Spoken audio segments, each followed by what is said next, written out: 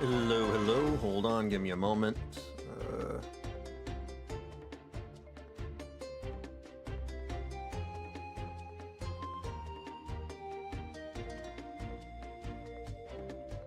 Go.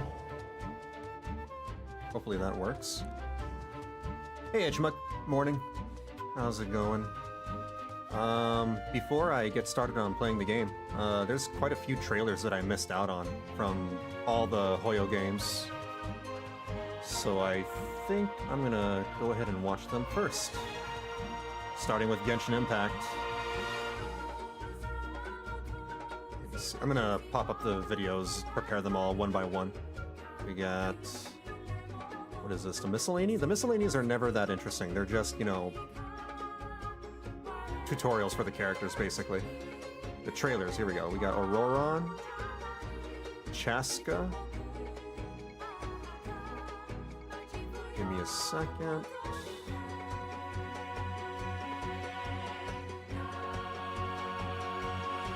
This is that one. And then for Honkai Star Rail, there's a couple of trailers from that too. The version 2.7 trailer. And...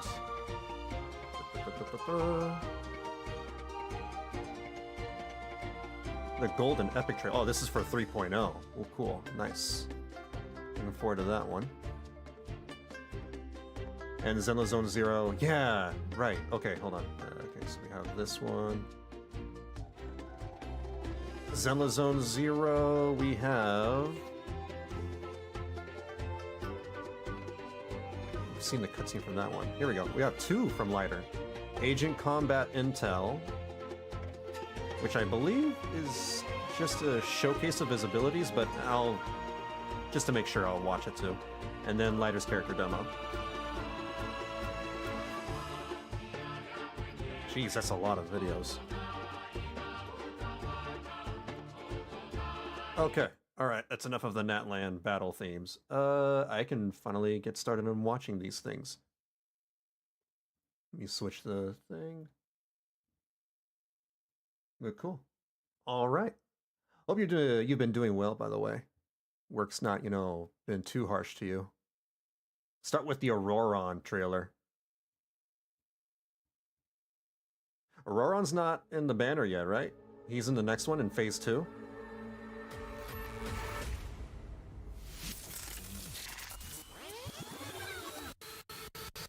Sometimes a shrouded path is not meant to be walked. The moonlight makes the surface of the water glisten. Although, yeah, stranger at night, danger. The water turns pitch black. It's impossible to tell how clean it is. That's why you bring a flashlight. What is this? It's very artsy. Oh, hello. I'm Auroron from... And then there goes the drop. I like how all the Natlan characters are just EDM showcases now. Look up!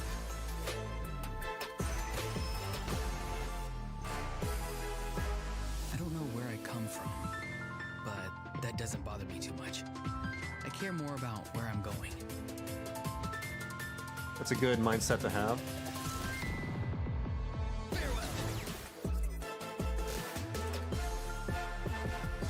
I don't really understand what I'm looking at here. Trying to make sense of his toolkit. Buried beneath the snow. Careful now. Let's not wake them up. I don't get it. I just know that he leaps up high into the air, and that's about it.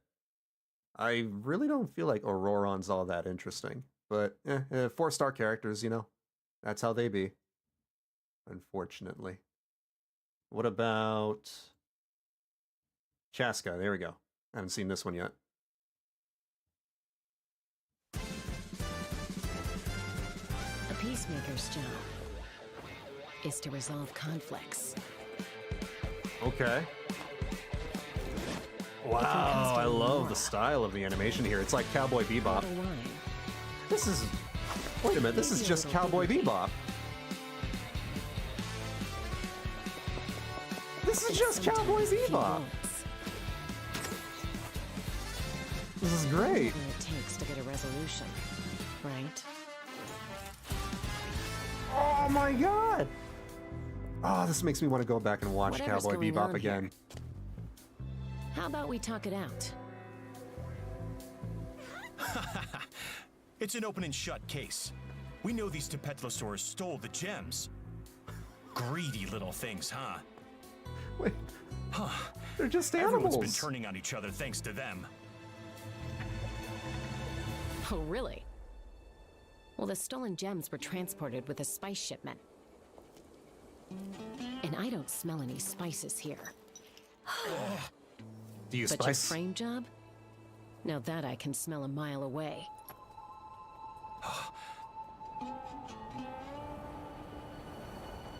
On a count of 3, draw. 3, 2, 1. Draw? Anytime now.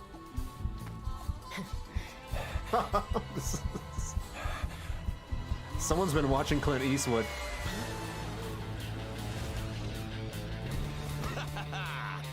What? In the Oh, sky, she has a flying gun, that's right. there's nowhere to hide.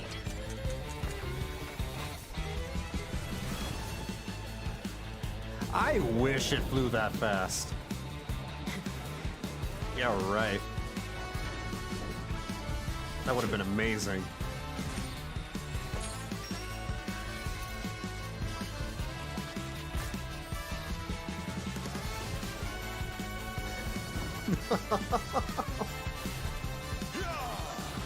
This is so good.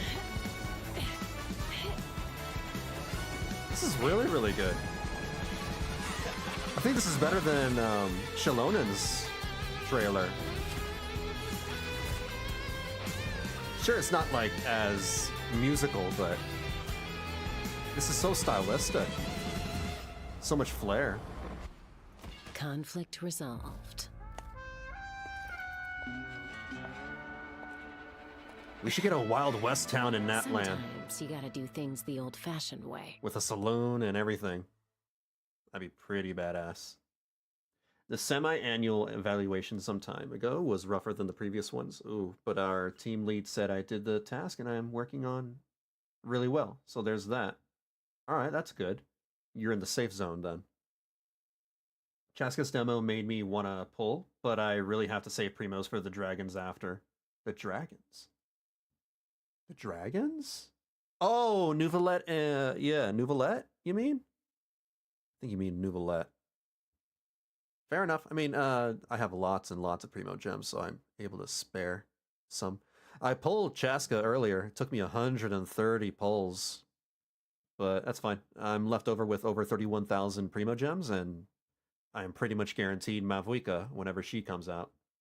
Okay, before I move on to Genshin Impact, there's still some other ones. The version 2.7 trailer for Honkai's Star Rail, for example. Zhongli, okay. Evening, Joanna. How's it going?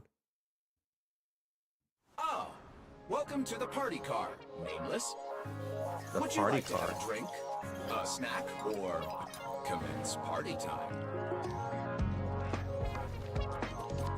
We're not gonna have a bath scene. We may not be able to get a party started right now. Wait, well, okay, the bath scene is very important and all, but what's going on over here? That's not how you play chess. It's March 7th. What am I talking about? March 7th is so dumb. She can't play chess. what? Hold on. Am I crazy? All right, maybe someone else here plays chess, but I don't think you should line up your pieces like that. What is this? Whatever, To get okay. a party started right now, but please feel free to relax and unwind here. Are we getting Stars fan are service? numerous, and yet widely Oh. scattered. Dreams of a past life are now all gone. Though the cosmos stretches far and wide, as long as we hold each other in our thoughts, there will always be a chance That's for very beautiful. Wow. Before I leave Penacony, I'd like to take some time to... Uh-oh, Sunday. Echoes of the Why past. is he back? You need not fade away. And how is he walking on the streets? Follow me. To the stars! Should one desire to leave the stage for good. One must first step back onto the stage. Oh? Oh, Have you Herda. ever thought about making them pay? This is gonna show the Herda, right? I'll see your presents. I ask you this. Ah, there she is. Okay. Cool. All right, looking forward to that. Still dumb that that's her name, the Herda. I've learned that in other translations of Honkai Star Rail, she's called, something else. Like in the Spanish dub, she is Señorita Herda, or in another one, she's Madam Herda. Madam Herda's good. Why didn't we get Madam Herda? Instead, we got something boring like the Herda. Ugh, lame. We're getting our own room on the Express? So it's going to be like the teapot from Genshin Impact, I take it? Interesting. I don't know if I'll partake in that. Because, I don't know. I never really cared about the teapot in Genshin Impact, so I don't know if I'll care about the room in Honkai Star Rail, but we'll see. Maybe I'll change my mind once I see it. Cool. That's Sunday. I don't know if I want to pull Sunday or Fugue. I'm definitely not pulling Sunday. Fugue, however, Fugue is just, again, and she looks great. She looks really good, but there are so many characters that look very similar to Fugue. We have, the Zensho uniform that is doing the same similar designs over and over again. And then her overall look, her hair, her face is way too similar to Sparkle, Linksha, and to her original character, Tingyun. Is just like, all right, can we get some other designs, please? Clearly, whoever designed the Honkai Star Rail characters, they have a type. They definitely have a type. Yeah, kind of like Teapot. They do talk about it during the version stream, but I was working, so I was paying attention like halfway. Okay. I mean, we'll see. Golden Epic trailer, Amphorius Saga of Heroes. Amphorius. I think that's one of the planets. In the legends This is the planet that we're going to go to? The world was pure chaos. Then the gods cast down the core I'm guessing this is flames, Greek and inspired. the titans were born within. 3 titans carved the heavens and earth. 3 wove the threads of fate. 3 molded life with their hands. And 3 guided calamity's gate. The titans' blaze enlightened civilizations, and people of all realms thrived endlessly. Ooh, like But the Rome. golden age was fleeting. And from beyond the sky came the heretical black tide. Its gloom was darker than death itself, driving the titans to madness and the mortals to mutual war. Ooh, Strife broke out across when the in land, Rome. and the stain of blood consumed the light of dawn. As the gods waged war, the sun itself grew quiet in awe. A millennium of divine conflict left only a shattered world and an age of darkness. The core flames flickered and dimmed, and the age of the gods met its end. Golden blood fell to the ground. Golden as a blood? distant Whoa. prophecy resounded. Flow, golden blood, flow. This is some really nice, Converge really into a cool boiling scenery. river that flows to the heroic heirs of this world. Wow. Aglaya the Gold Weaver. I'm definitely pulling that one. Gently caress the holy city's silken web and hearken to the I'm sounds 100% and voices of pulling this one. destiny. There shall be the 3-faced messenger traversing through Who the myriad hell doors, is this? bearing tidings to Is you from this the hundreds first of chibi worlds. character since Hook and Anaxagoras the Bailu? Foolish has enough knowledge to refute Oh, fate and hey. to stir up a torrent It's Black capable of Butler. slaying gods. Sebastian. Go seek the priest who severs dawn from dusk, Okay. and let the sky become the slumbering cot from which she wakes. Make him Whoa! pierce the enemy's king. Oh, he looks cleanse his badass. I like that guy. Set her in motion, Cypher the fleet-footed. That's just Command the Nekomiya. frozen tide to once again flow. And that servant of the Hand Shadow, the daughter of River Styx. If you grant her the right to embrace, That's then Satella, even the Witch of frozen Envy. death will sleep peacefully at her fingertips. Someone watches ReZero. You will hear the sound of the ocean's abyss reverberating through the storm. You will see outlanders from faraway realms visiting under the veil of gloom, until the journey's end, when the titans of old. Oh yeah, have all Gilgamesh. fallen, He did look like Gilgamesh. and the True. nameless new king ascends the throne, alongside countless heroes, to embark on the grand mission of Ooh. deliverance. Okay. I gaze towards the distant future, where the sun shall etch the footprints of humanity. It's the Eye of Sauron. The children of humankind, known as the Chrysos heirs, shall pluck the god's core flames. So these and are all once members more of the uphold Chrysos the heirs. world. The flame chase is a journey I of like the smug constant look of the loss, cat girl. among which even life itself holds little I'm a big sucker value. for, you know, smug anime girls. Therefore we cast even ourselves into the flame, Oh, there's more mystery characters. only to inscribe the opening stroke Interesting. So they're like a in the poem pantheon? of creation.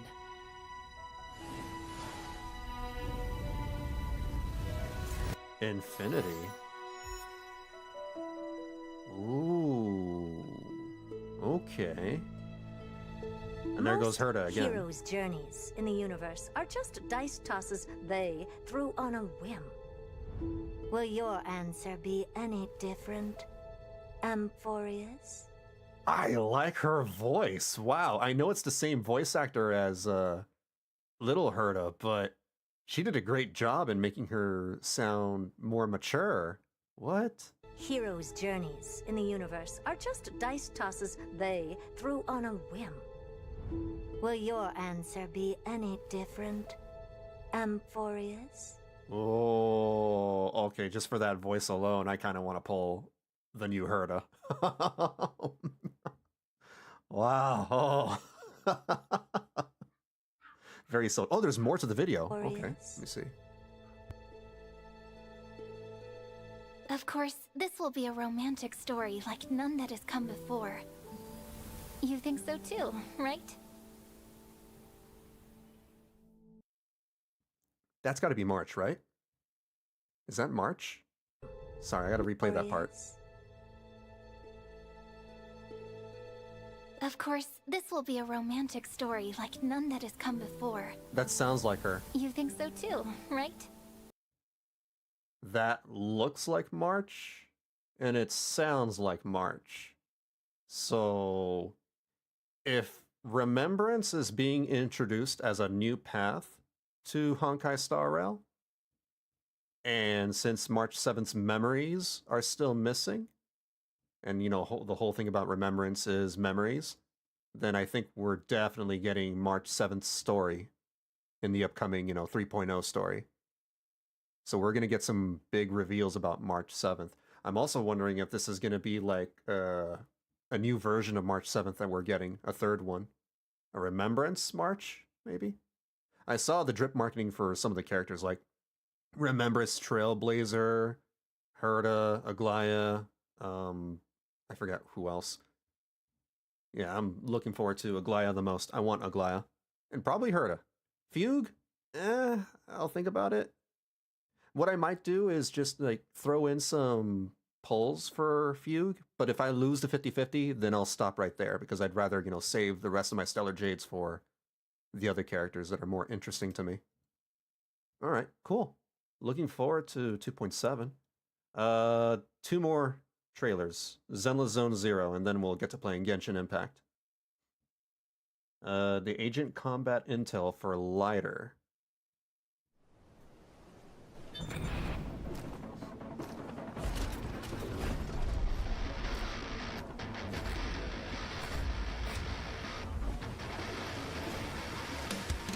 Everyone fired up?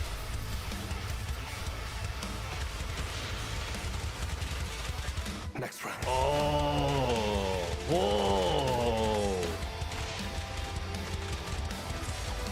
Oh, that's cool. Freaking JoJo isn't. No, not even JoJo. He's Captain Falcon. He's My dude just Captain Falconed him. Falcon Punch. Anyone else want to go for a round with the undefeated champion? The fighting game influence is very strong in this one. The Street Fighter influence is very strong. This is cool. All right. And what about Lighter's character demo?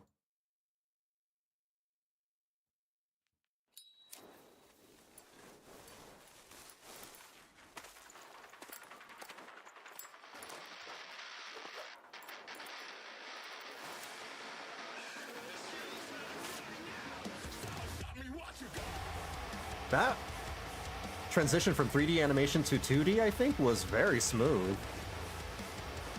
I couldn't tell if it was actually 2D or not. Wow. Oh.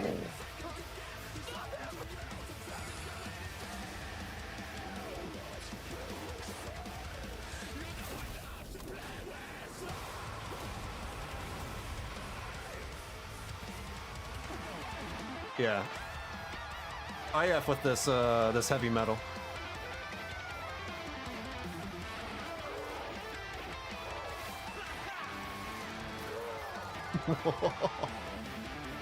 It's Bonesaw.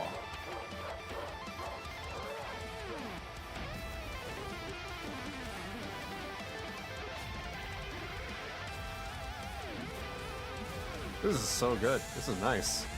It's no Bernice. I think Bernice's trailer is a lot better than this, but this is pretty cool too. Very adrenaline. Very masculinity. Very, what's the words I'm looking for? All those things. I find how he barely even says anything. He's just cool in this video. Yeah, he's just cool. He doesn't need to say anything. That's his brand of cool. Just stand there and look, you know, cool. I wonder how well he's going to do in polls. Guess time will tell. All right. But I'm skipping Lighter as well. I'm saving, you know, for whatever comes in 1.5 or whatever. Yeah, I'm just not really super interested in, you know, these next 4 characters myself. Not really, you know, about Lighter, Yanagi, Miyabi, Asaba. I wonder if there's going to be anything in the next couple of patches that I'm going to be personally interested in. All right, I'm going to switch over to the game. That's all the trailers that I wanted to watch. Give me a moment. I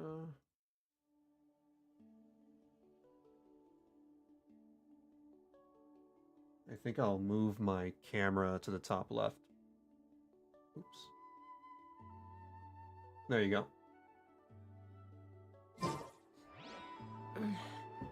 I'm a little out of practice these days. Any conflicts around? So yeah, I pulled Chasca already. Peacemaking. I got her leveled up to level 80. Still need just a few more materials to get her to 90. I got her the crafted weapon, the chain breaker, because that's her free-to-play best in slot. And I got most of her stuff done for her relics, her artifacts. Out of the Obsidian Codex set. With attack sands, attack goblet, and crit damage for the circlet.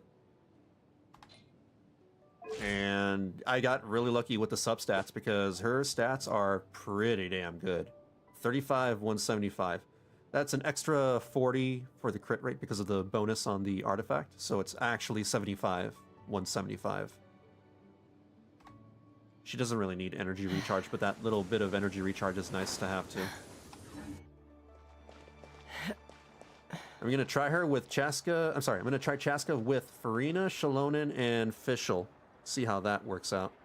I've seen like a lot, and I mean a ton of Chasca teams, like variations of Chasca teams. She seems to be super versatile. There's so many ways to play Chasca. I find that pretty damn cool. Animo driver, main DPS, or maybe... Like, you can even give her elemental goblets. Like, you can give her a hydro goblet, a pyro goblet, or an electro goblet, depending on if you're running a electro mono team plus Chasca, or a hydro mono team plus Chasca. Just so many damn ways to play her. You can play her in a rainbow team. I'm gonna do the 5.2 interlude quest, see how much I can do that tonight, and if there's a lot of time left over, I might as well do the tribe quest as well for Chasca.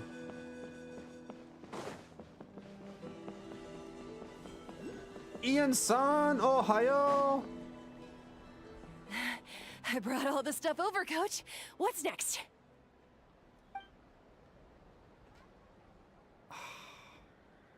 No.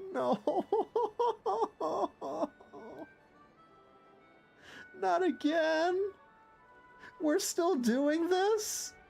Ah, they're still missing voice lines. Ah, okay.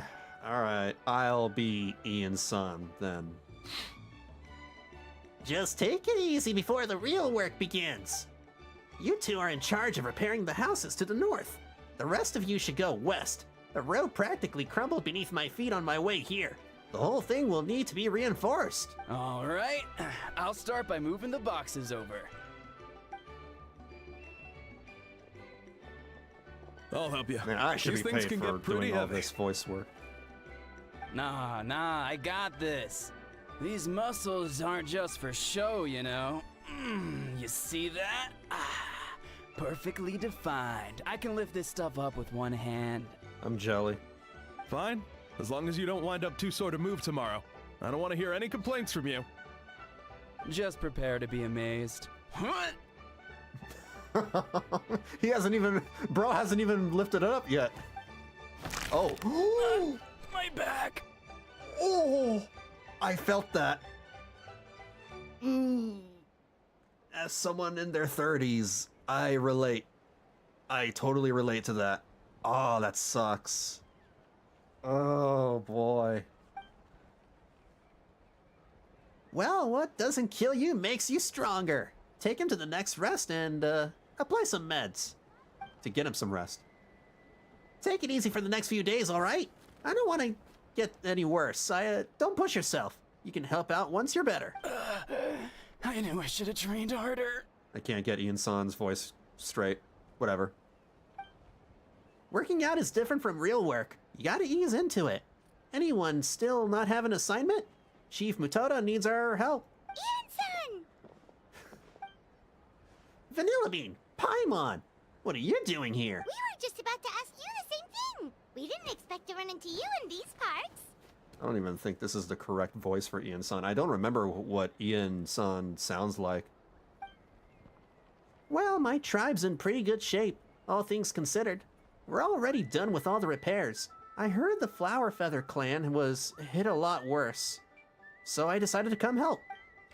On the way, I ran into a caravan of merchants from my tribe and brought them along. These are my students. Students? Oh, I didn't tell you before? I'm a professional trainer. I design workout plans, meal plans, all that good stuff. If you're interested in a particular sport, I'm happy to whip you into shape. Wait a minute, you're a gym rat? What? Anyway, that's enough idle talk for now. A little while earlier, the chief asked me to bring a few people to help with something. Are you two free? As you can see, due to unforeseen circumstances, I'm short a few people. Of course, we're also here to help. Let's go see the chief. As long as you don't push a gym membership on me, then I'm good. I don't like gym memberships. They cost too much, and when you want to get out of them, they charge you for leaving the gym. BS. Perfect, then follow me. Yeah, I'm never paying for a gym ever again.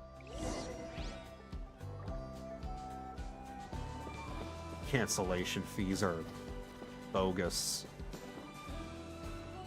I like the music over here. It's very Wild West.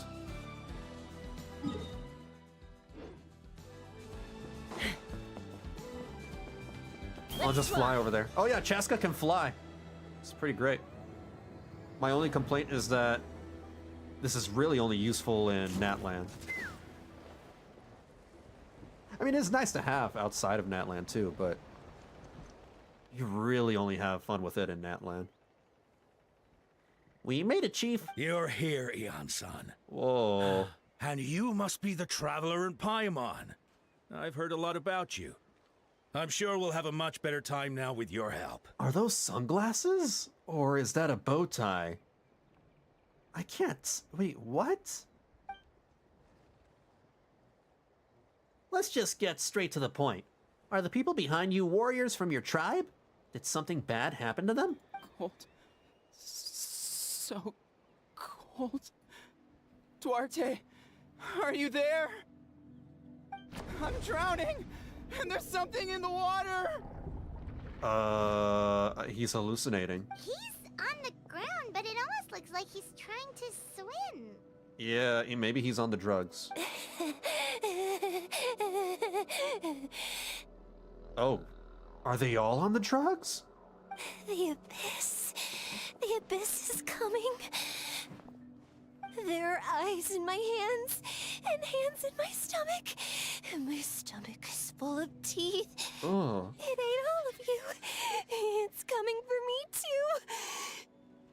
Oh, mentally ill person. That's what it says right here. But we haven't been eaten. We're right here.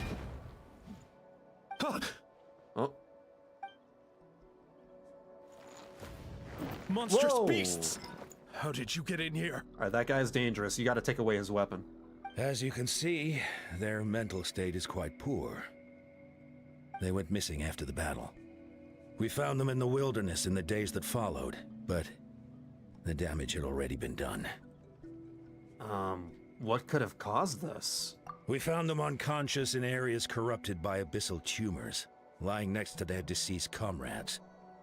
My only guess is that something terrible must have happened during the battle.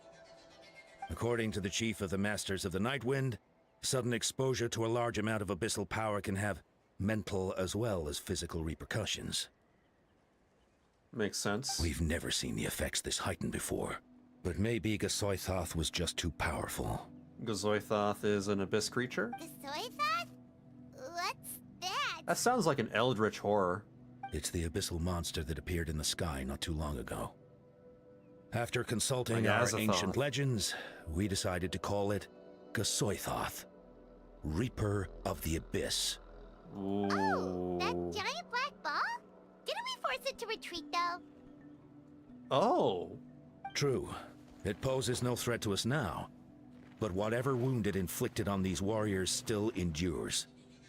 We scoured all sorts of records for a solution, but nothing came of it. By the way, Leo is sleeping soundly on my lap. He usually doesn't come onto my lap because, you know, when I'm streaming, I guess, like, the wire from my previous headset would get in the way. Now that I have these wireless headsets, he's on my lap more often, even during stream. There was some mention of a treatment from several hundred years ago, but that knowledge is long gone. I could try to help? Right! You can purify abyssal power! Might as well give it a try!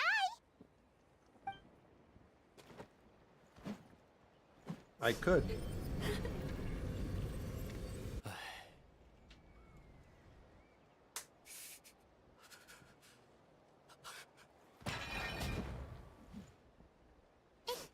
It didn't work? Uh-oh. That must mean purifying the abyssal power within them still isn't enough. They're traumatized. In any case, thank you for trying. Yeah, my magical powers doesn't do anything to trauma. To mental trauma. So, what can we do now? You don't tell me my friend is just gonna be like this forever? Anybody a therapist? A psychiatrist? Oh my god, you can now scroll. Yes! Yes, I noticed that earlier too. You can scroll through the dialogue options. Finally. Come back to me, Gogeta!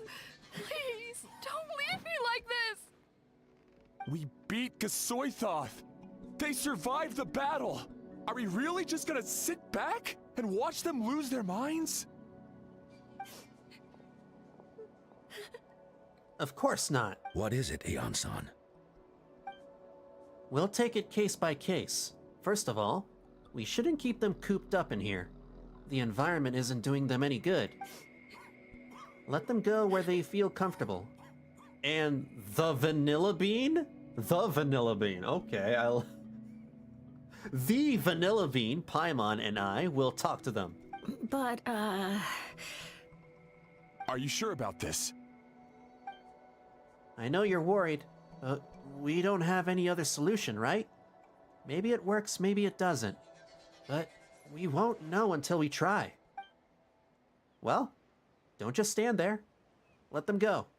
Send someone to follow them, but don't stick too close. We just need to keep tabs on them. Following Ian-san's command, the crowd disperses. All right, it's up to us now. Let's talk to them one by one. This is a bad situation, but I know the warriors will find a way to pull through. After all, we've overcome so many challenges already. What's one more? True. We've already had lots of traumatizing events. What's another traumatizing event? Talk to the first afflicted individual. I like the music here a lot. Especially that weird, I don't know, that instrument. That weird rattly noise in the background. It goes, wow, wow, wow, wow.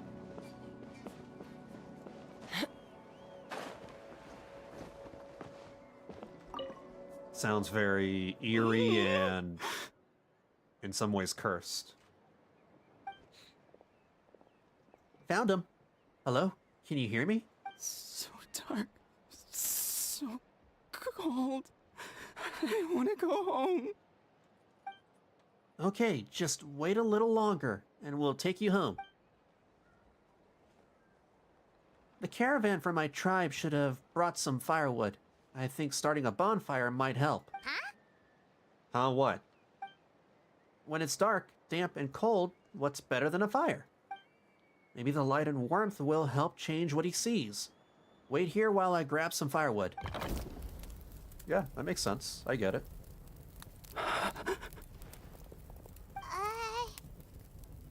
Light. Underwater. Where is it coming from? It's working! Maybe. Is This someone might backfire. there? Please save me. No, wait. You have to leave this place. The water's too deep. You won't make it. I'm kind of scared that, he'll mistake the light for some sort of scary fish. It's okay. We brought some friends from the people of the springs. They're great swimmers. We're here to save you. No, please. Just leave me. Duarte. Duarte. Oh no, it's not working anymore! Looks like the bonfire wasn't enough. That was the second time he mentioned the name Duarte. Maybe we can start there. Let's ask around and see what we can learn. Duarte.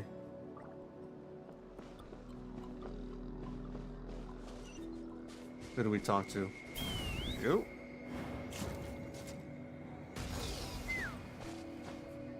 I ran out of phlogiston. My friend, is he any better? We're working on it, but I wanted to ask, does the name Duarte ring any bells for you? Duarte? Oh yeah, I remember. Duarte was the name of Otoko's Surian companion. Otoko almost drowned as a child, and Duarte was the one who saved him. Oh, did he regress? He dove deep into the water and used all his strength to carry Otoko back to the surface. It was pretty touch and go, but both of them made it in the end. That means we just need to bring Duarte here and... Well, you see, Duarte died 4 years ago during an Abyss invasion. Oh. He was helping evacuate injured warriors from the front lines, but fell to an ambush. Ooh, maybe we don't need the real Duarte. What did Duarte look like? He was a bit on the smaller side, but other than that, he was just your average Kukusaur. A Kukusaur? Well, hold on. What are you planning? We just need to impersonate him. Based on the look on your face, I'm guessing you already have a plan. All right, let's get to work. Oh, and thank you for the information. We'll do whatever we can to help your friend. No problem. Thank you for looking out for him. We gotta go find a Kukusaur? Okay, will any Kukusaur do?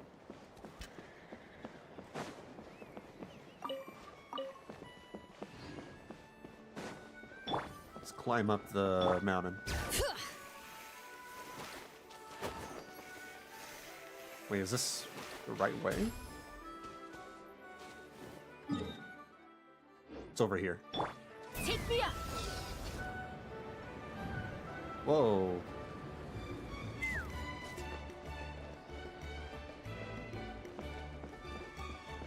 Where are we going? Oh, it's up there. Oh, I have to indwell? Okay.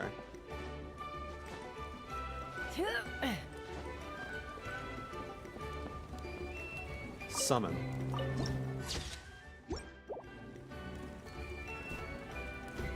Ah. Here we go. Now we just gotta take this little guy over here.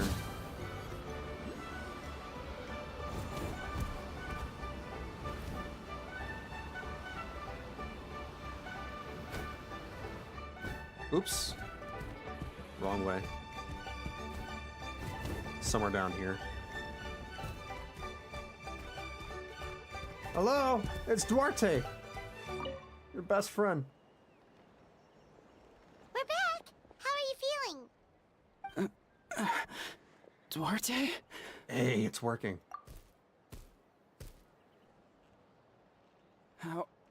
How did you get here? Are you here to save me? It's working!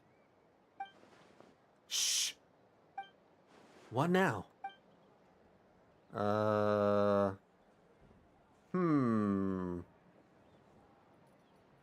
Tap his head with your claw?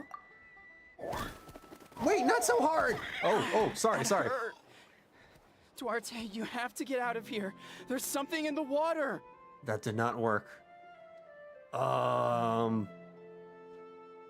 Push him lightly from behind. You're gonna carry me out of here just like last time.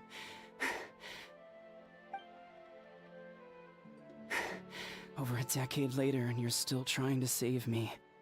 I can't believe you made it this deep underwater, but I'm so glad you found me. Once we're out of here, let's split a huge portion of blazed meat stew, just like old times. I owe you for this. Oh. We're almost at the surface. People tried to tell me you were dead, you know? As if I'd let that happen. I promised to protect you. There's no way. No way.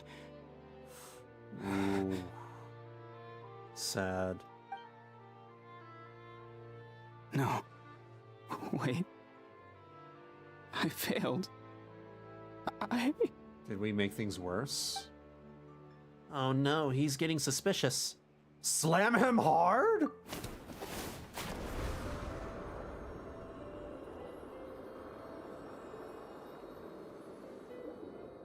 I don't know why that's a good idea, but sure.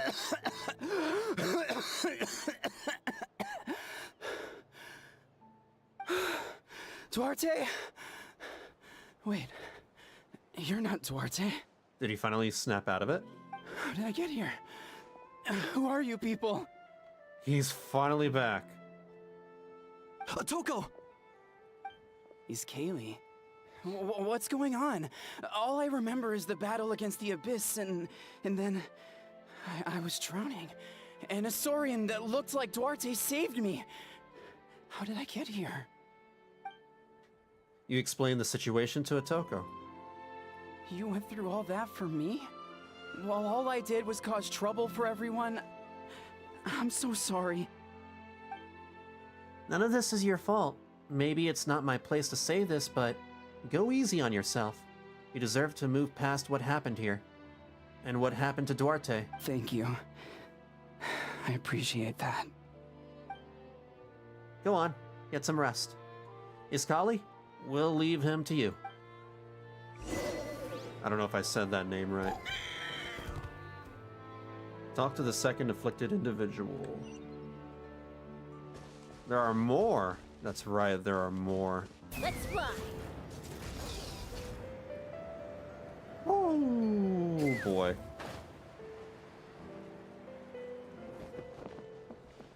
If I touch this on the ground, will I still get... Yep, I will. Awesome. They need to spread more of those things around the earlier... It's gonna eat me! The original Natlan areas, because they only have them over here in the new areas, which is kind of lame. Hold on. There we go. It's okay. There's nothing to fear. Gasoithoth has lost. Nothing can hurt you anymore. It's no use. It'll just come back. Nothing can stop it. Nothing can stop the abyss. It will devour everyone. One day, we'll all be reunited in the pit of its stomach.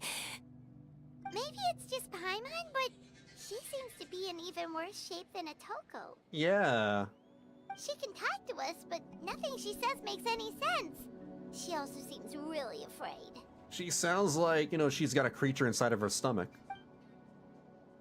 Afraid is right. I wonder what triggered it. The battle against the Abyss? Or maybe, like Otoko, it's some deep-rooted fear. And the Abyss just made it worse. Alright, just like before. Let's go see what we can learn about her past. Ion-san, I heard you cured Otoko? I'm so relieved. Is there anything I can do to help? If you need extra hands, I can... Chief Matoda, perfect timing. I was just looking for you. I wanted to ask you some questions. Explain what you did to cure Otoko as you I think you're talked onto to something. Matoda. The mental distress does seem to be connected to pre-existing fears and anxieties. Kochita doesn't like it when people talk about her past. But the situation is urgent. So, I guess I'll be the bad guy. Ion-san, do you believe there are people in this world destined for battle? Yes, I get that feeling sometimes when I'm instructing a particularly gifted student. It's something like, wow, you were born to play this sport. Then, what about people destined to be unfit for battle? Like, retail workers? What do you mean? When Kochita was little, her parents died fighting the Abyss. She was only 11 or 12 at the time, and her brother, even younger still. The two saw their parents collapse in a pool of blood as flames roared and spread all around them. Kochita trained hard to become a warrior, but still found fighting Abyss monsters too difficult to handle. She and her brother were left with severe trauma after the incident. Pain and fear that they could not get over no matter what. But isn't Kochita one of the warriors who fought the Abyss? Didn't you find her unconscious out on the field? Yes, we did. You see, something changed within her several years ago when the Abyss attacked our tribe and broke into her home. By the time the guards rushed to the scene, they found her standing there, weapon outstretched, hands trembling. Her brother huddling behind her for safety. And the Abyss monster dead at her feet. She didn't even look at it, and just kept repeating the same thing over and over. You're the only family I have left. I won't let anything happen to you. She became a completely different person after that. She earned a reputation as a very capable warrior. and fought countless battles against the Abyss. We all thought she overcame the trauma, and we were so happy for her. But now it seems like even if she buried it deep within herself, the fear still never left her. Looks like everyone regressed. Maybe fighting the Abyss was her way of making sure she wouldn't lose anyone else. Maybe the thought of experiencing that pain again scared her more than the Abyss. On the outside, her choice to fight made her seem strong, but she never forgot the trauma of that night. The Abyss just brought it back to the surface. How can we help her? This one is tricky. We can find the right opportunity then. Quali? It's the kid. Quali, what are you doing with that weapon? Show me the monster that hurt you! Uh-oh. I'll make it pay! I'm going to protect you this time! Calm down, Quali. That monster is already... I can do it! I don't care what it takes! I just want her to get better. She's the only family I have left. Family? The tables have turned. Hold on, Chief Matoda. Looks like Kuchita is responding to his words. If Quali goes to battle, the Abyss will devour him. I can't let that happen. I have to do something. But it's useless. No one can beat the Abyss. It's a death sentence. Just like what happened to Mom and Dad. The Abyss isn't indestructible. You've defeated countless monsters already. But I'm no warrior. I'm just a coward. Still, I have to protect Quali. What should I do? Get good. Level up. Kuchita. I think you just need to fight it one more time. Fight it? One more time? One more time. Gotta celebrate. Good idea, Vanillabean. Her fear of the Abyss runs deep, but she still has the will to fight. She just needs to defeat an Abyss monster by herself. And we can prove to her that the Abyss isn't indestructible, just like you said. I think it's worth a try. Plus, with us around, we can make sure she won't get hurt. Although, that also means finding an Abyss monster. Try checking the mountains to the north. A few fled in that direction after the battle. I dispatched a team to clear them out, so most of them should be gone. But there might still be a few stragglers. Great. Then let's go right now. Kuchita, think you can make it? There's no turning back. I have to face it. Even if it will devour me whole. I'm coming too! I'm not letting my sister face this alone. Not anymore! Ooh boy. Alright, then stick close.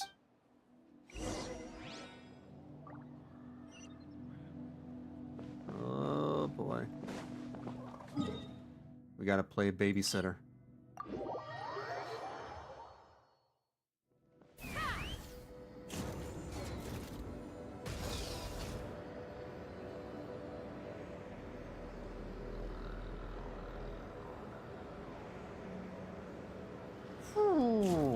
Uh-oh. Am I gonna fly permanently like that, or am I gonna drop from the sky? Found him. Let's get started.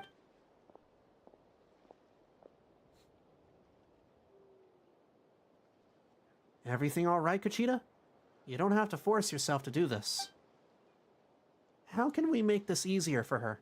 I guess we could wear them down first, but I think it's better to stand guard for now. We should wait for the right moment to intervene.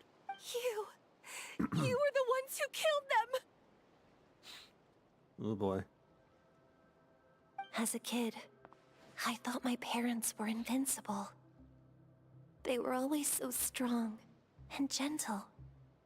They seemed like the most powerful people in the world. They look pretty cool too. But I can still see the image of them collapsed at my feet that night. The raging fire, the smoke, the smell of blood. Rip. The sound of my brother's cries. It's all burned into my brain.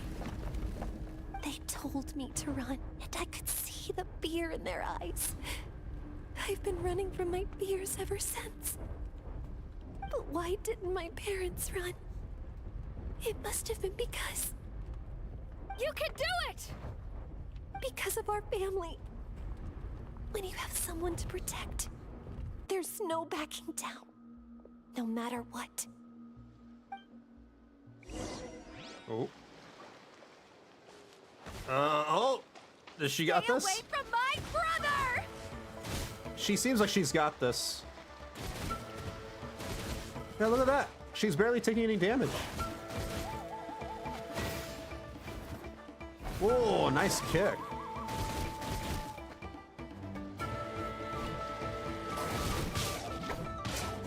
If I wait long enough, can she actually beat, you know, the fight herself? Would I get an achievement for this? Yeah, this is gonna take forever. Never mind. Let's help her out!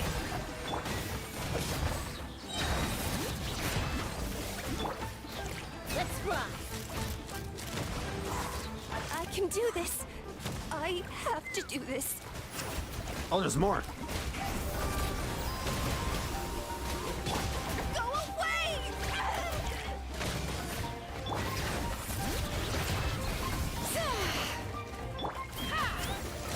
Bullseye! Open fire! Locked on! Yeah, and even at level 80, she's killing them a little too quickly. Where are the rest? Where are they hiding?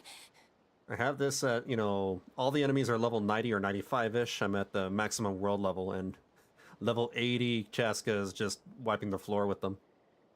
Or it's more my other teammates, actually. It's Farina and the rest of them. You defeated them! Congrats, GG.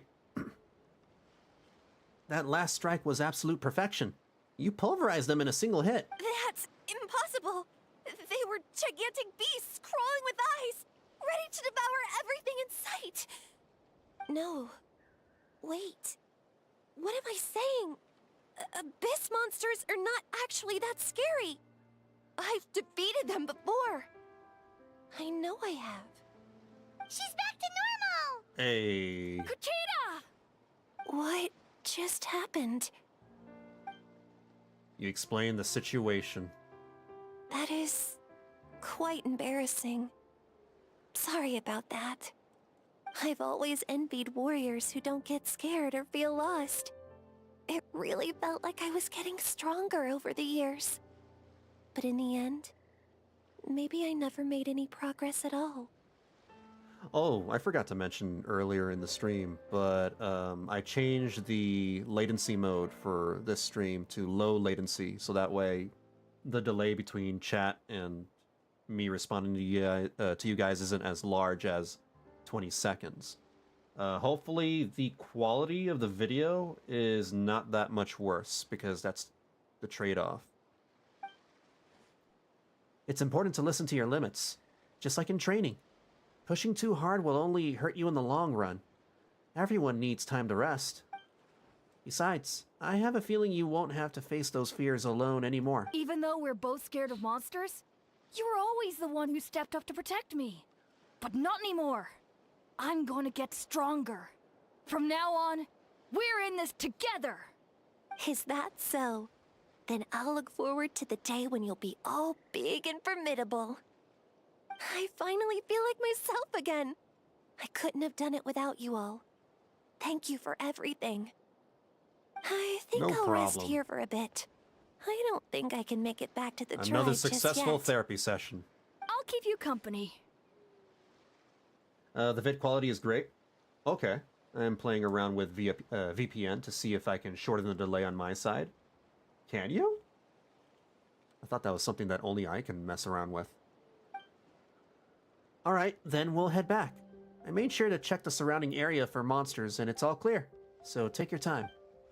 Sometimes our fears never truly leave us, but tomorrow's a new day. As long as you keep moving forward, there will be better days to come. Okay, that's good. Like, the video quality is good. Let's go up here. Can I not teleport there? I don't have it. Alright. Connecting to US doesn't really help, so now I am in Austria. Oh, okay.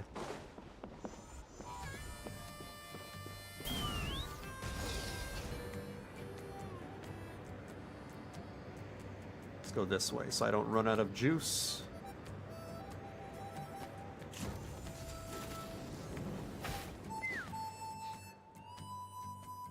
Austria helped a lot. Oh, there you go. Otoko's all better. Did you hear? Really? Yes, really. It's all thanks to the Traveler and Eon-san. I see. I was wondering why the Traveler was chosen to accompany the Pyro Archon in the final battle. But I guess she really can do the impossible. Row, row, fight the power.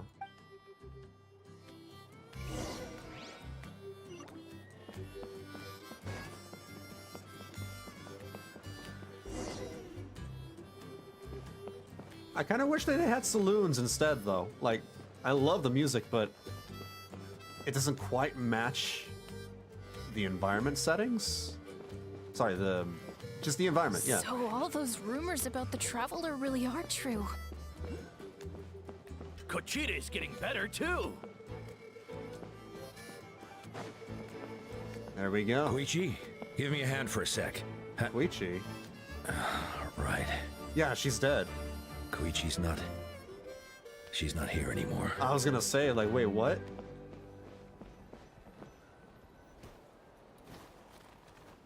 That's 2 people down. You're an amazing problem solver, Vanillabean. Me? I guess. Sure. Yeah, I'll take the credit. Probably a well-honed skill from all your travels, right? You really know how to give people hope. Ever since you came to Natlan, I've been feeling a lot better about our chances of winning this war. You helped a lot, too. You got them through the initial stage of panic. Yeah. Honestly, Paimon was at a complete loss when she saw so many sick people on the hot air balloon platform. We only found a solution this time because you kept her cool and took control of the situation. You deserve most of the credit. Yeah, I'm not a trained physician or anything. Well, who am I to turn down such a nice compliment? Most people say the first step is the hardest, but it's not actually all that hard. Exaggerating the difficulty in our own head is where the fear comes in. I'll never get it. Might as well not try. I hear that kind of talk all the time.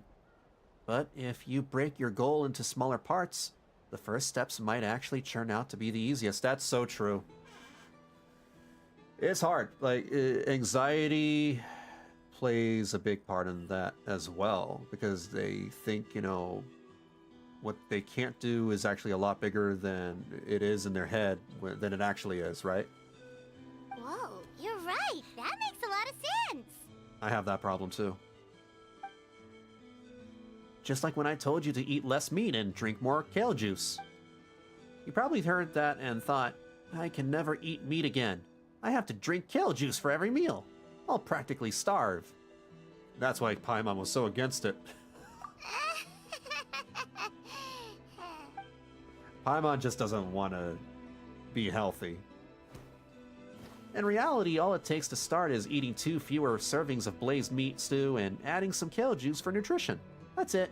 It's not about making drastic changes all at once. That sounds like something Paimon could do, but would that really change anything?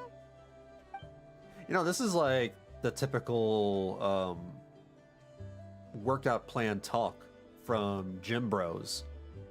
Because they say the exact same thing about the whole, like, make mini goals, mini steps towards a bigger goal, yada, yada, yada.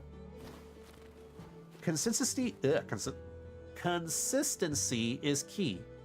You can't accomplish your goals in one fell swoop. You have to eat away at them little by little. My ancient name means power. Did you know that? So everyone thought I would grow up to be this tall, burly, muscular warrior. But that's not what happened. A lot of people were confused and disappointed. My fellow warriors couldn't understand why I inherited that name over them. At first, I also felt lost. It was only later that I realized true strength basically boils down to problem solving. Physical strength is just a means to an end like everything else. So, I began to break problems down into smaller parts. When facing an impossible situation, you just need to act. And if you fail, so what? That's just life. You need to fail to learn. Anyway, that's what I've learned over the years. Maybe it'll come in handy for you someday. Well said. Oh, well, when you put it that way, Paimon's almost encouraged to start drinking kale juice tomorrow. No, today. Paimon will start today. Really? Do you want to eat some broccoli, Paimon? How about some Brussels sprouts? You're amazing, Ansan. You really make Paimon feel like she can do the impossible.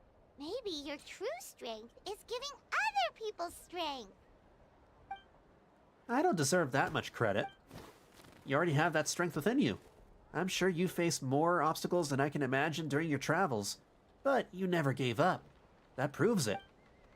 I bet I could learn a thing or two from you. Ansan, bad news.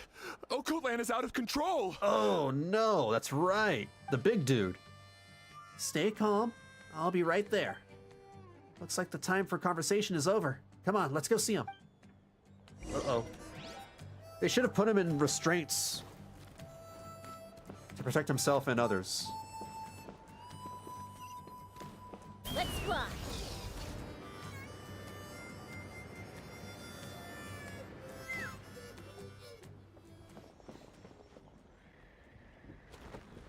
Oh no.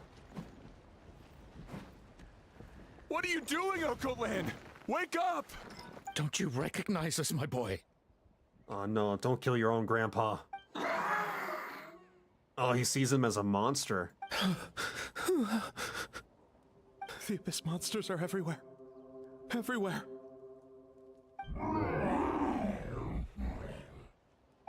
They've taken over the tribe. No corner is safe. Did we lose the battle? No. It's pointless to think about that now.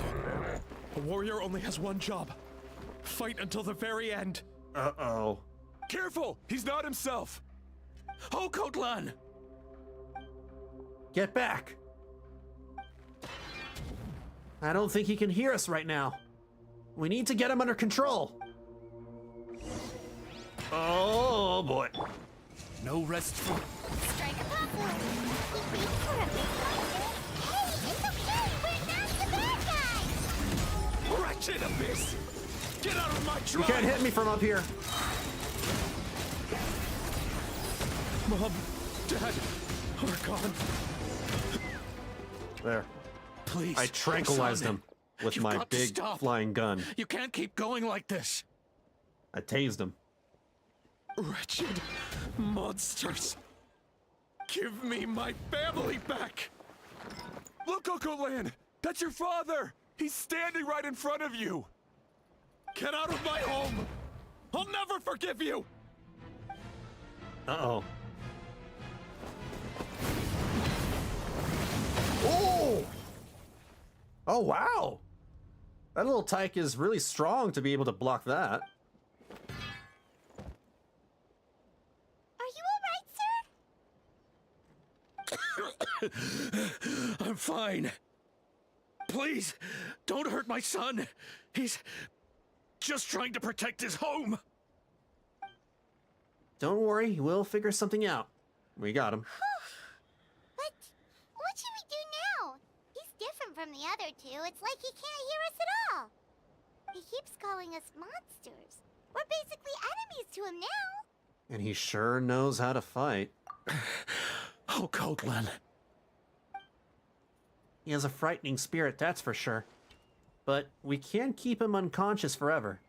I need to think. Abyssal corrosion syndrome. 500 years later, and it's resurfaced again. Oh, the Capitano! Huh?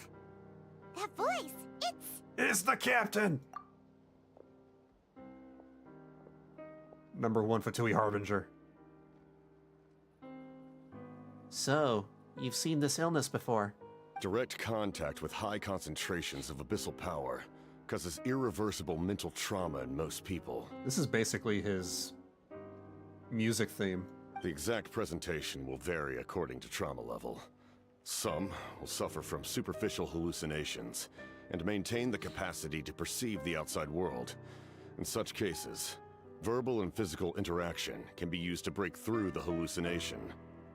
However, There are also those who are so far gone, entrenched in hallucinations so deep, that medical intervention is the only option. That's why we developed the Drought of Lucidity. The what? The draft of lucidity? Drought.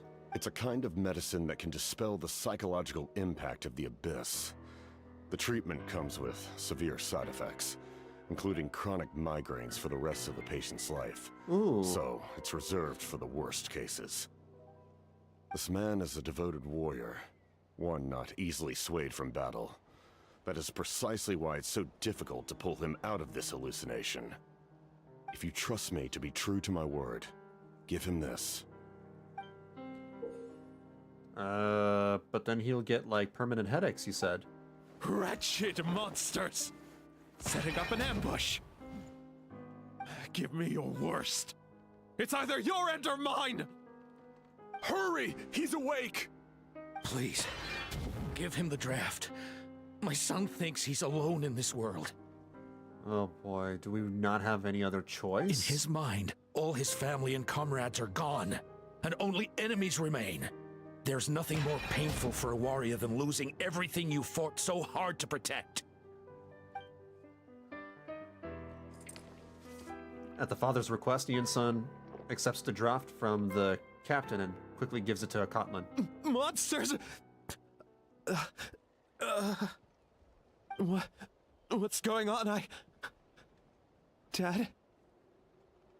What are you doing here? Convenient that the captain is here. My head hurts. I just had the strangest dream. I dreamt the Abyss took over the tribe. It's all right, my boy. It was just a nightmare. Let's go home. You need a good night's sleep. But first, I want to thank you for saving my son. May I ask your name?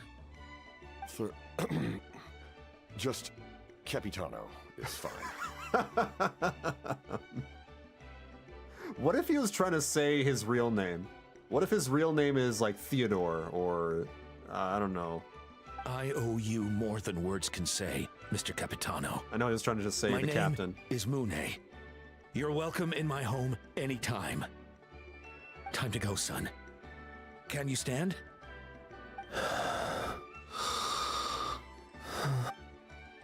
I'll help you carry him back. Vanillabean, let's meet up later. After the crowd disperses, the captain hands a few more doses of medicine to the guards. Thank goodness everything turned out all right. You saved the day. Think nothing of it. I agreed to offer you my aid, so this is merely a part of that duty. Duty. Besides, I care deeply about this land. Right! When we were with Moika, you told us you and your soldiers defended Natlan against the Abyss 500 years ago. That's right. My desire to protect this nation remains unchanged. Right, he's one of the people who... He's hundreds of years old. He's not a descender. He's definitely from Conria. When my platoon arrived in Natlan 500 years ago, like you, we were true outlanders. But as time passed, I encountered the people of this land and witnessed their desperate struggle against the Abyss. Though many of the warriors were rash and inexperienced, they were steadfast and fearless in battle, willing to do anything to protect their fellow citizens, oftentimes with complete disregard for their own survival. Just as I fought for the glory of Conria, they fought for the survival of their nation. We happened to share a common enemy, so I decided to offer my aid. He's like Dane, yeah. We fought side by side to the very end. I traveled to many places after that, but I never forgot this land. Even now, my work in Natlan remains unfinished. Why don't you want to use your name from 500 years ago? Did you forget your name? It may seem difficult to understand, but the reason is really quite simple. That name carries with it the glory of my homeland and the honor of Natlan. Yet, I failed to bring my soldiers home.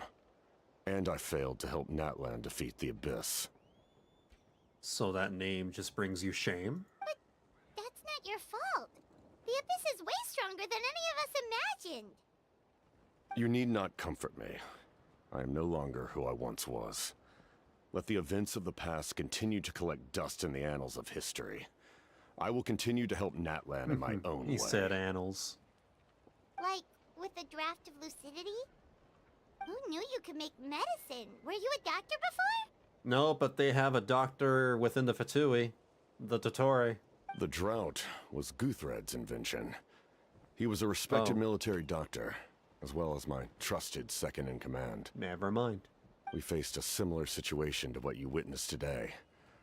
The endless battles against the Abyss triggered delusions among the soldiers, to the point where some attempted to kill each other. In order to develop a treatment as fast as possible, Guthred used himself as a test subject. He passed away shortly after the drought was complete. Oh. That's who he was. Damn. Unrelenting in his pursuits. No matter the cost, no matter the sacrifice. In the end, he even gave himself up for a chance at success. I'm sure he would be pleased his creation aids people even now. The Abyss has wrought enough suffering on this land. I sincerely hope this war will end soon. If it was like, modern day, our world, we would have been using monkeys or rats or gerbils to test things on. No matter the cost, no matter the sacrifice. Huh. That sounds rather familiar.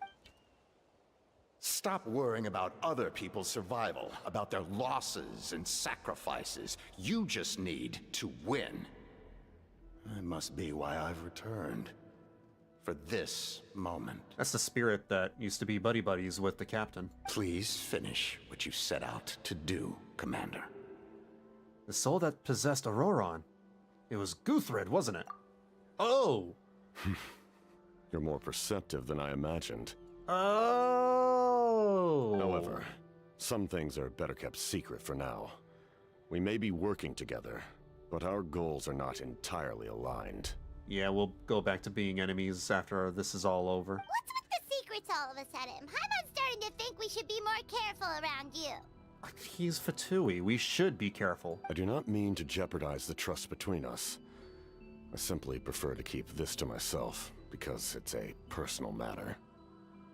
All I can tell you is this. Natlan may have survived the worst of the crisis, but the souls of this land are still not at peace. And that is why my work is not yet done. Well, if it's personal, then we'll just have to trust you. If you have other questions, I'm willing to answer them. Wait, like anything? What's your favorite color? What's your favorite pizza topping? Paimon wants to know how you eat with the mask. Oh, that's a good one. Past Traveler? Yeah, no, that's a good one, Paimon. That's a very good question. Actually, there's something I want to know. Natlan must pay the price for Mawika's use of the Ruler of Death's power. That price is death.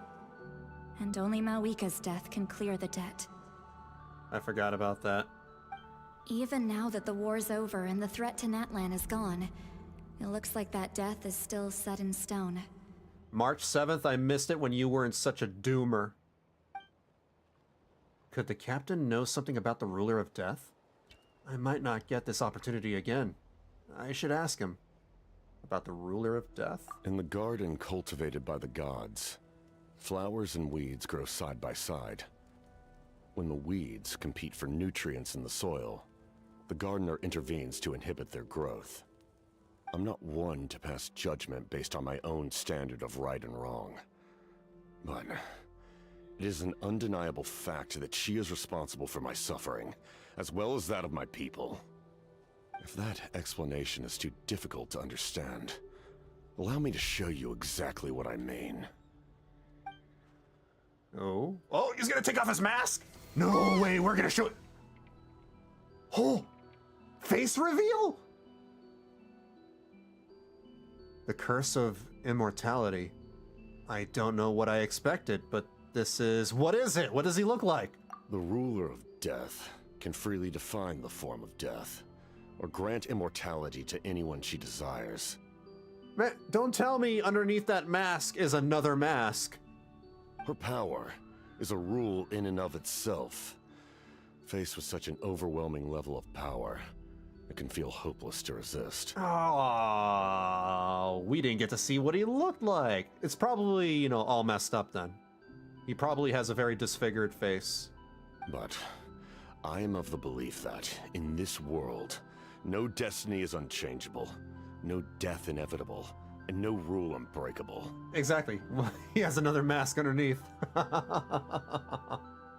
You're on the wrong account. I don't know which one this is. But yeah, I was thinking like Halo, like Master Chief, when he took off his helmet. So, before the final moment truly arrives, we must fight harder than ever. Hey, Vanillabean, Paimon. Sorry, I hope I didn't interrupt anything. All good. I was just gonna ask him his favorite color and his favorite pizza toppings. After helping Natlan back home, I went on a small walk, and happened to run into a messenger from the Scions of the Canopy. He's been looking for you everywhere. Oh, did something happen? Apparently, Shalonen's ready to start forging your ancient name! She needs to check the progress of the Pilgrim's Chronicle, that device she gave you before. Oh. She invited a bunch of people to be there, including me. So let's head to the stadium once you're done here. This is a critical time for you, Traveler. It is. It's best not to delay, so let us end our conversation for now. Oh, I want my ancient name to be Max Power. Best of luck to you all. Goodbye. Oh, Nikoji. Hey, how's it going?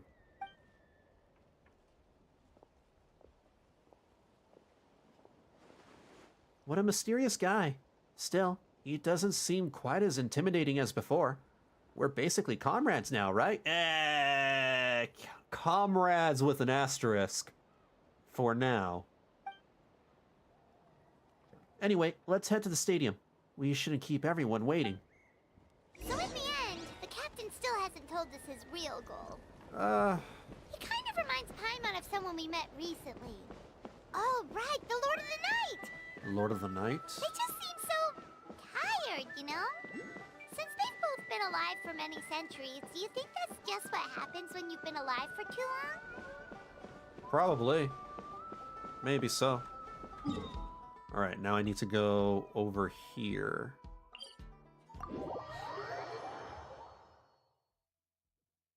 I get my ancient name. I can't wait. It better be something really cool. Let's fly.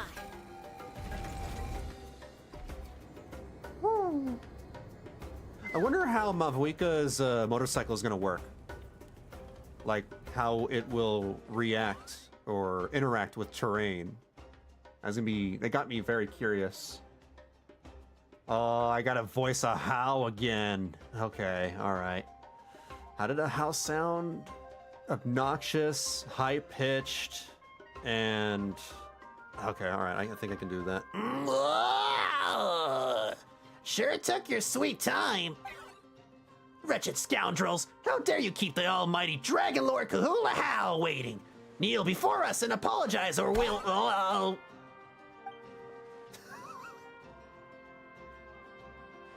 Don't listen to him. We just got here too. Kanich, Kachina, Mualani? Woo! Everyone's here! The Avengers assembled. Did you see that her zipper goes all the way down her butt crack? I think, yeah. Yeah, I saw that way back in 5.0. I remember. Sounds like chain-smoking Mickey. Well, Mickey, has had a rough time ever since he found out that he's, public domain. Reunited at last. Did you miss us? I brought candy and cookies to share. Of course we missed you! Candy and cookies? Ooh, you brought Source crackers too? Score! Can I have Doritos? Just in time, Traveler. It's so stifling in here. I was just about to go outside to get some air. It's the same temperature outside. Anyway, how was the trip here? Pretty sweaty. Huh? To be honest, I also didn't expect this many people to show up. A third of this amount is more than enough for my plan. Why do you need them here? I need to ask them about you, gather their thoughts and hopes. That will help the formation of your ancient name. Oh. Oh, you brought the Pilgrim's Chronicle, right? Yeah, let me take a look. Also, I don't know if this is a recent change, but now I can press the F button on my keyboard to get to the next dialogue thing. I don't have to left click anymore. Okay. Which the is progress nice. looks good. We have enough people, so let's get started. Sorry I'm late. Chasca showing up late for something? That's a first. So now, not only I get to press F to, select the next dialogue or or to cycle through the dialogue, I can also scroll up and down through the dialogue options with the W and S key and my mouse wheel. You can practically, play this game one-handed. I had to follow a group of monsters further than expected. When I got back, I heard about what you did for my tribe. Thank you. Still has it a bit better than Winnie the Pooh. I love that change. Keeps the cursor off dialogue. Yeah. Huh. Vanillabean deserves most of the credit. I do. Maybe. Plus, if it weren't for your help during the battle, the Collective of Plenty would have suffered a lot more. We had the manpower to spare, so it's only right we return the favor. One-handed, yeah. For what reason would you play one-handed?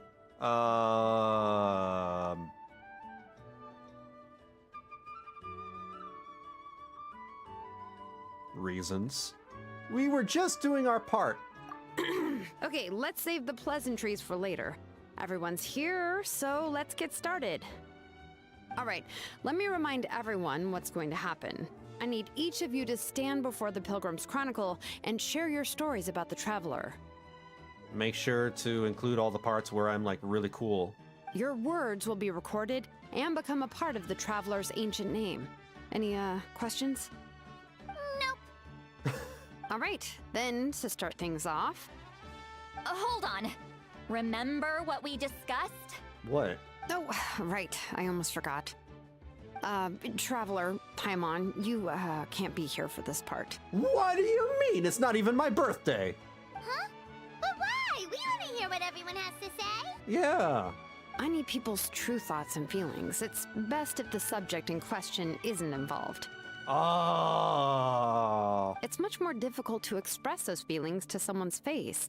People get shy in those situations. It's just how it is. You're right. Just like when Paimon doesn't have enough more to pay for her meal, but she's too embarrassed to tell the Traveler, so she has to make up some excuse. What was that? Well, do you want to repeat that again, Paimon? What was that? I don't think that's the same. So basically, you want us to leave the Pilgrim's Chronicle here and wait nearby? Oh, don't worry. This shouldn't take long. What has Paimon been doing behind my back?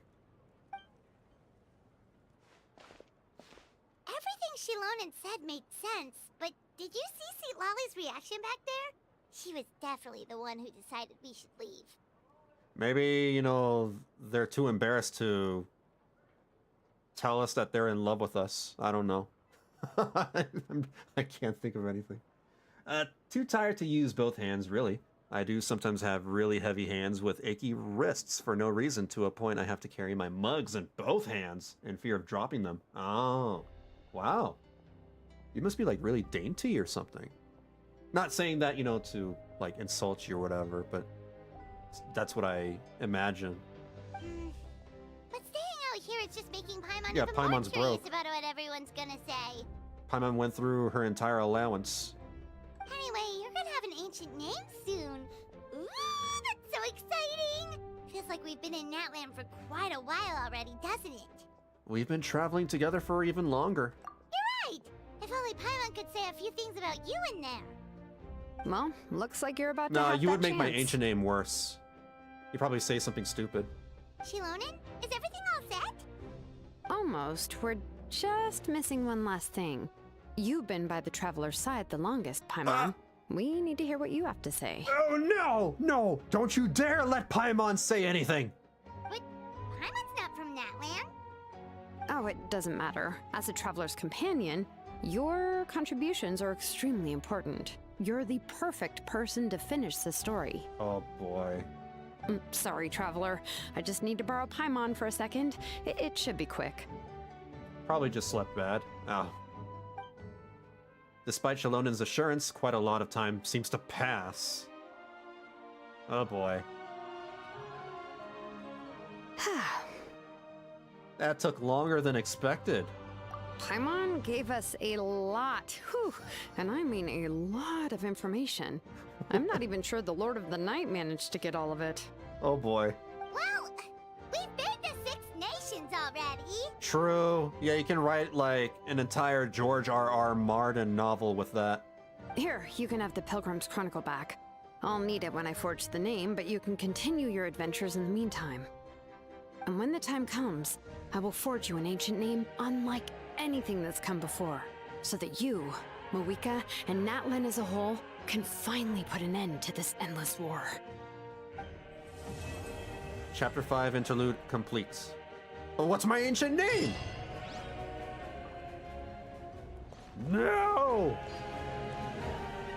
I guess we find out our ancient name in the next one? I'll need the Pilgrim's Chronicle back when I'm ready to forge the name. If there are still adventures you want to record, better finish them before then. I hope everything will go well. I swear, even I'm starting to feel nervous now.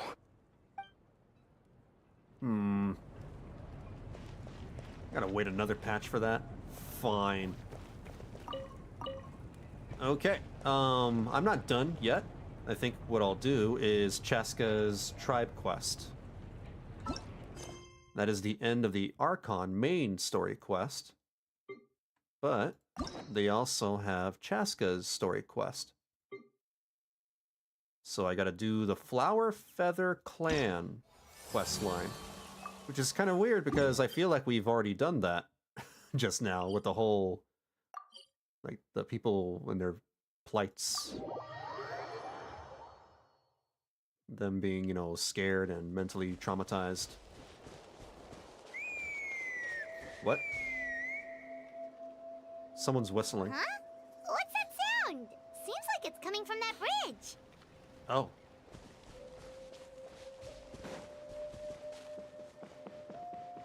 Hello?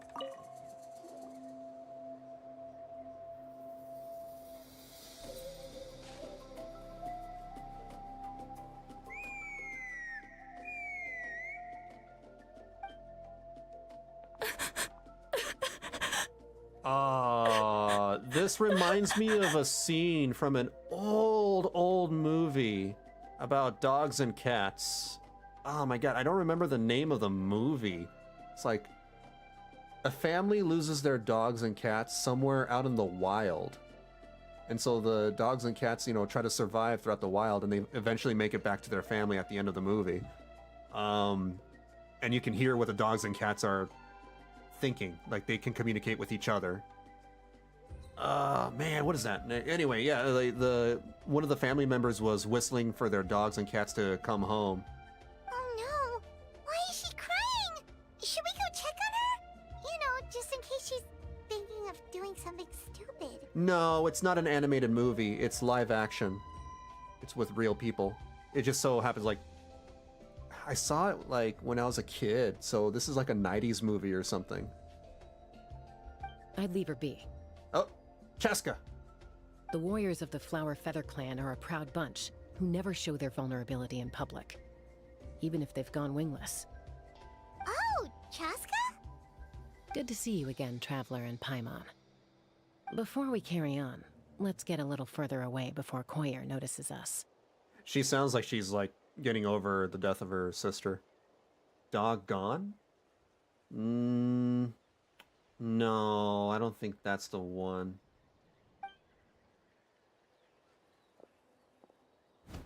Homeward Bound? I think it's called Homeward Bound. Hold on, let me... That girl on the bridge. That name just Koyer, popped up you in my said? head. Hold on. Should she really be on her own right now? With the mental state she's in, it just seems risky. Oh! Yes! That's the movie! Homeward Bound. 1993. Oh. Yeah, there you go. There were 2 dogs and 1 cat. Yeah. Yeah, that's the one. Don't worry. That's exactly why I'm here. Elder Alpa sent me to keep an eye on her. If she does attempt the unthinkable, I'll swoop in and catch her. I doubt it'll come to that, though. She's a fighter. A warrior, in fact. One who aimed for the sky. However despondent she might feel now, I'm confident she'll get through it. What do you mean, aimed for the sky? Well, in the Flower Feather clan, there's an elite flying squad made up of Kukasaur riders. But it's an extremely selective squad. To become a rider, you need to undergo a trial where you not only demonstrate mastery of the relevant skills, but also win the approval of the Kukasaurs. Very few candidates make it through the process. Koyer has spent years training for her most recent attempt, but unfortunately she didn't pass. So it's not hard to see why she's so upset. Oh. And when you mentioned going wingless, what does that mean? Sometimes, after multiple failed attempts to pass the flying test and win the Kukasaur's approval, people get so disheartened that they give up on their dream to soar the skies. That's me in my driving tests, trying to get my driver's license. They resolve to quit trying for good. We call those people the wingless. They call me the carless. Do they get expelled from the tribe? What? No, of course not. They're still prized warriors. We have a saying. Just as the Kukasaur treasures every feather on its body, so the tribe treasures each one of its children. This hits even harder in the wake of the war. All of our young warriors carry the future of our tribe on their shoulders. Besides, every Kukasaur falls from its nest before it learns to fly. It's practically a rite of passage. Likewise for the wingless, we always hold out hope that one day, when they're ready, they'll rekindle their dreams and keep trying. Until then, all we can do is quietly watch over them from a distance. Just like I'm doing now. Ah, okay. Paimon hopes she'll get back on her feet soon. Yeah. Well, from the sound of her whistling, her confidence has been seriously shaken. No Kukasaur is going to respond to a call that sounds like that. Whistling? Yeah. People from my tribe call to their saurian companions by whistling or blowing a horn. So it sounds like Koyer was trying to summon a Kukasaur to practice her flying. But the Kukasaurs are an even prouder bunch than our warriors. They would never respond to a lackluster whistle like that. First she failed the trial, and now she's struggling to even summon a Kukasaur. That's only gonna hurt her confidence further. And getting trapped in that vicious circle is the kind of thing that'll make people go wingless. Surely there must be something we can do to help. A pep talk? That's very kind of you. Koyer's flying skills are up to par, but mentally she's stuck in a rut. If she wants to return to the sky, she has to overcome that for herself. I'm going to lay low nearby, just in case she takes a turn for the worse. Let me give you a tour around the tribe once this is all over. Oh yeah, nobody actually gave me a tour around the tribe when I first got here.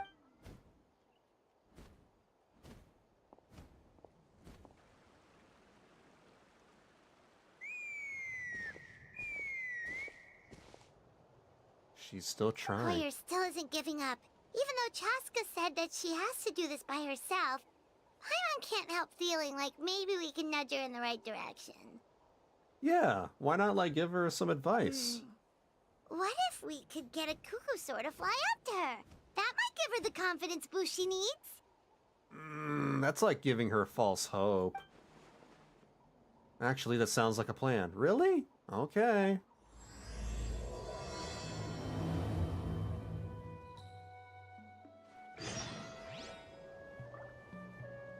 Indwell a Kukasaur. Ah, we're doing this again?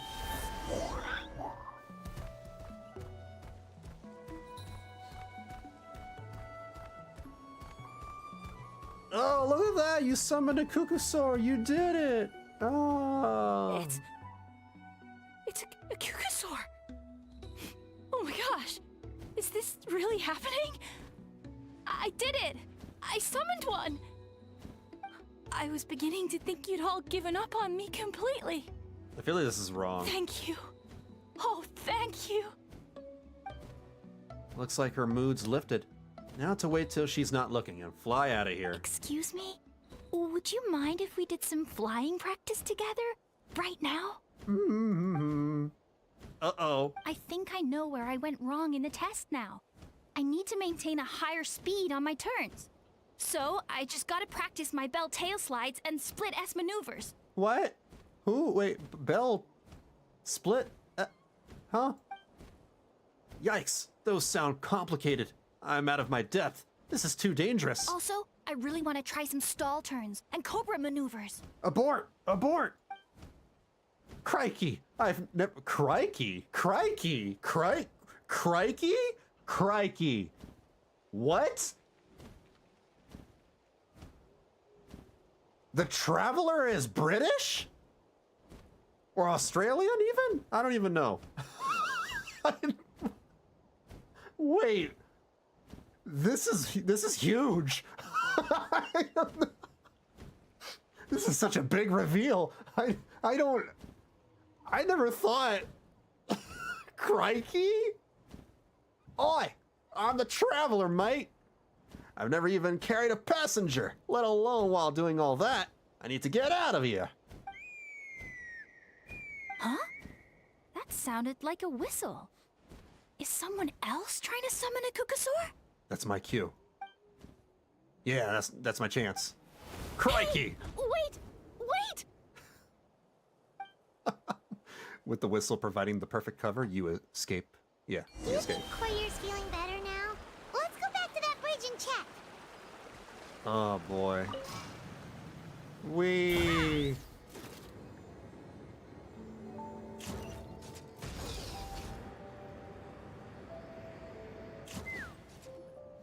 Chasca!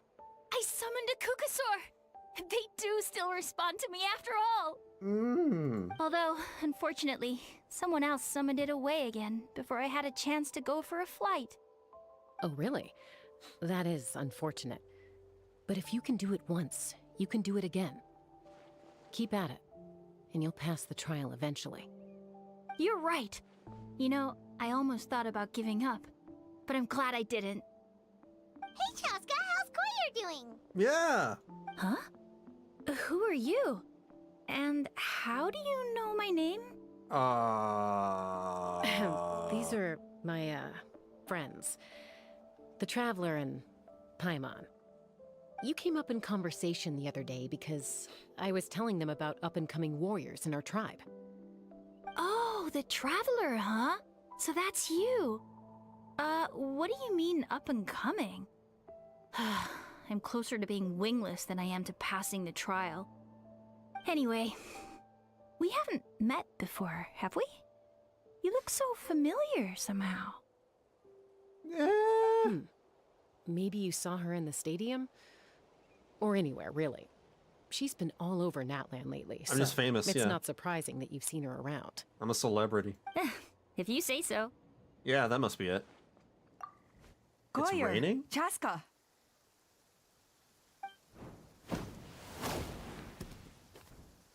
Here you are. I've been looking everywhere for you two. Oh, Elder Alpa! What's the matter? Y'all are gonna get a cold in this rain. I thought I should tell you myself. We're going to redo the flying trials.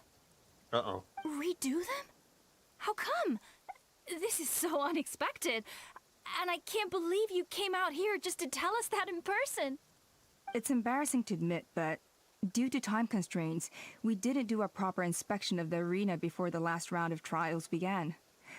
Then we started to notice many candidates performing worse than expected. So we redid the inspection afterwards and found a number of issues which likely impacted candidate performance.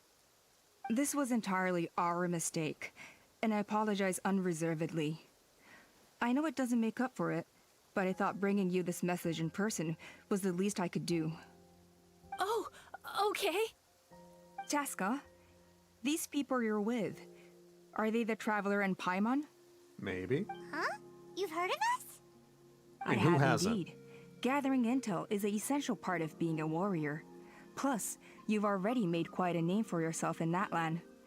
Actually, I've been meaning to invite you to enjoy our tribe's hospitality for some time. Hospitality? I still haven't had the tour. That includes food, right? Ooh. Of course it does. If you let us host you, you'll be treated quite lavishly. Tacos and Mighty burritos. warriors are highly revered in our tribe. Oh. Besides, we Tortas. still owe you for your help during the war. Without you, we would have suffered far worse at the hands of the Abyss. Chalupas. So I like the chance to show you our gratitude on behalf of the whole tribe. Mighty warriors, plural? So Flautas. Paimon dance too? Paimon's starting to like you a lot. What? That should go without saying. Your flying skills are the envy of our tribe. That line delivery was a little weird and sus. Anyway, that's a good point. The Flower Feather clan seems like a really nice bunch of people. We definitely need to take her up on this offer. Oh, last time was just a flying visit. We never got to check the place out properly. Well, I'd love to stay, but I'm afraid I still have to inform the other candidates about the retrials. With our younger generation's future on the line, there's no time to lose. Well, don't go too easy on them. Wait, Elder Alpa! Let me help! The sooner everyone gets the news, the better! Very well. In that case, Chasca, could I leave you to entertain our guests? Sure thing. Okay. Let's meet by the Obsidian Totem Pole later. Collier, let's get going. Okay. Appa and Koyer fly away. All right, they're out of earshot. I'm just gonna come out and ask. Uh-oh, she knows. That Kukasaur who responded to Koyer's call. That was your doing, wasn't it? No! No, it wasn't! How could it be? I grew up with these creatures. I could tell something was off the second I saw it. Maybe it was a long-lost cousin that migrated far, far south and then came back. Her whole demeanor seemed less like a Kukasaur and more like, well, you. So I figure you must have been pulling the strings somehow. How I can't believe you saw through it. She looked very flustered when Koyer asked for a ride. So I whistled to give her a chance to escape. Oh. And judging by the look on your face, that was a welcome intervention, huh? Yeah. It's all right. If you'd rather your hidden talents remain hidden, I respect that. I won't press you for answers, and I'll keep my speculations to myself. Curious that you don't want to ask how I can do that. You're the kind of person I'd still trust even if you had superpowers. I know you'd use them for good. Well, technically I deceived Koyer. Does that count as for good? I think the ends justify the means in this case. She just lacked confidence, and you helped her resolve her internal conflict. If you hadn't intervened, I likely would have gotten my mom to help out instead. Although, having said that, there's a small chance she might have recognized her and seen through the whole thing. That would have done more harm than good. Your mom? Luckily no harm was done in the end. Her mom, she was raised by Kukusaurs, so she probably means her Kukusaur mom? Yeah. Anyway, if you're free now, how about I give you that tour I promised? Yeah.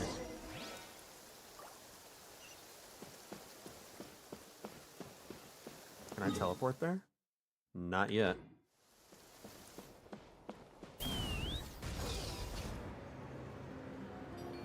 I need more juice. No. No. Go away.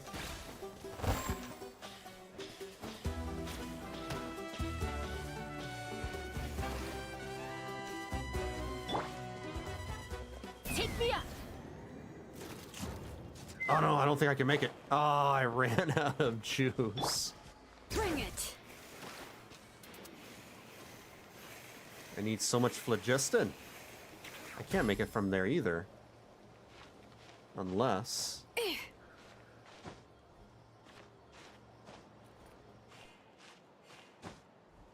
Here we go. I'm still climbing! Alright, whatever. Ready? I'm gonna get you! Should we try and break them up? They're probably just playing cowboys and Indians or something. They're fine. Just doing their daily combat training. Combat training? A little young for that, aren't they? Not to us. We're a tribe of warriors. In ancient times, we were the most elite troops in the nation, responsible for patrolling and defending all of Natlan. And even though times have changed, we've kept our martial spirit alive. Maybe that's why Insan is so powerful. Hey, is that Chasca? Chasca, you're back! Oh, can you come train with us? Now's not a good time, I'm afraid. I'm showing the Traveler and Paimon around. Maybe next time. The Traveler and Paimon? Wait, you mean that legendary warrior and legendary flying expert? Legendary flying expert?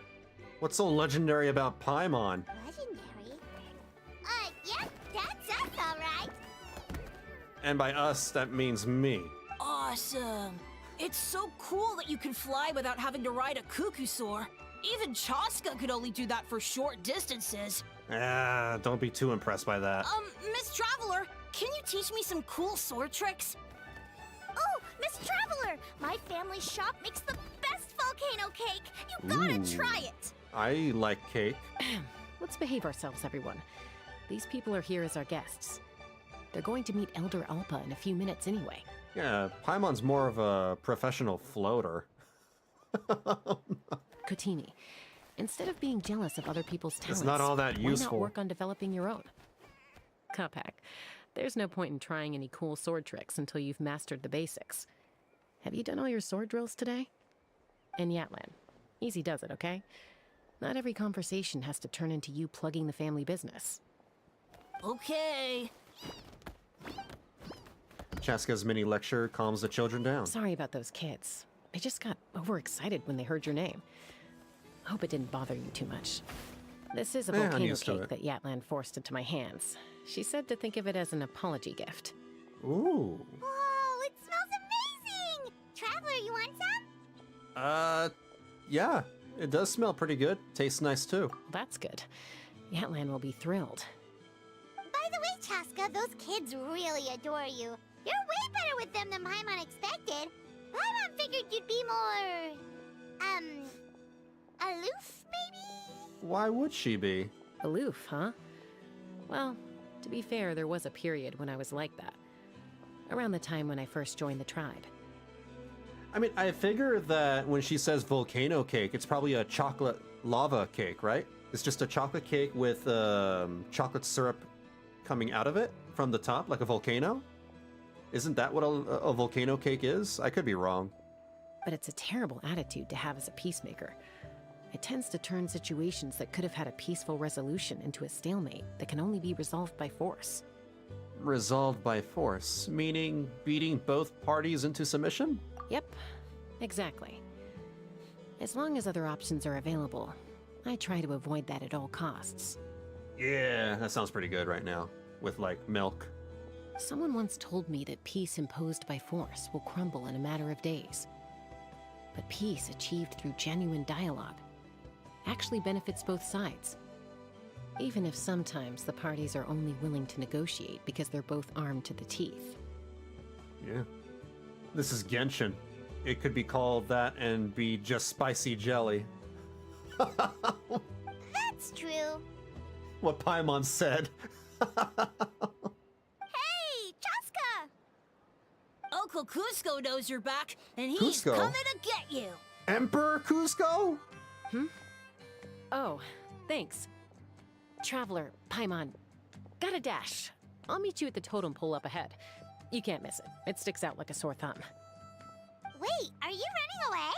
What? First rule of conflict resolution? Grab the fan and run before the you-know-what hits. Trust Chasca to make even running away sound cool. Sorry about this. Just stall him for me, okay? I'll explain everything later. Oh yeah, it's all coming together. Oh, let me get that waypoint.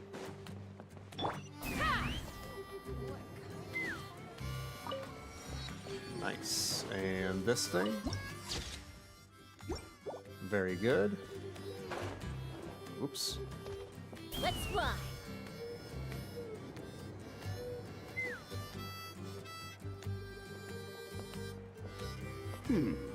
A golden-haired outlander and a white flying object. You must be the traveler in Paimon. You don't look like Emperor Cusco. I heard Chasca was with you, but I suppose she's run away again, has she? Sorry, who are you? Who am I? Only her father. Her father? I thought her father was a dinosaur. She's supposed to go for a checkup every 3 months to see how her abyss condition is doing. We both agreed on it. But she's already missed 3 checkups this year. That's 3 out of 4. I thought she was raised by the dinosaurs. Abyss condition? Yes. She got exposed to abyssal energy as a young child. Then her birth parents abandoned her. It's lucky those wild cucosaurs found her when they did, or she wouldn't have made it. They took her under their wing and raised her as one of their own. Oh, adopted father. Yeah, I didn't think about that. Okay, alright. So when she got finished, when she found civilization, I guess she has a new set of parents? Eventually, some riders out on patrol spotted her and brought her back to the tribe. But she was practically feral at that point. Well, yeah, she was raised by dinosaurs. The moment you took your eyes off her, she'd be getting herself into a fight. Or she'd run away to be with the Saurians. She seemed to prefer them to her own kind. Makes sense. She might as well have been a Saurian in human form. That must be the aloof period she mentioned, right? Sounds like there was more going on than just being aloof. We later discovered that her exposure to the abyss had planted seeds of conflict in her heart. So, we started trying to bring it under control. But ultimately, she's the only one who can control it. Anyway, she's much more human these days. Yeah, don't worry about her. She seems pretty stable to Paimon. She's probably only avoiding the checkups because she thinks it'll stop you guys from worrying about her. Yes, I'm well aware of that. She knows she needs to be careful. If her condition ever took a turn for the worse, she wouldn't be brushing it aside like this. Well, that's what the Traveler is there for. She can use her powers to calm down the abyssal stuffs, right? Then what's there to worry about? It's just, every checkup she's been to, they find new cuts and bruises. Nothing to do with the abyss, of course. Oh no, that's all fine. The problem with her is, she's her own worst enemy. Yeah, that sounds about right. She's been living dangerously again. I'm sure of it. That's why she's avoiding the checkups. She wants to hide it from us. She's raised in the wild. She is wild at heart. Yeah, Paimon can see her doing that. You can take the girl out of the cuckoosaur, but... No, that sounds wrong. That sounds really, really wrong. Let me try that again. You can take the girl out of the Natlan wilds, but you can't take the Natlan wilds out of the girl. There you go. Oh. In the past, she always had Koichi to keep an eye on her. Now Koichi's gone, and I don't want to lose another daughter. Chasca's been increasingly reckless since Koichi passed. It's like she's trying to make up for it somehow. Next time you see her, please tell her to be careful for me. Even if she doesn't want to hear it. If she doesn't want to do these checkups anymore, that's fine. I just want her to stop putting herself in harm's way. Oh, she's listening.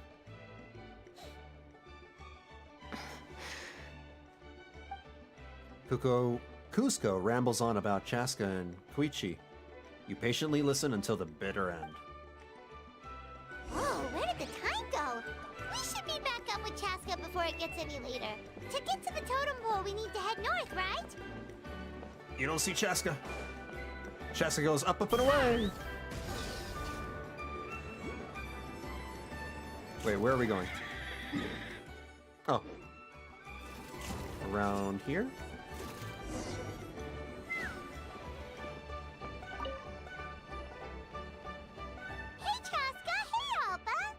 Sorry to keep you waiting. It's all right. I bet my dad talked your heads off, huh? What did he say? That you used to run away from home nearly every other day and that nearly half of your peers got beaten up by you as a kid? I was sometimes a little impulsive back then. You were a bully. That's putting it mildly. The memories. It feels like it was only yesterday when we brought you back and had Cusco and his family take you in. Back then, no one imagined this feral child would grow up to be the strongest warrior of the Flower Feather clan. Huh? You were the one that brought Chasca back to the tribe? What's with the ears, though? I've always wondered, like, she's an elf like, what's her name? From Mondstadt? Klee. That's right. Elder Alpa was already a veteran rider by then. She spotted me while patrolling from the skies and tracked down my Kukasaur mom. Mom agreed it was time I tried to re-enter human society. But I didn't know the first thing about being civilized. I clashed with everyone who had to deal with me. And look at you now. Renowned throughout the land as a peacemaker. How time flies. Klee and her mom probably, too. Yeah. The grass Archon? Oh, yeah! When the day comes that I can't fly anymore, I forgot. It will be up to you to look after Nahida our has tribe and that our flying too. squad. You know me, though. I'm not a natural commander. I'm better off as a lone wolf on the front line. So stick it out at least a few more years, okay? Give Koyer and the others time to come into their own. It's like, some characters have elf ears and some characters have cat ears, like Lynette. And her brother doesn't have any cat ears, which is even more curious. So I wonder if, like, traits like these are just randomly inherited or something? Oh, stop. Wait, so isn't the leader just the strongest warrior in the tribe? At least Paimon figured that's how your tribe would work. Strength is certainly a core tenet in the Flower Feather clan. But strength means far more than martial prowess alone. If it all came down to individual strength, I'd struggle to call myself a warrior, let alone a member of the flying squad. Any fighter in the tribe could take me down. Really? I had you down as an elite warrior like Chasca. Well, sorry to disappoint you. It was something I aspired to at one point. So much so that I went adventuring in the Cinder City, Natlan, to try and prove myself. But it was foolish of me. I wasn't ready. I guess the gene is picky about how strong it is. Look at Diana and her dad. She has ears and the tail. Her dad only the ears. Oh wait, no, not Shalonen. There was another character that only had the ears but no tail. Oh, that's Honkai Star Rail. Never mind. Different universe. That doesn't count. I was thinking about Fei Xiao. I came back empty-handed and seriously injured. Diona, okay. The fact that I survived was something, I suppose. But after that, I never seriously considered myself a strong fighter. And yet, you still managed to become the leader of the flying squad, thanks to your experience and determination. All while battling those old injuries. Don't you think that's a display of strength in its own right? And Auroron has ears and no tail. Wait, he has ears? I mean, he has animal ears? But he's also probably a bat and not... Wait, he has animal ears? He has animal ears? He has bat ears? Auroron. Genshin. Hold on.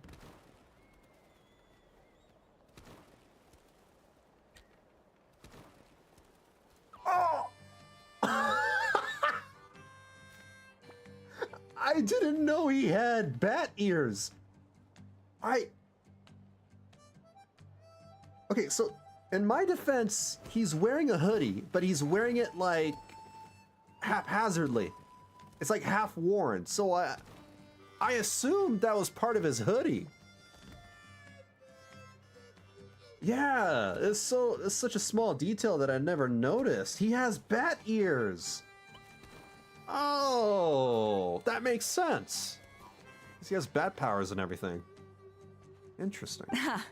Let's shelve this discussion for now. Traveler, Paimon, there are some simple refreshments on the table. Please help yourselves. He's basically Batman. Yes! Batman with grandmommy issues. Didn't you just gorge yourself on a whole bunch of volcano cakes? They were for the snack stomach. The refreshment stomach still has plenty of space. You have 2 stomachs? Oh, that explains everything. Paimon is so full. I bet.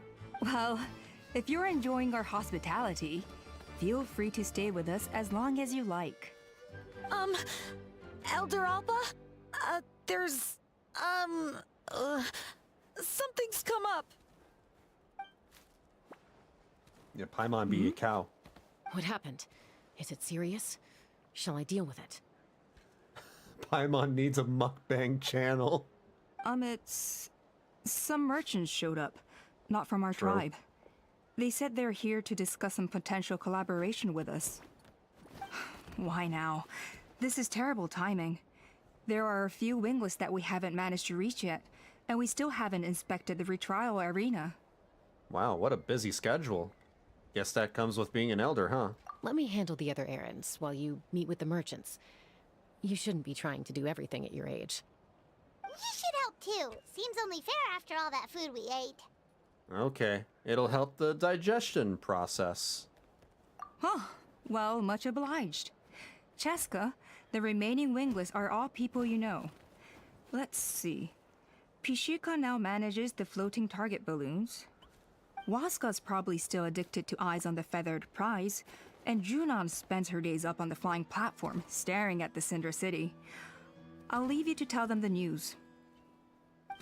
Okay.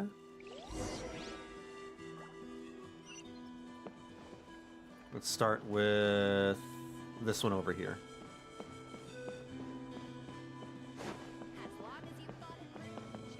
This is Pishika? Are you sure you don't want to reconsider, Pashika? I appreciate it, boss. But honestly, I'm pretty happy with my life nowadays. Pashika, they're redoing the flying trials. Huh? Mutoda? Ah, did Alpa send you? I was just telling Pashika the news, actually. The way things are with the tribe these days. I mean, you don't need me to tell you. This here is no future for a seasoned warrior like you. Ah, come on, boss. Do you have any idea how long it's been? I've been wingless for years now. I'm not cut out for that anymore. Holy, looks at that... that. Of course, I'll do my part if we ever need to defend the tribe. But there's really no point in me trying out for the flying squad now. I mean, they all have very ridiculous hats. I've already made my peace with it. Not everyone has what it takes to return to the sky after going wingless. I stopped questioning it. Elder Alpa's perseverance is something else. That's like, you know, them deciding to animefy sombreros. And like, it's okay if I'm not destined for greatness. I might not have the Kukasaur's approval, but with my hot air balloons, I can still reach the skies. Handling these balloons every day, seeing how the customers react, the looks on their faces, that's enough for me. How do they fly with that? I don't know. Maybe they have a strap or something? Finding something you love doing can be just as hard as passing the flying trial. Blue? It's worth holding on to. Fair enough. It's your choice. I won't force you. Oh, by the way, you should try taking a balloon ride if you've got the time. Once you've been up there for yourself, you'll see why I love it so much. I've taken balloon rides before. Next time for sure. No problem. If you ever want to give it a try, you know where to find me.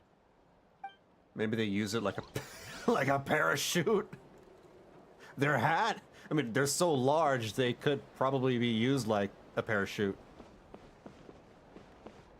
Imagine. Kinda just want to see that happen now. A retrial? What's the point? I pretty much treat life like it's a game. No Kukasaur's ever going to approve of that, no matter how many times I try. Waskar, I can assure you, He's already Kukasaurus given wouldn't up. judge you for something like that.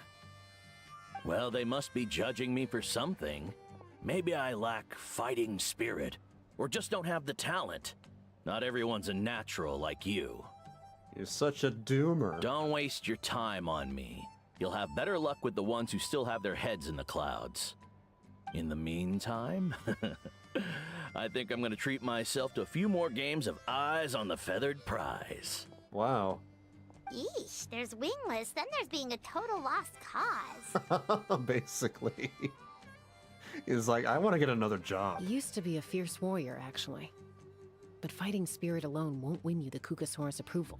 No, rather he just wants to be a neat. Are all Kukasaurs so strict? The ones in floating target balloons and Eyes on the Feather Prize seem pretty chilled out. It's one thing to hang out and have fun, but quite another to take to the skies with a human life on your back. Giving a ride to someone who's unqualified endangers not only the rider, but also the Kukasaur themselves.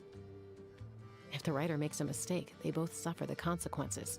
Didn't even think about that. So we have a mutual understanding with the Kukasaurs. If someone isn't up to standard, we have to reject them. Even if it means breaking their hearts. Makes sense.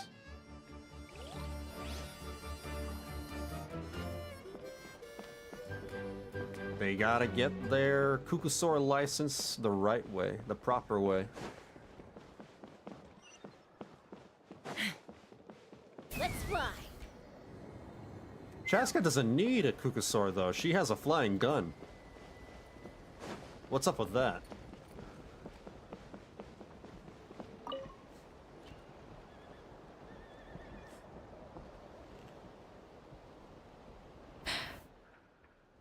Hey, Junan. Gazing out at Natlan again, huh? Chasca? What are you doing here? Is something up? The flying squad is hosting retrials again soon. Wanna give it another try? Maybe you're forgetting the definition of wingless. I've failed so many times already that I've decided to call it quits for good. I'm done.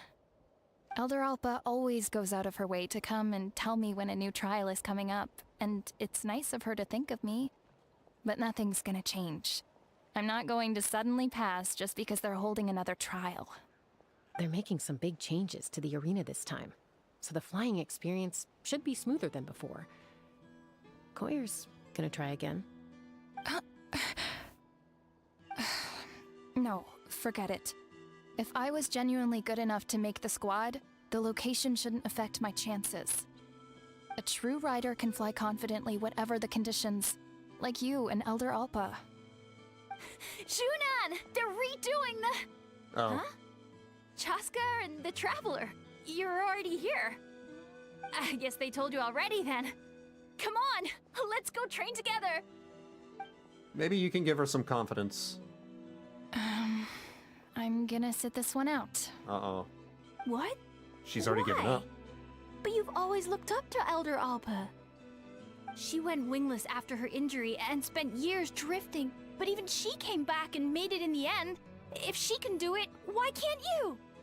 I mean, I don't have that kind of perseverance. And besides, the last thing I want to do is fail in front of her yet again. Oh, come on. You know you don't need to worry about that. Alright, well, how about we just treat this as you being my mentor? Then will you train with me? What if we do the whole, you know, posing as a Kukasaur thing again? But with this girl instead. That seemed to work very well with the other one. Enough umming With and Koyer. ahhing. Let's just get up in the air and figure it out as we go. Wait! Hold on, slow down. I can't keep up. Well, that's one way to do it. And there you go. Junin unwittingly chose the hard way. They've been best friends since they were kids. If anyone knows how to get Junan out of a rut, it's Koyer. Oh, isn't that nice? You helped Koyer deal with her internal conflict, and now she's done the same for someone else. Passing You it know, on. People often talk about how one conflict leads to another and so on. But sometimes in life, things spiral in a good direction instead. It's like a domino effect. Butterfly effect. Act 1 complete.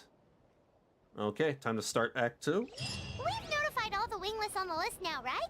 Where to next? The trial arena. It's not far from the tribe. we go. Is this the right way? That is... Let me double check just to make sure that this is the right quest.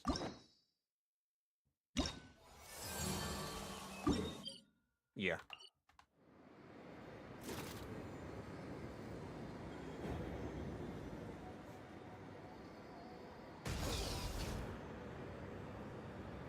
Ooh. Coming down like a missile. I really love Chasca's flying mount thingy. Oh, hey there, Chasca. Did Elder Alpha send you? Yeah, she's got other things on her plate right now. How are things looking here? Well, the inspection revealed numerous blockages all over the trial arena. It looks like they're the result of ley line disorders caused by repeat abyss invasions. Theoretically, we just need to clear those obstacles, and the arena will fill up with gaseous phlogiston again.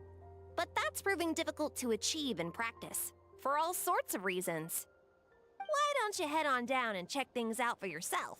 Feel free to ask the staff for more details. Okay.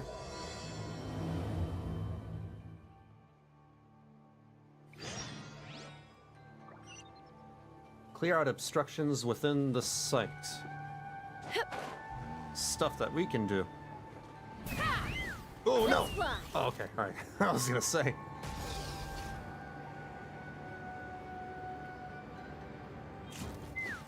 What is this? Solid phlogiston in the flying area. Special form of solid phlogiston within flying zones within which some sort of stable structure is contained, which makes it difficult to remove. Then, what is this sentence right here? Special form of solid within flying zones within which some of... Oh, okay, alright, I read it wrong. Anyway, I can attack the weak points simultaneously. Alright. This is crazy. I put all of my strength into it, but it just won't break. Maybe Inkanak was right after all. If a stable structure is formed inside the solid phlogiston, I'll need to hit all the weak spots at the same time to break it. But how am I supposed to do that? With the power of Chasca? Let me see. Just waiting for the cooldown. Blow it all up! Kaboom! Take me up!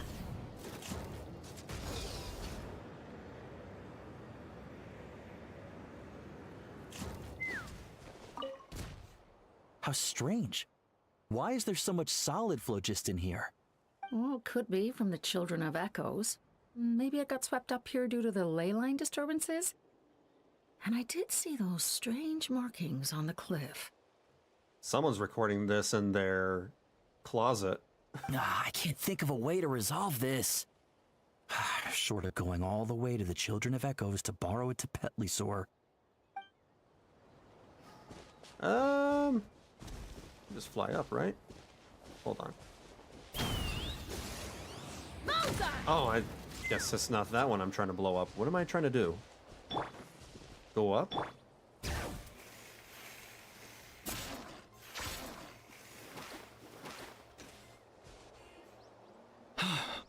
Oh, are you here to help? Thank goodness. There's no way I could do all this by myself. So the blockage here has to be cleared using a special bomb, but carrying explosives up that steep slope would be a recipe for disaster. If I dropped it or slipped and fell, I'd be blown to bits in an instant. So, my plan was to transport the bomb to the other side, then send it over in a hot air balloon. All I need now is for someone else to strike the balloon at the right moment, dropping the payload right on top of the spout, and problem solved. Strike the balloon at the right moment, dropping the payload right on top of the spout. What do you think? Simple enough, right? I think I can handle that. Is that hot air balloon up there yours too? Huh? Oh, that one. No, I've got no idea who that belongs to. Or how they got it up so high. I just wish I could fly up there and check out what kind of tech they're using. Ah, well. Getting the trial arena back in order is more important. I'll head over and set up now. Let me know when you're ready. For sure. All right! Get ready! And what do? I just shoot it down?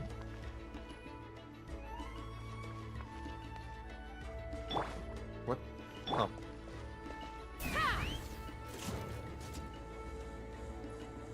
Waiting and waiting. I don't know if I did that right. Is it over there? Oh no, it's supposed to be over here. Damn it. Do it again. All right. Get ready. Needs to land over here.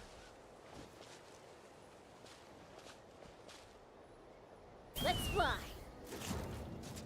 And now. Locked on. Oh, got it.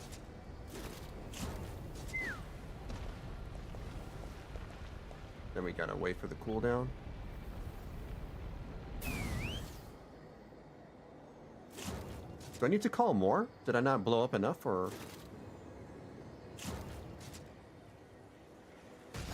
Go back down, probably.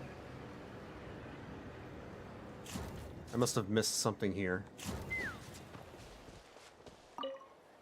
How strange. Oh, could be. I can't think of a way to resolve Skip this. too much. So I needed the Tapetlosaur? After all? I'm a little confused by this one. I'm not sure what to do here. Let me go do this one first. Oops.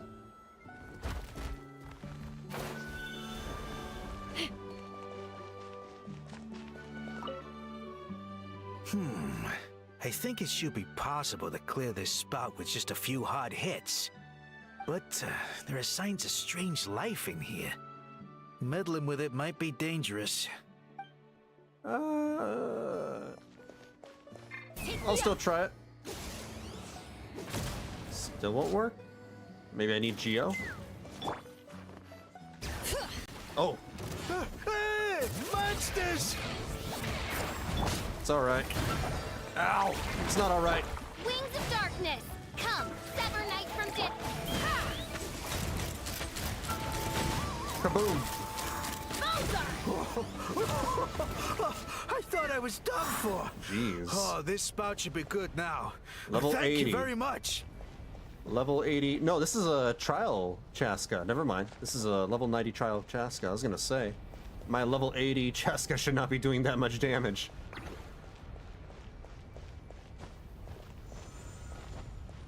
Grabbing that. Take me up. Is this the highest I can go? Alright.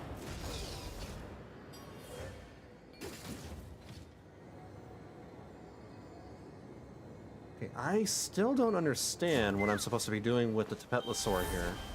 Maybe I... Oops. I'm stuck. Oh no!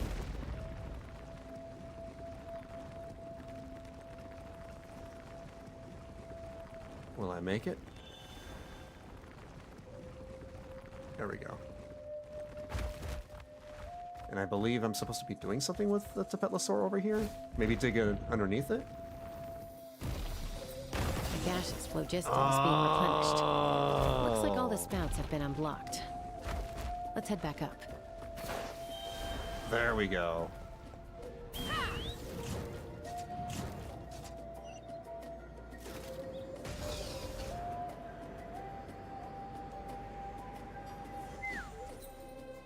Wow, you took care of everything in no time at all. Incredible work. Now we I don't just know have about to that. wait until the gaseous phlogiston is fully replenished. Then we can kick off the retrials. Actually, Inkanak, I'd like to do a test flight first, just to make sure we're not missing anything.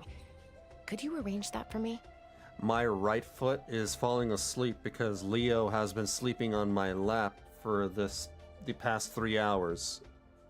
I was hoping he would wake up, but like my right leg is starting to cramp. Leo, please, I want my... Ah, there we go. I'm sorry. Alright, you can go back to sleep. I'm sorry. Ah. Huh? But you only just finished getting the arena ready. There could still be other hazards we're unaware of. All the more reason to have me test it out. Think of it as another inspection. I guess you're right. With your flying skills, you won't be in any serious danger, even if there are hazards we overlooked. The conditions in this area seem a little unstable, but a test flight is the only way to catch any lingering issues. VB reminds you of something? Reminds you how? Of what? Who? All right, I'll get things set up for you. Just let me know when you're ready. Okay. I think I'm ready. Are you ready? This should be a piece of cake for Chasca, but still, try to be careful. I'm sure she'll be fine. All right, then spread your wings and fly. Let me see if I can find the anime or manga. Okay. In the meantime, complete the gliding challenge within the time limit. Oh, I'm being timed. Ah! Take me up. Okay, 1, 2. Oh, this is like playing Spyro the Dragon. Or a Guild Wars 2 flying challenge. I've done plenty of these before. Then I gotta go dive? Oh.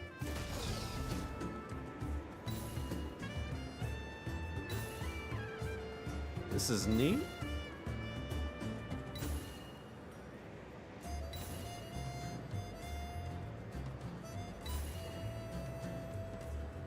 If only the flying gun for Chasca worked like, you know, how Guild Wars 2 flying works. What I mean is, like, if it built up momentum the faster you go or the faster you dive, and then you lose momentum as you try to climb or something. Uh-oh. That was amazing. Paimon couldn't take her eyes off you. I think I'm fine. So, any further issues with the venue? No, nothing major. Give it a few days, and we should be able to conduct the trials. Help! Help me! You're from the Flower Feather clan, right? Please, come quick, you've got to help us! Are you from Fontaine? Catch your breath first. What's the situation? We got attacked by a Kukasaur. My friends are still stranded in the middle of the road with the goods we were transporting. Please, I'm begging you, save them! Huh? Are Kukusaurs really that aggressive? Do they usually attack groups of people unprovoked? Not in my experience, but there are exceptions to every rule. Let's go check it out. What if they got provoked? Ouch! Ouch! I've never seen such an aggressive Kukusaur. Owie! Where's... over here?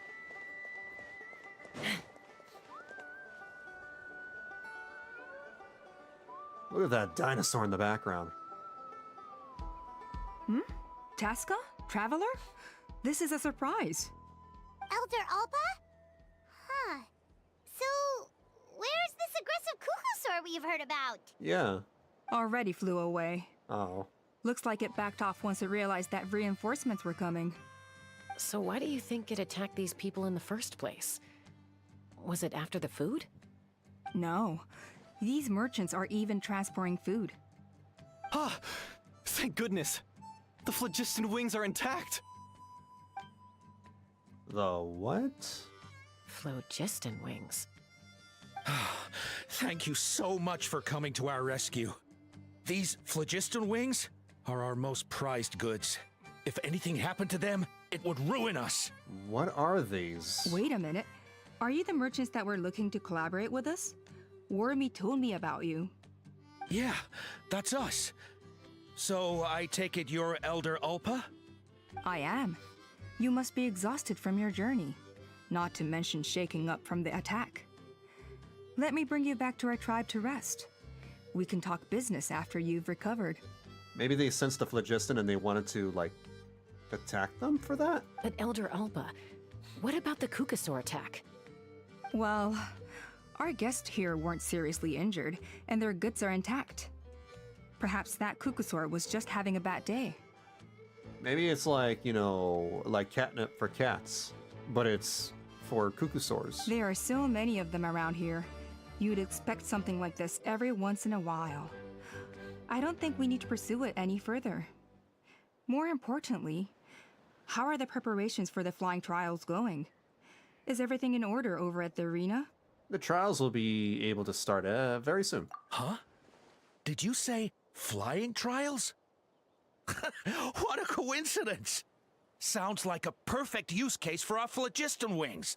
You'll be pleasantly surprised by what they can do. Oh, are these going to be like cheating devices to get the wingless to fly without the need of cuckoosaurs? Oh, really?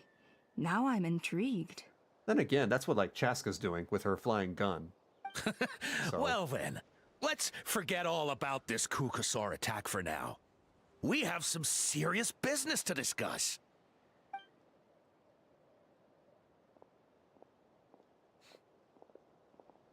Huh? So that's it? That all went smoother than expected. Well, guess we'd better get going. Huh? Chasca? What are you looking at? Are you having ideas? Are you going to make a flying gun? Wait, what? A blood-stained feather. Oh, I thought this was going to be the origin story of our gun. The incident is forgotten about, and peace returns to the Flower Feather clan. The next few days are uneventful. I can't read the rest. I can't read fast enough. Alright, time for Act 3, the final act. The Flower Feather clan should be about ready to hold the new flying trials by now. Let's go check it out. It's right over here. I still want to be able to ride the dinosaur, like, you know, in the beginning of the game. Hold on. Let's fly. Oh, I slid off! Hold on, let me try again.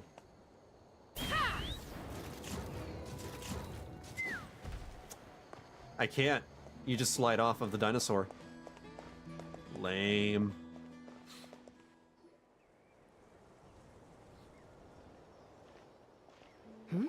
Ah, Traveler and Paimon. You came. Yep, and it looks like we made it just in time. Although, can't say the same for the cuckoosaurs. Bit of a low turnout, huh? Yeah, you'll see why soon enough. All right, get ready. 3, 2, 1, fly! What? Whoa! We're really flying! They're jetpacks! I feel light as a feather. I'm flying without a cuckoosaur. These phlogiston wings are awesome. What's going on? Yeah, that's cheating! Oh my god, it's Naruto all over again. I don't know if you watch Naruto. It's like when they transition over to Boruto and then all the ninjas started using gadgets like losers. Paimon can barely believe her eyes. How did they fly all on their own? All this talk about dinos makes me want to watch all the documents, all the mock doc Jurassic Park like series and play The Isle again. Don't have time for that. I don't know any of the... I just know about Jurassic Park. Are you dual streaming? Yo, Ryan, how's it going? No, I'm not dual streaming. I'm only streaming on YouTube for now. The reason being is because I'd be sucking up more bandwidth if I were to be dual streaming. And it makes it even worse if I stream on Twitch at a lower bitrate. Because Twitch, the maximum bitrate on Twitch is 6,000 kilobytes. With YouTube, I can stream at a much higher bitrate. And if I'm streaming at inconsistent bit rates, then it's pushing my computer harder than as opposed to streaming at similar bit rates. So I just figured, you know what, I don't want to deal with that. I'm going to stream on YouTube instead. Another reason is that for my story playthroughs, I think I'm just going to stream them on YouTube because that circumvents me the need to edit the videos and just have the video immediately be available on YouTube as soon as the stream ends. And then I can just work on shorts. It's not Ryan, it's Quinn. No, I know who you are. But yeah, I'm doing a balancing act. I'll stream my big story playthroughs from the Hoyo games and Guild Wars 2 on YouTube. And for just straight up chilling out, you know, not working on content, I'll do those streams on Twitch. At least for now, for the foreseeable future. Ever thought about fully switching to YouTube? The convenience since is much better. I've been thinking about it. Yeah, all the stupid stuff that's been going on in Twitch has definitely, how do I say it? Well, it had me thinking a lot more about YouTube for sure. Because, you know, advertisers are fleeing Twitch for good reason. You know, Twitch is becoming a very inhospitable, very toxic place. And discovery over there is just getting worse. I mean, it was already bad to begin with, but it's just getting worse. By mock doc, I mean Prehistoric Park series, where they make a prehistoric zoo for prehistoric animals that they travel into the past to catch and bring to our time. What the heck?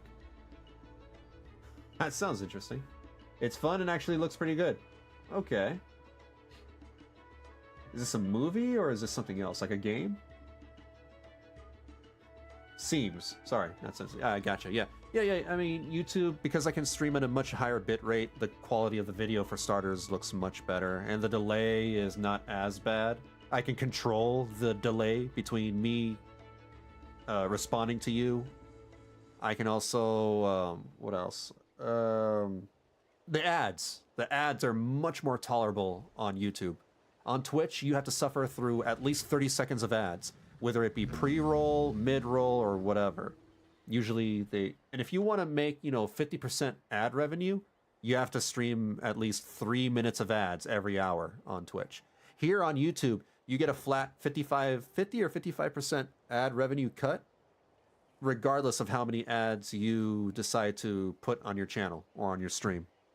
And the ads are skippable, and they're 15 seconds or less. Well, they range anywhere between 15 seconds to 30 seconds. But the biggest part is, like, you can just skip them. Yeah, I can tolerate YouTube ads. Yeah, I figured. Hold on, let me blow my nose real quick. Drippy, drippy.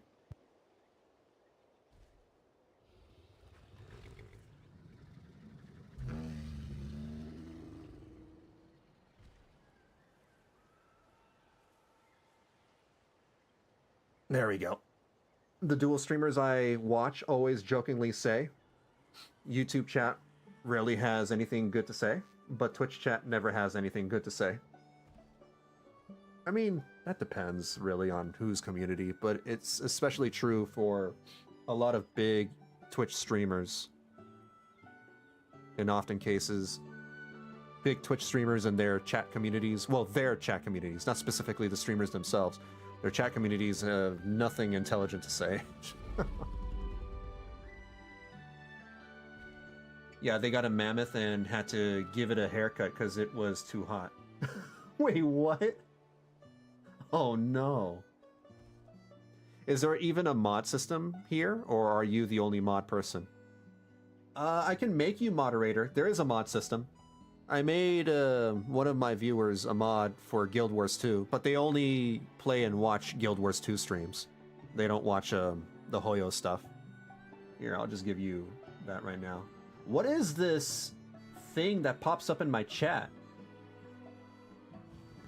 It's like an emote that keeps appearing, and I don't know what it is. I'm more often on YouTube than on Twitch. Alright, for sure. Yeah, there it is. There it is again.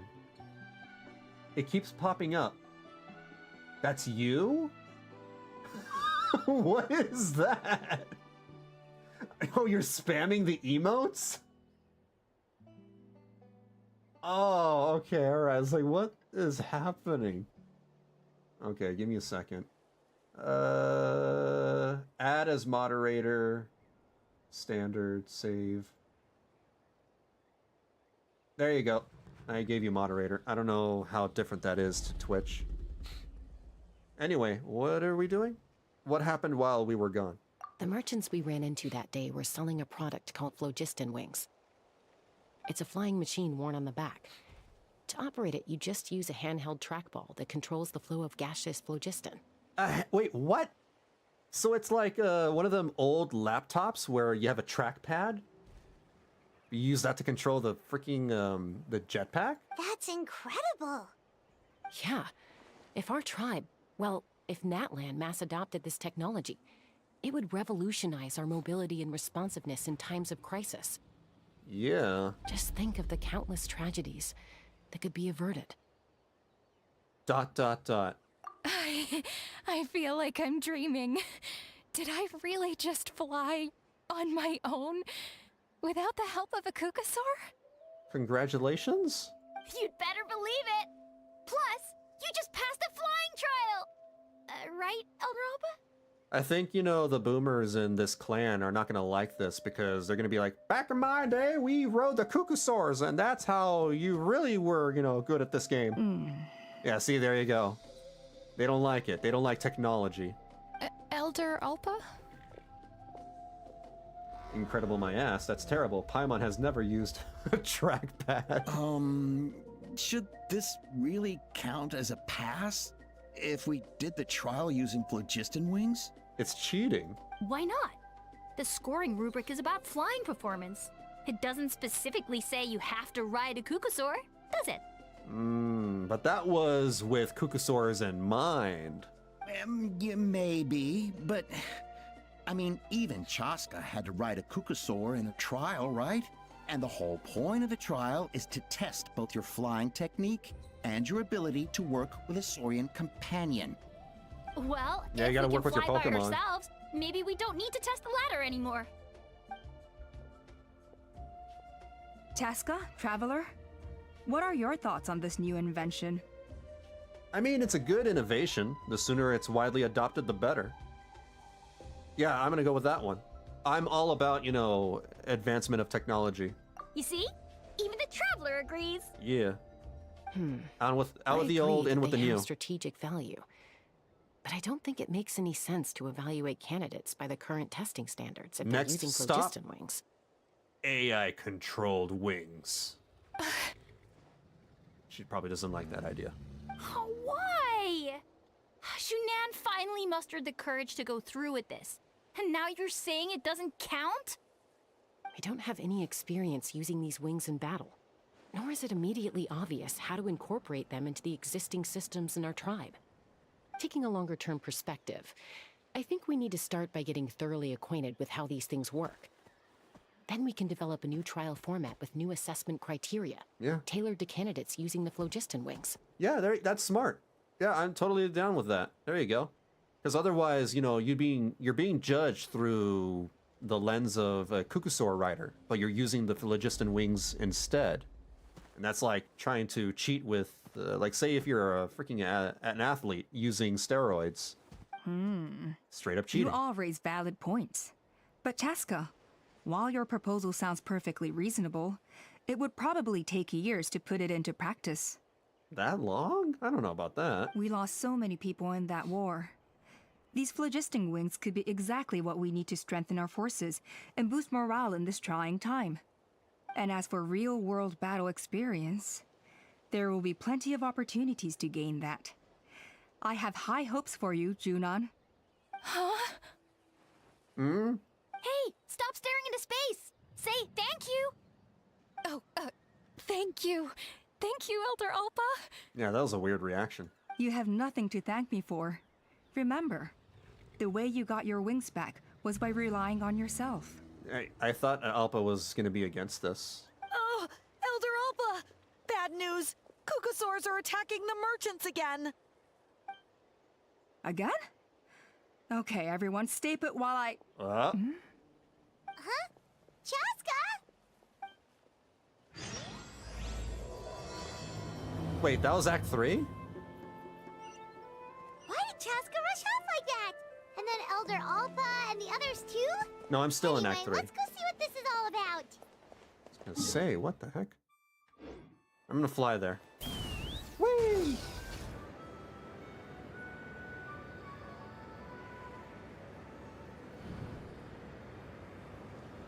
This is fun.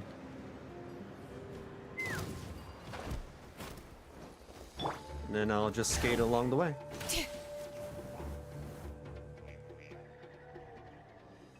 That was the intro banner? Oh, I it's see. back. Okay. It found us again.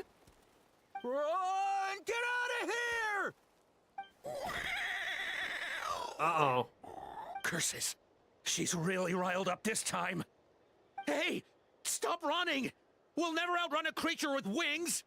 Get back here and let's fight!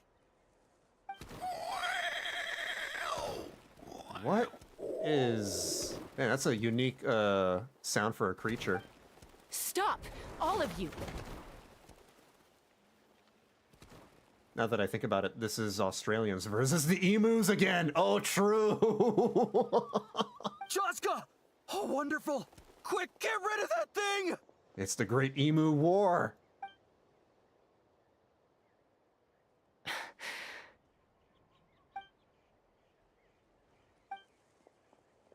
Are they not gonna fight? Do they recognize each other? What's going on? Why isn't she doing anything? So it really is you. Don't tell me that's her mom. Sister. Sister! Never mind. I was close. I was close. Wait, sister? That Kukusaur is Chasca's sister? She's raised by a family of Kukusaurs, so yeah.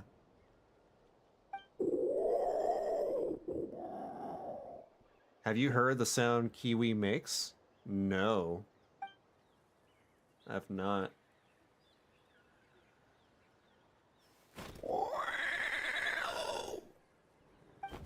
Oh. Koya, wait! Koya? Is Chasca gonna be okay? Should we go check on her? You gonna be alright? Chasca, are you okay? I'm fine. Sorry for making you worry. You're not going to keep following her? No point. She's an expert at hiding her tracks. Once she's shaken you off, you'll never catch up to her. I mean, she's a bird. Do birds leave behind tracks? I guess feathers. At least, I always used to lose to her at hide and seek when we were kids. Or a bird dinosaur. When you were kids? Well, yeah. You know I was raised by Kukusaurs. Anyway, she and I grew up in the nest together. Her name's Koya, and she's my big sister. We played together all the time, chasing each other through treetops or mountaintops. It felt like it would go on that way forever. Until the day I was sent back to live with the humans. Not all Kukusaurs are friendly towards people. Koya, for instance, she's fine with me because we grew up around each other, but she's not fond of other humans. I'm curious how Chasca started adopting makeup, because she was raised by Kukusaurs, right? And if she was, that means, like, you know, she has all the wild tendencies, yada yada yada. And yeah, and now she's this, you know, cowboy, this cowgirl wearing makeup and lipstick and everything. When Mom decided to send me away, Very well kept. Koya strongly protested, and after I left, she became more and more reluctant to interact with humans. It's in Cafe and Other? Oh, in the Discord channel? Let me see. Other...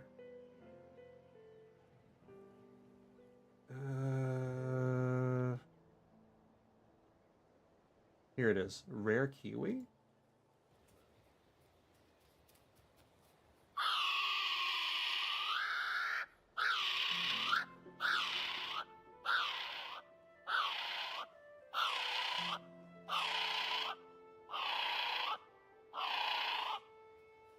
That's terrifying!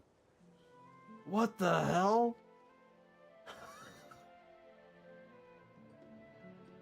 Are those things dangerous? I mean, it's freaking Australia. Of course it is. Maybe she thinks that humans stole you away from her. They be done. Yeah, I guess. It's a possibility, but in any case, we still stayed best friends at first. Man, imagine if chickens never devolved to the point they were. I had a hard time adjusting to life in the tribe.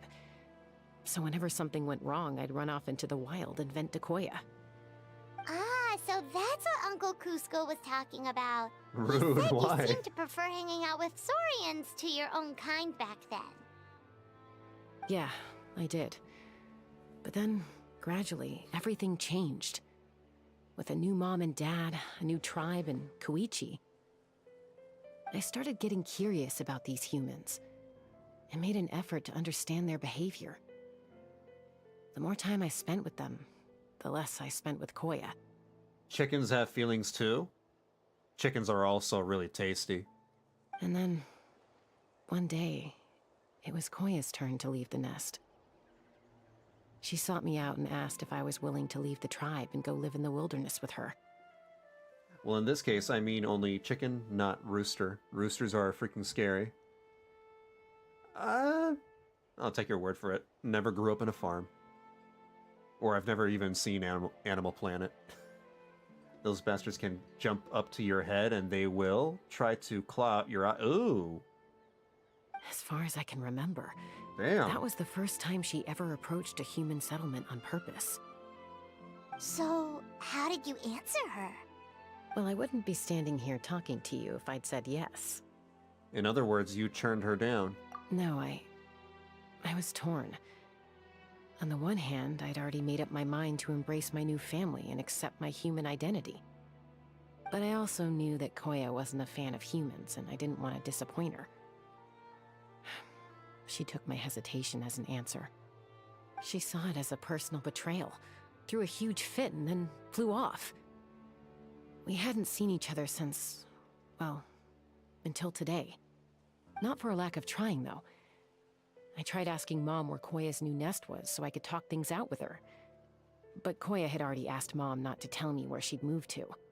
Where'd she move to? Man, this is weird. Like, I'm just imagining, you know, these dinosaur birds talking it out. Like, Mom, I'm moving out. I'm gonna go live in the big city, in an apartment. I'm gonna become a superstar. No, you're a cuckoosaur. You gotta stay over here with us and live out in the wild. Wait, it must be hard for Mom, being stuck between her two daughters. So I didn't press the issue. And I didn't go looking for her. But after today's events... If things carry on like this, I need to make sure I find her before anyone else. Even if she doesn't want to see me. For now, let's bring the wounded back to the tribe. And see what Mutota and Elder Alba have in mind. Okay.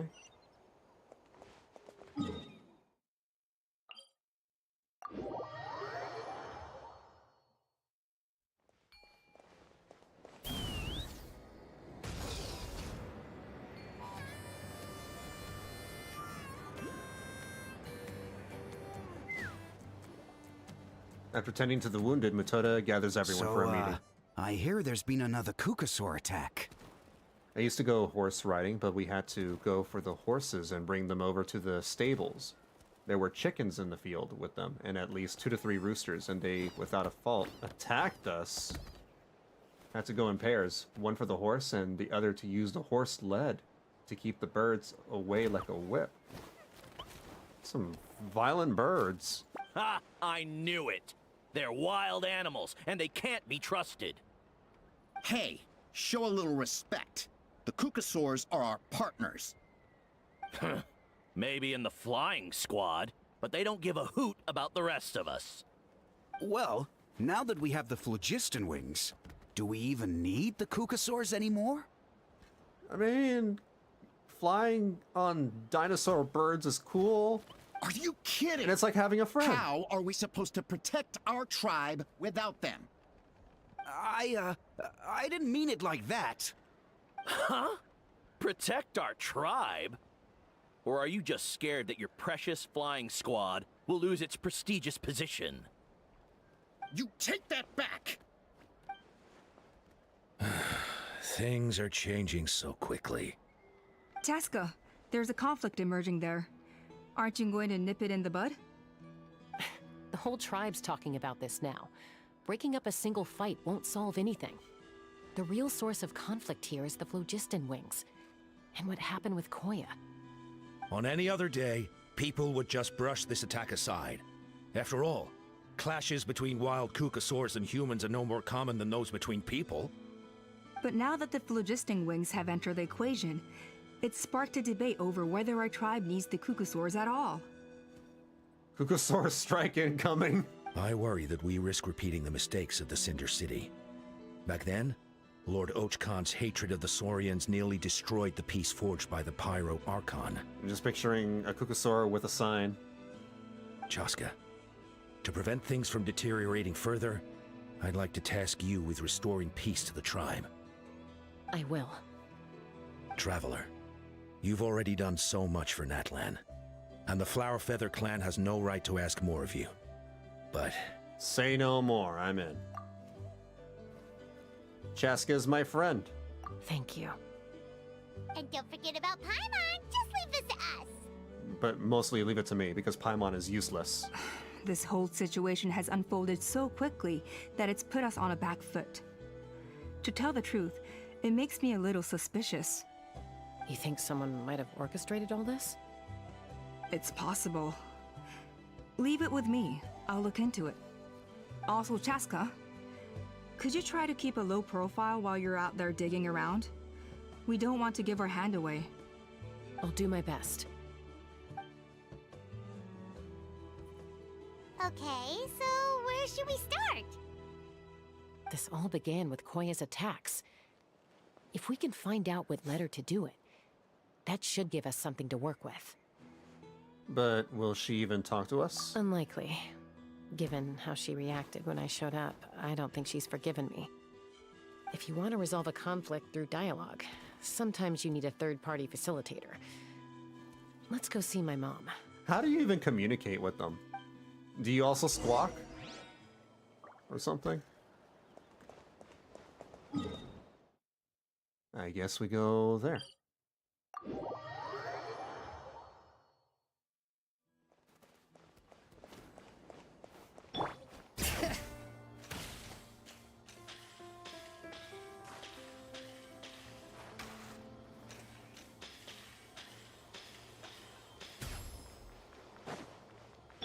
Let's fly. No, leave me alone. All right.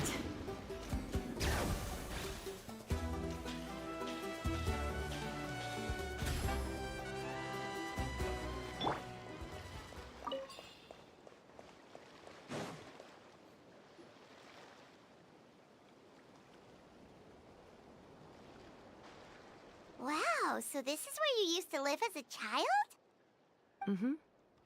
When I was little, Is that a... we used to do this thing where I'd jump from the top of this tree, and Koya would fly over from the platform and catch me in midair. That's a little dangerous. Also, you had a wooden toy horse? Or sometimes we'd both fly from the treetop together, and then after some aerial maneuvering, she'd throw me up onto that platform.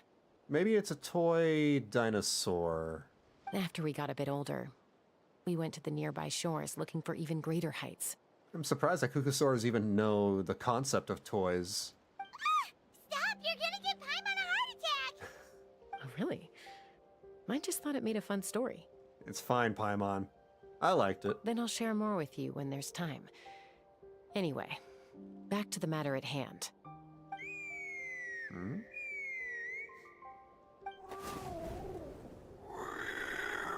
Is that Mama? Hey, Mama Bird.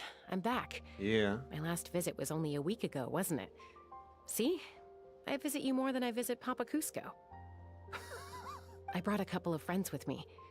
These are the Traveler and Paimon.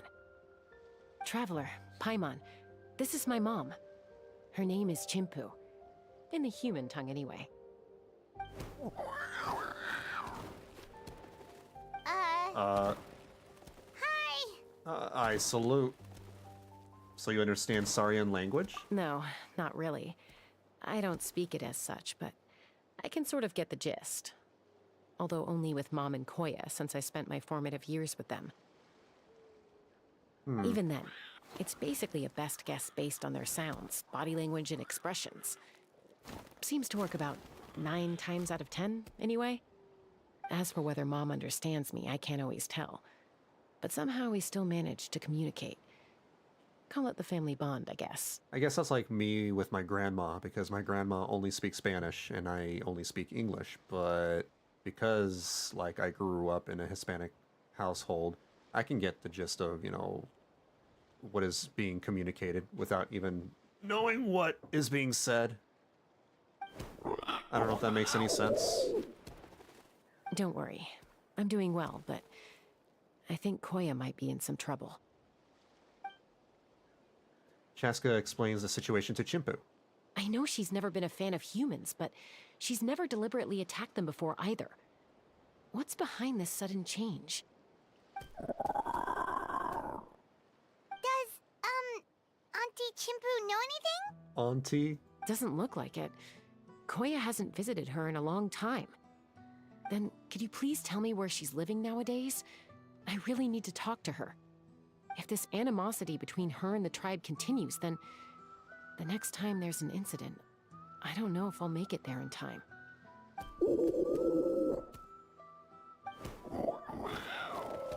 What did she say? She said she'll take us there. Thank you, Mom. Okay.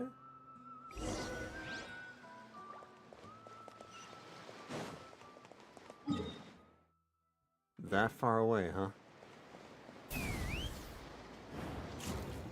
Oh no.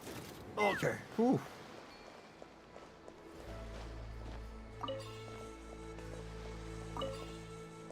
Will this be enough to get to the next island? Oh boy. Do I need to indwell?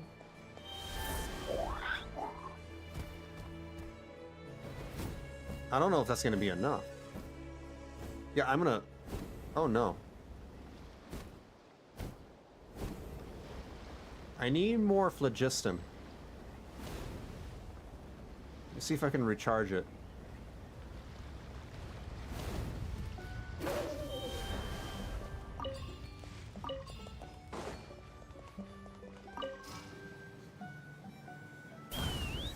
It's a little better. Let me just grab this thing real quick. There we go. Just gotta make sure you touch the little phlogiston thingies in the sky.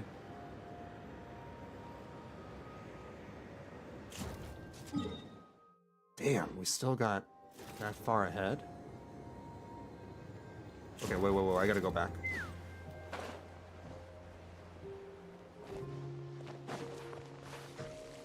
Then through here.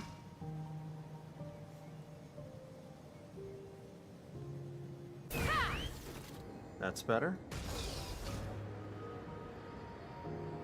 Will I make it? I don't know. It's starting to look spicy. Oh.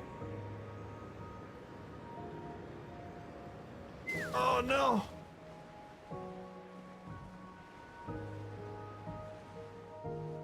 I think I'll be fine.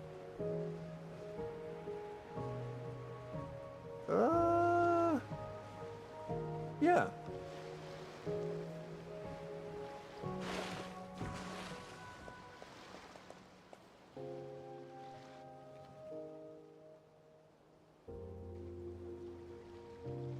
This is a really remote location. Because she was trying to get as far away from humans as possible. Yeah. We stay here? Okay. Got it. Traveler. Paimon. Mom says we should stay out of sight for now. She'll talk to Koya first.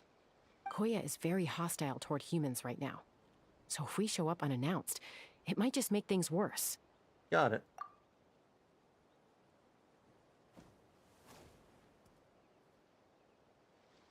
Redeem-moi.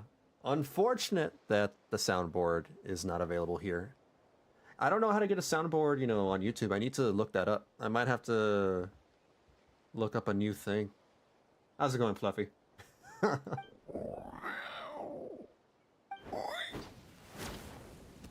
Wait, which one's the sister? Any idea what they're saying? Sounds like things are more complicated than I imagined. There's evidence in this area suggesting that Koya might have been the victim of a human attack. Oh, she has some... She's... Revenge, basically.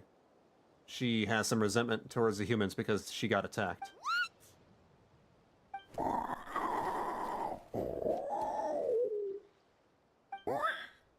What a compliment. Which one is the sister? They're both birds! What am I supposed to... No, What? What's wrong? it's Chime, Koya's child. The attackers kidnapped her. Oh! They came over the sea, under the cover of night, and they took Chime. She's a mom, too. What the heck? Who would do such a thing? Poachers. I searched day and night, and finally found them. Does she mean... Oh, who's that? Uh-oh! There's a hunter!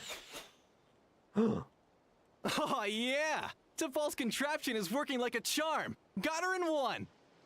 Wait, these are the same people who gave us the freaking phlogiston wings! Hey, there's another one! Wait, is that the one that got away last time? Well, no, duh! You got attacked. Who cares? Just get them all. T'Pol pays us per catch.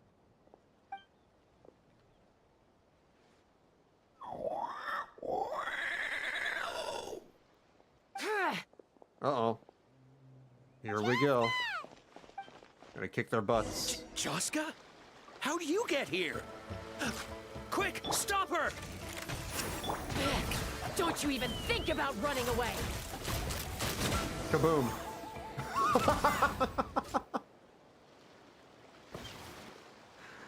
Oh, that was funny.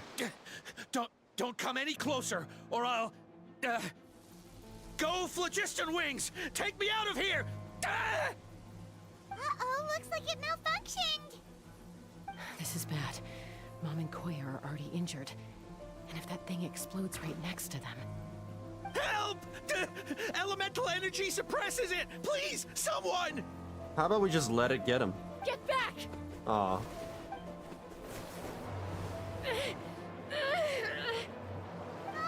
It's still going, and it's getting worse.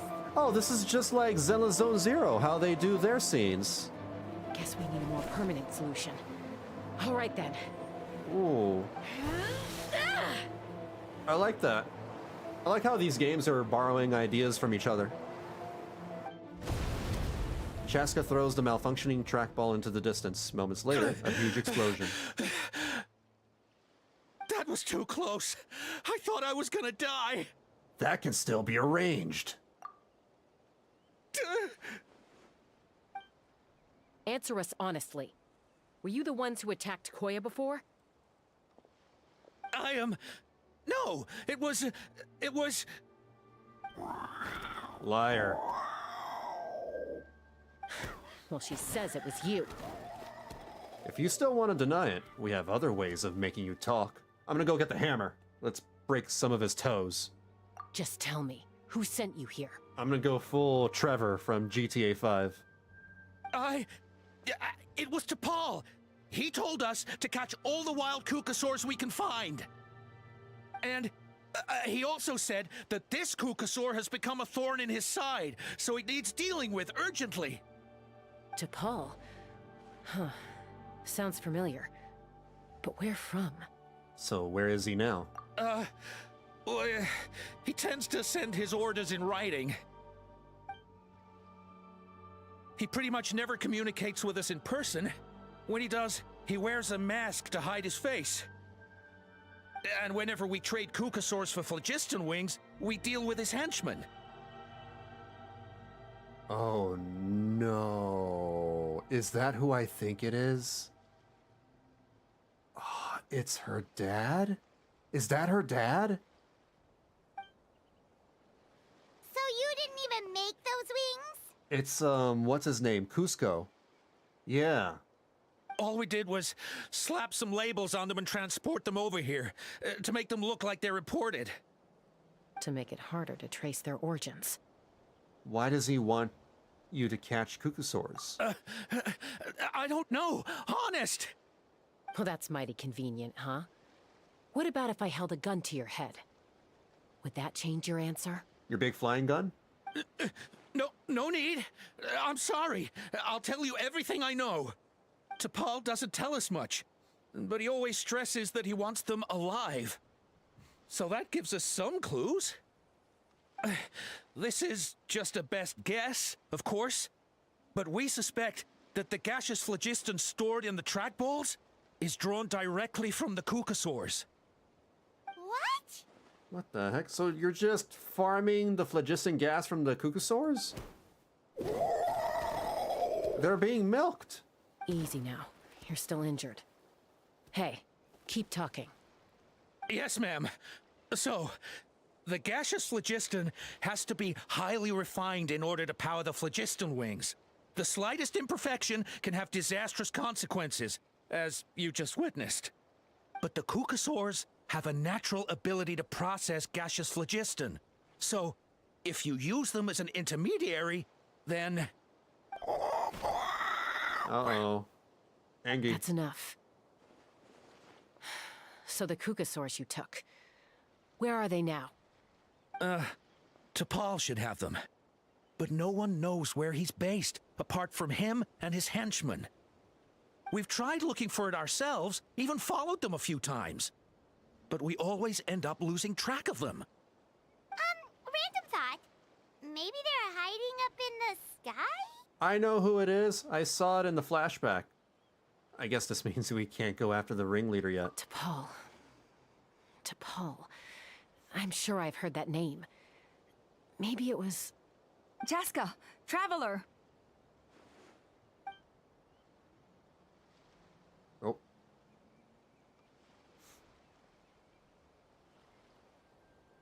That voice! It's Alpha!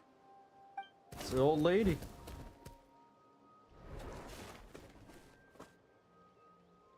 Nice landing. Elder Alba? What brings you all the way out here? Well, I was patrolling nearby when I heard the sound of an explosion. What's going on? Let me fill you in. Fade to black. There we go. You're filled in. I don't believe it. Elder Alba, does the name T'Pol ring a bell to you? I feel like I've seen it written down before. Maybe in a list of candidates for the flying trials? Huh? So he's a member of your tribe then? No. If he was a member of the Flower Feather clan, I'd definitely know him. Shall we head back to the tribe and do some investigating? Now that you mention it, I do remember a young man from outside our tribe who came to participate in our flying trials once. You were away on a mission at the time, which is probably why you don't remember him. He was a craftsman from the Children of Echoes, but he'd always dreamed of soaring the skies, so he wanted to join our flying squad. The Children of Echoes? That's rare. But despite his best efforts, he unfortunately failed to pass the trial and gain the Kukasaur's approval. In the end, he went wingless and returned dejected to the Children of Echoes. Wingless, huh? Maybe he invented the phlogiston wings to get revenge on the Kukasaurs. Weird. Perhaps. Or maybe it's simply his way of dealing with his regrets over his past flying endeavors. Either way, it doesn't excuse his abuse of the Kukasaurs. I'm gonna take these guys back and expose the truth to the tribe. It's time for this conflict to end. Will they still want to use the phlogiston wings, though? Easy, Chasca. Remember what I said about keeping a low profile? The ringleader still hasn't shown himself, and this man's allegation about powering the phlogiston wings with Kukasaurs is only speculation. Bringing these men to the tribe now won't win over any current supporters of the phlogiston wings. In fact, it may even escalate the conflict further. After all, many are mistrustful of the Kukasaurs after recent events. Yeah, but they only acted this way because of these guys. Is that why T'Pol waited until now to try to capture my sister? I don't know. I mean, he did tell us to spread negative rumors about the Kukasaurs and slip some Mora to anyone opposed to them, but... But Koya only attacked humans because they stole her child! Exactly. Nevertheless, we will be hard-pressed to change people's minds while emotions are running high. Unless we have irrefutable evidence. You mean we need to catch T'Pol himself? Bravo! My thoughts exactly. In the meantime, leave these men with me. I'll escort them back to the tribe. I'll take the other members of their crew into custody too. They won't get another chance to stir up trouble. You sure you can handle that by yourself? Fair enough. I guess finding T'Pol is gonna be the key to resolving this conflict. Let's hope the Children of Echoes have some info on him. Alright. Sorry, whatever it is, it'll have to wait till this is all blown over. I have to fix this situation before it spirals out of control. Mom, sis, rest up and get well soon. I gotta fly. And Paimon's gotta float. Everyone departs, leaving only Chimpu and Koya. What if Paimon gets kidnapped and someone tries to harvest her magical energies that makes her float? Had me randomly think. Oh, they're talking. All right. If you're worried, go ahead and help her. Don't worry about me. Mom can take care of herself. Got it. I would have given them a silly voice, but like, yeah, never mind. Best not. Let's fly.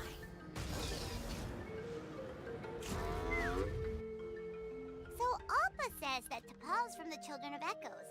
But how do we track him down? Just ask around until we find him? We gotta Let's Scooby-Doo start by this. talking to someone we know. It'll be faster that way. At this time and place, I'll bet the easiest person to find is... Wakey, wakey, Shilonen! Shilonen? Oh, is she sleeping on a tree? Oh, it's you. Okay, give me a second. I'll come down. Just like the trailer.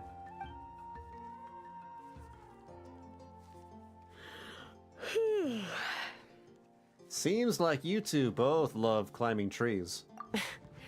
I climb trees to fly further and see farther. I don't usually stop for a nap. Well, we're not all like you. Always full of energy, even after flying around all day. Yeah. So, you've come all this way and interrupted my precious nap time. Might I inquire as to, why? I'm sorry, Shilonen, but it couldn't wait. Does the name T'Pol mean anything to you? He's a craftsman, apparently. Huh. T'Pol. Yeah, that rings a bell. I think that's Puma's child. Is he in the tribe right now? Nope, I'm afraid you're a few years too late.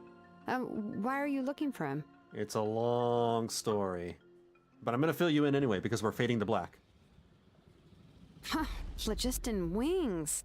Wow, okay. The kid actually pulled it off. Well, looks like, no more rest for me today. Pulled it off? You mean he's tried making something like this before? Yeah, he started trying to build a flying machine right after he got back from the Flower Feather clan. I'm still curious about, Chasca's flying machine. How did she come across that? Or how did she, So right after he went wingless then. Was this flying machine anything like the gun you made me? Oh, there you go. That answers my question. It was made by Shilonen. You mean your gun that's harder to tame than the proudest Kukasaur? No, he wanted to build something that allows anyone to fly freely, even if they're not naturally gifted. But he never got very far back then, though. Blew up his workshop a few times and barely made it out alive.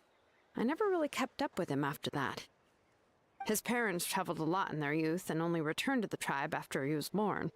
But they settled in a remote area and don't interact with other people much. Which means most people in the tribe don't know them very well. Your best bet is to chat to his direct family. I'll, go get Puma. Wait for me in front of the workshop. I won't be long. Okay. Going side over there. Actually, it'll be easier if I just teleport right there, because there's a lot of terrain in the way.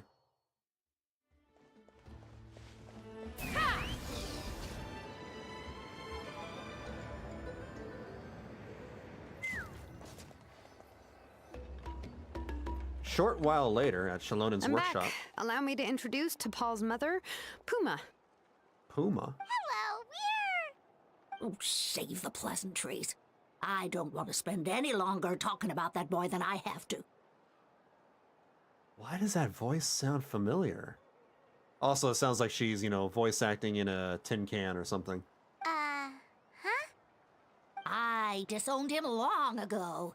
He is no child of mine. All he cared about was his pipe dream of reaching the sky. Oh, we tried to talk sense into him, but he was obsessed.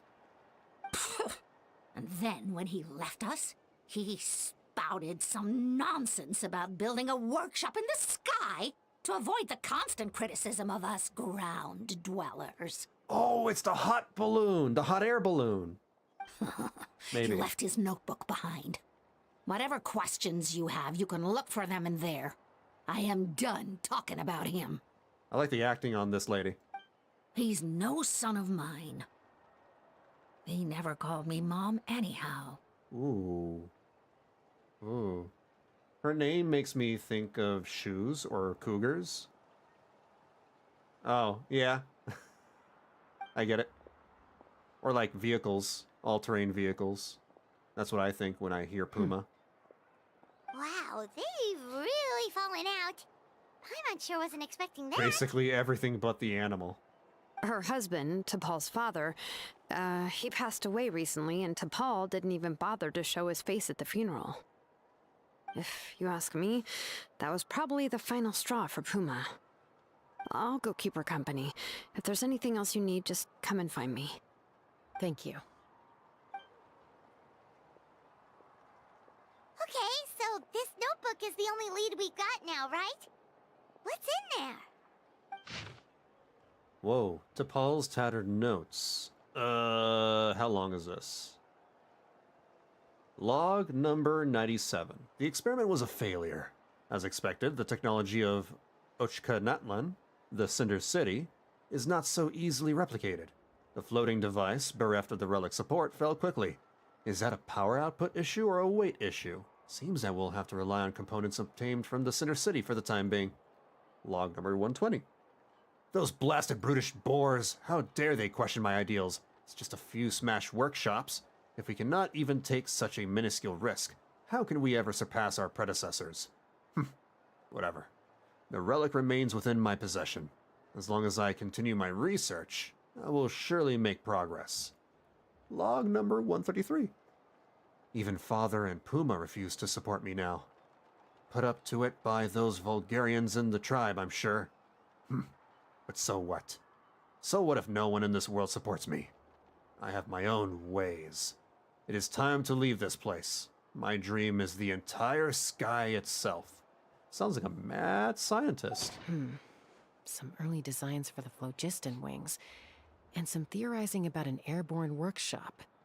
Natlan, the Cinder City. Looks like that's where he got his technological inspiration from. So, was he serious about the workshop in the sky? But that's such a big project for one person. Do we think he actually pulled it off? Actually, look at that balloon sketch. Oh, yes.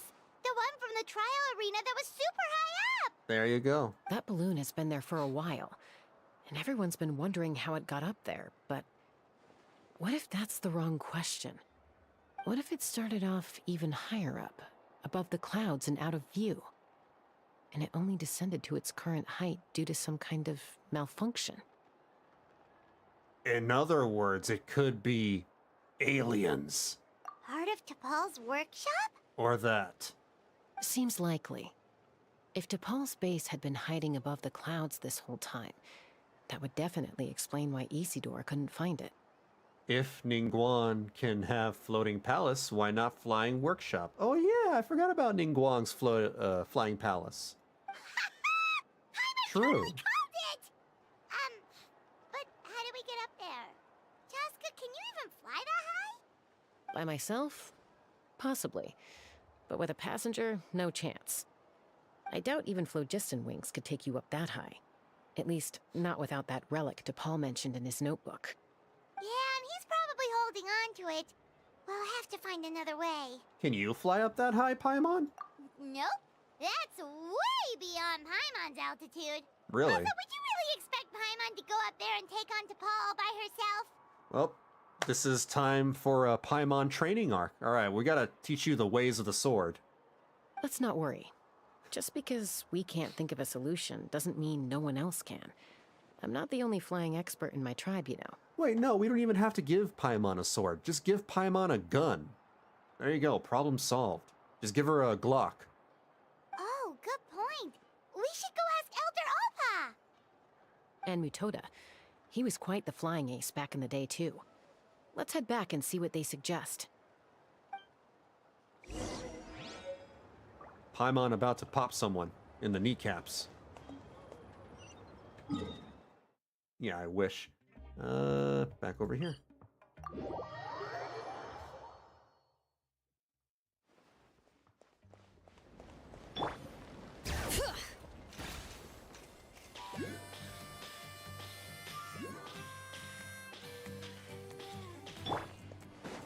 Take me up. Whoops. Chasca, you're finally back. Things are getting really tense in the tribe.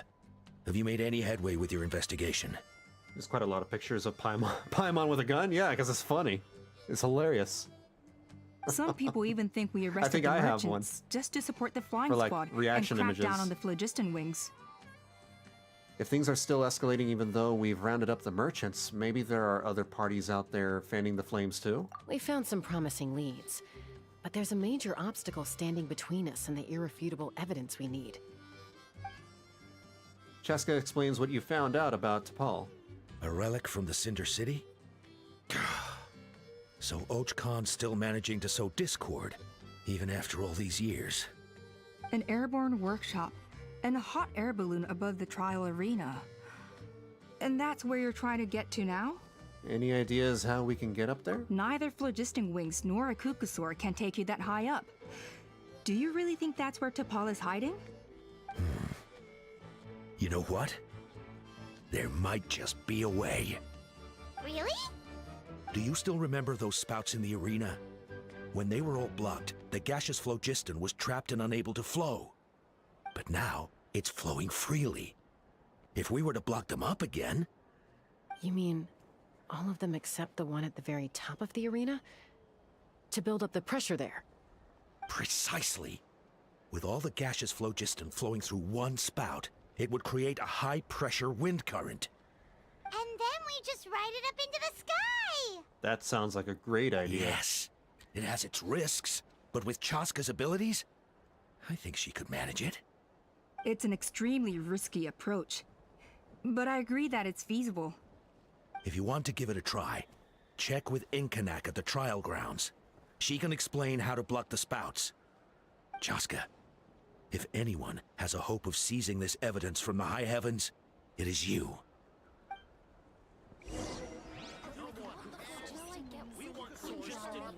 Oh god, they're all talking. Everyone's arguing. Not my problem. Oops.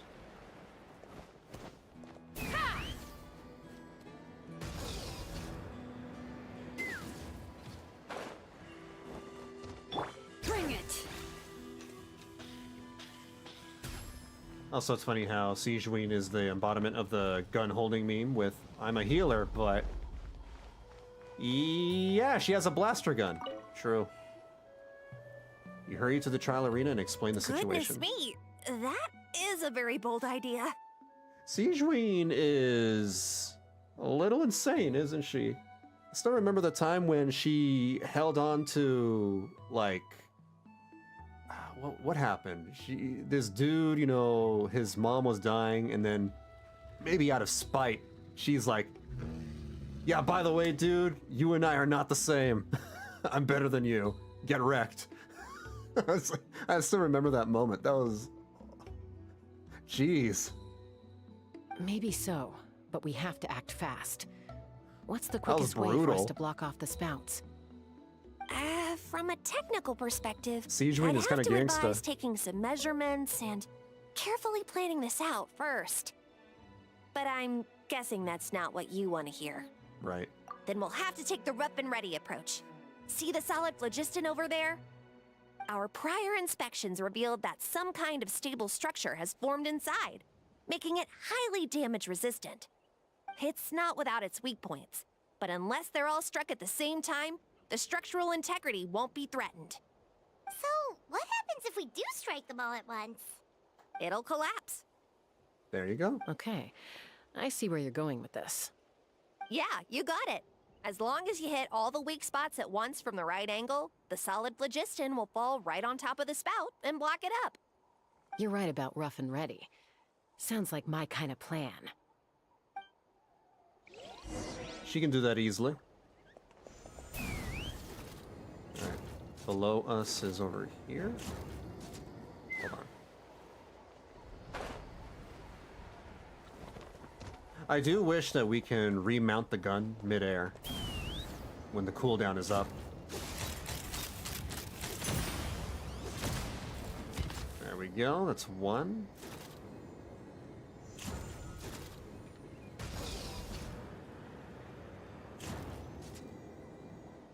Look! There's a chunk of solid phlogiston right over that spout!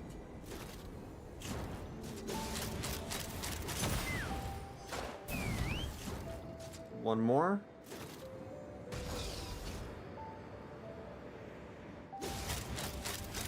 Open fire! America! Now what? Oh. Did I miss something? Take me up! Oh, there's more.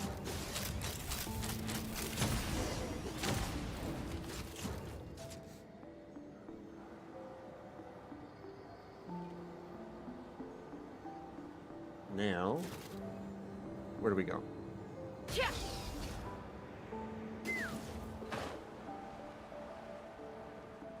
Ran out of juice. It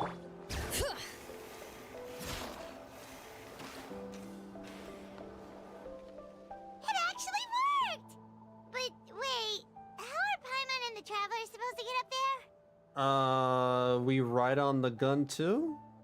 I mean, with all this phlogiston stuff, maybe it'll be easier for Chasca? Koya can give you a lift. Oh. She's actually been following us this whole time. Oh, I wanted to ride on the back. Sad. Wow, Paimon didn't notice at all. I guess I'll ride your sister. That sounds bad. Probably because she didn't want to get too close to humans. Or maybe just me. But right now, we need her power.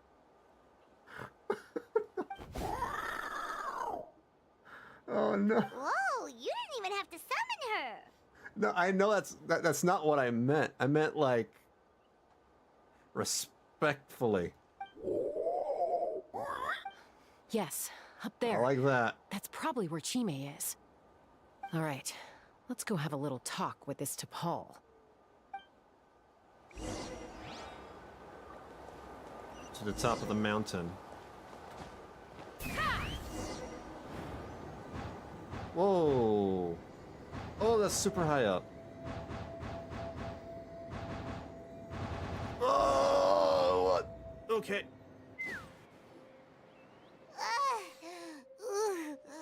Paimon's never flown that fast before. She feels so ready to throw up. At least we made it in one piece. Aha. Just as I thought. It might look like a regular hot air balloon from the outside, but up close, it's clearly been heavily remodeled. And some really weird shaped balloons up there. That does not look right. And sure enough, it only descended below the cloud line because the custom-built machinery malfunctioned. Can you tell what the issue is? I should be able to figure it out with T'Pol's notebook. Thankfully, I know a little DIY from fixing up my guns when they're having issues. That should just about do it. Now all it needs is a nice hard kick. Maybe that works on your guns, but, huh? We're really moving! Oh, there you go.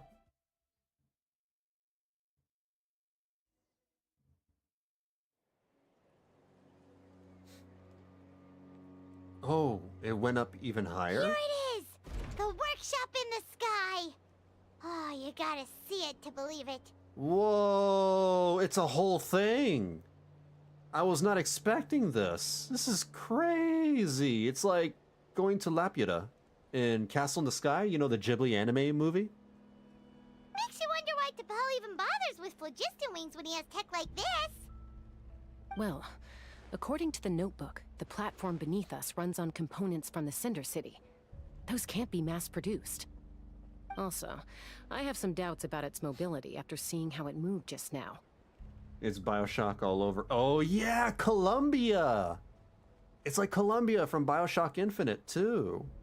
For someone like T'Pol who dreams of flying freely, this definitely doesn't cut it. Yeah, Laputa. Isn't it Laputa? I think the castle in the sky was called Laputa.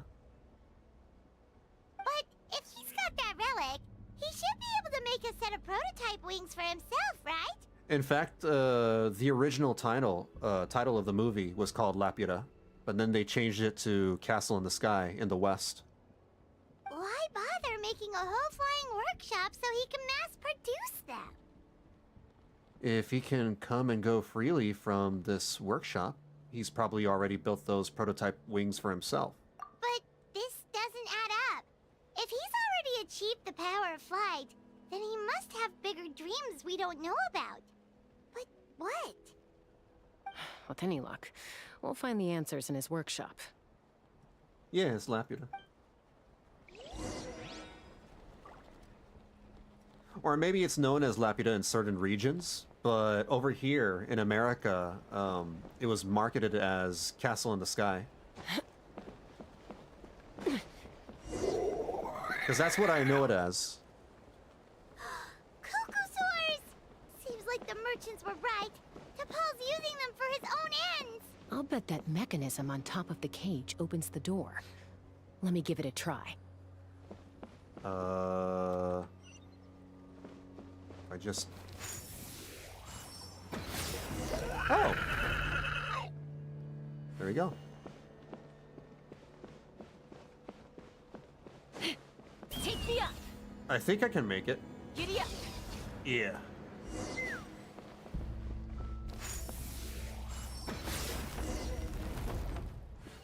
You're free. Why won't it fly away like the others? Is it... Oh no. She's still breathing, but barely. By the looks of it, T'Pol was using these cages to extract phlogiston from the Cuckosaurs. Once a Cuckosaur is drained of phlogiston, it becomes too weak to move. We'll have to come back for these ones after dealing with T'Pol. Well, that's tragic. There's another notebook here. Let me see. Looks like a record of his phlogiston research. Log number 330. With the support of... I was finally able to launch the airborne workshop. Even though it relies on the relic for 80% of its power supply, I've at least taken the first step. Log number 348. Research on the relic is progressing well. I should be able to replicate the technology and scale up production very soon. I don't remember what Cusco sounds like from the beginning of this story quest, so I can't make the comparison. Has proposed a name for this groundbreaking invention, the phlogiston wings. I think I'm getting close. Soon I will achieve my dreams. Log number 377. Encountered some issues with the new smaller model phlogiston wings. The gaseous phlogiston showed some volatility during the refinement process. The Japanese name is Tenku no Shido Raputa, so Laputa. Yeah.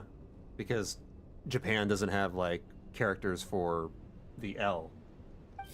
Thinks we should proceed at a more cautious pace with the refinement experiments. But after so many past failures, I have to prove that I will succeed this time. I learned about that when people had, dumb arguments about whether the main character from Death Note was called Light or Raito. Log number 114. Ran an experiment using kukasaurs to refine gaseous phlogiston. It was a success. Log number 117. I've started recruiting merchants and hunters to capture wild kukasaurs. Log number 121. Major breakthrough in the efficiency of phlogiston yield. Huh? So many parts have been crossed out! Based on the context, it should be someone's name. Yeah, probably the contact he alluded to in his other notebook. Guess he has a benefactor. Did anyone else notice how the numbering system in this notebook suddenly changed halfway through? Yeah, and the tone seemed to change a lot too. We haven't got time for textual analysis, I'm afraid. Grab the notebook and let's press on. How the hell am I supposed to know that from text? The reason why I didn't get any English manga of One Piece was because they wrote Zoro as Zolo, and I just couldn't get over it.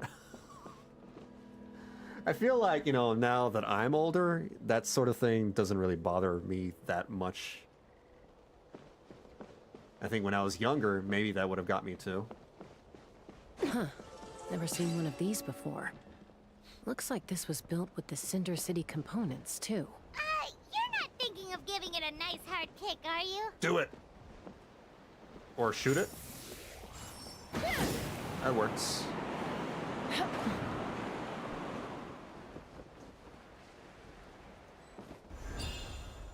And now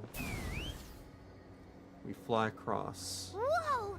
What's that mechanism doing? It's asking Oh, it's for shooting a nice me. hard kick where it hurts. Aim for the weak spot.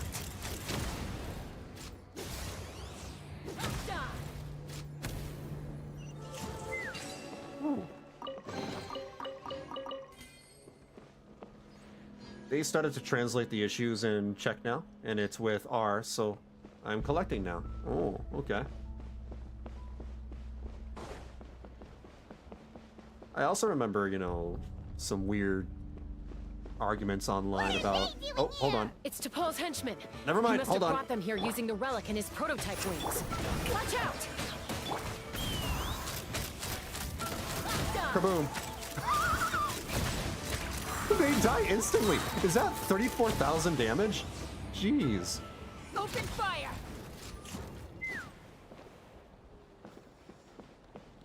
This is a trial version of Chasca, though. But holy crap, the fact that she can get that strong is kind of ridiculous. Hey, look here! More of T'Pol's notes! I was saying, I remember some arguments online about the character Pain from Naruto and how it's supposed to be spelled. Like, no, it's P-E-I-N. No, it's P-A-I-N. And it's, again, similar thing with the L, you know, some missing characters. They can't really spell it the way they want to, but they want it to sound like the English word for pain. And that's his thing.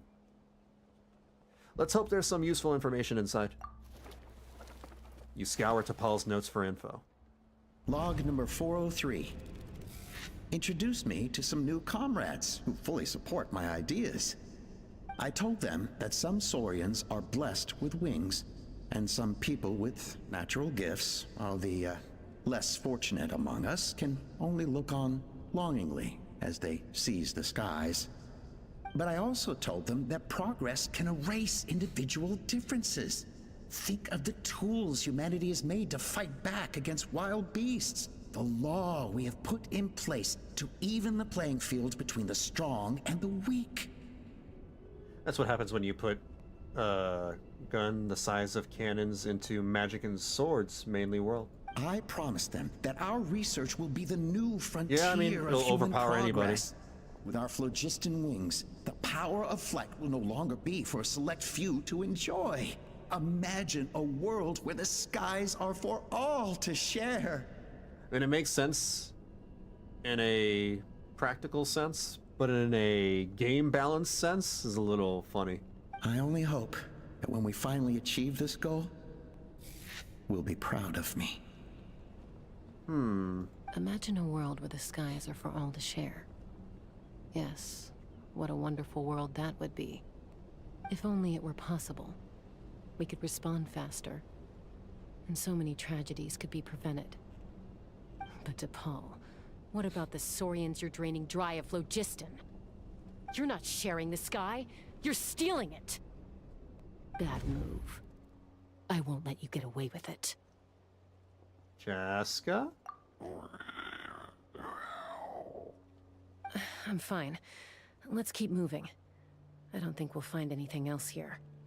I wonder when she's gonna freak out and, you know, let the Abyss corruption take over her again. It's the Indiana Jones duel again. Oh yeah, the gunfight, where like the guy's like twirling his sword or whatever, and then Indy just brings out the gun and goes pew pew. I ain't got time for this.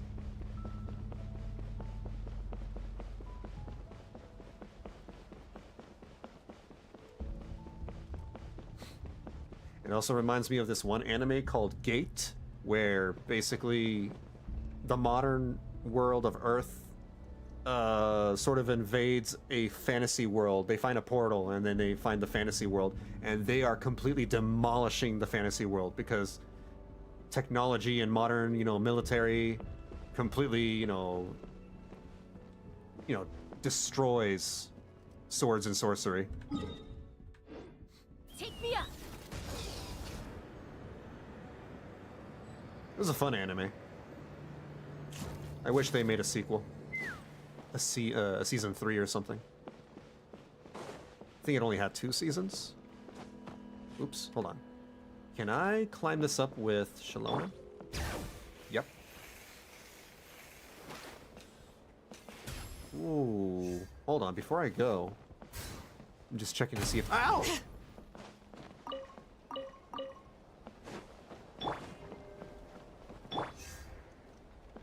Oh. Open fire! You're free.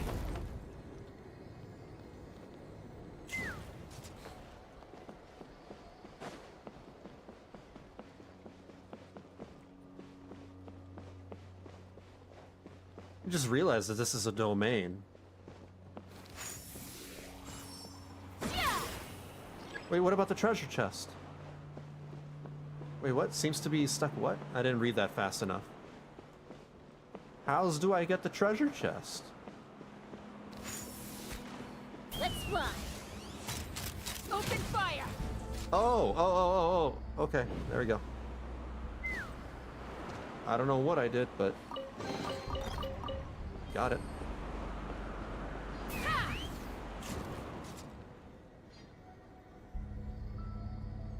Ooh.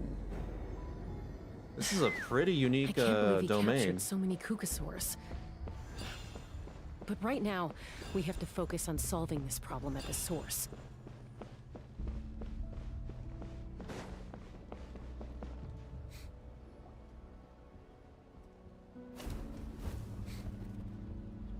Looks like we've reached the center of the workshop. I saw about the first 3 to 5 episodes of that. Only 3 to 5? You didn't enjoy it? And still no sign of Koya's baby.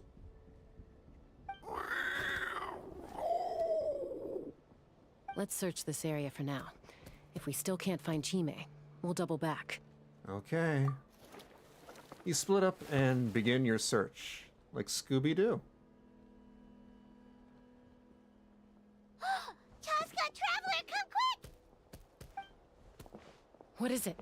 Did you find Chime? Not yet, but look! It's another one of T'Pol's notebooks! Let's give it a read. All right.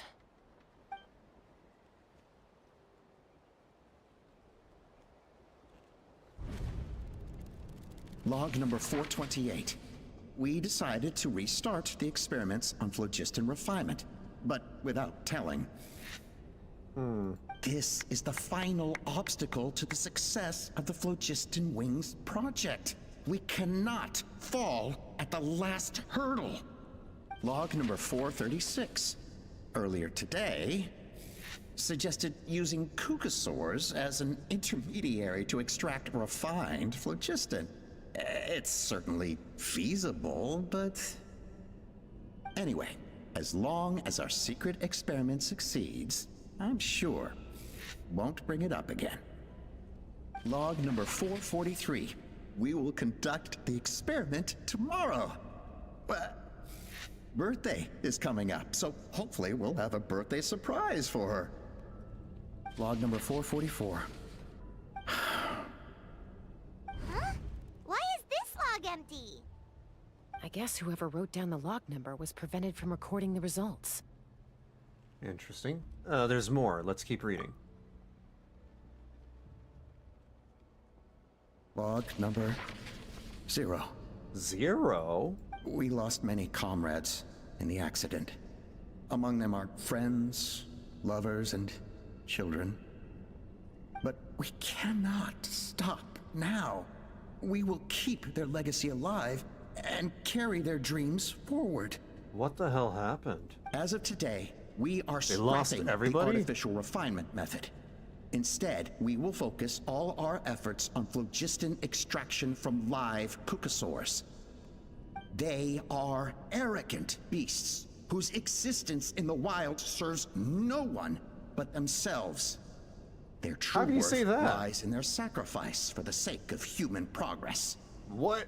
To facilitate our operations, we will gradually move the airborne workshop closer to the I feel like every flower-feathered animal in clan, the animal even kingdom, as you we know, has its continue to place. expand it.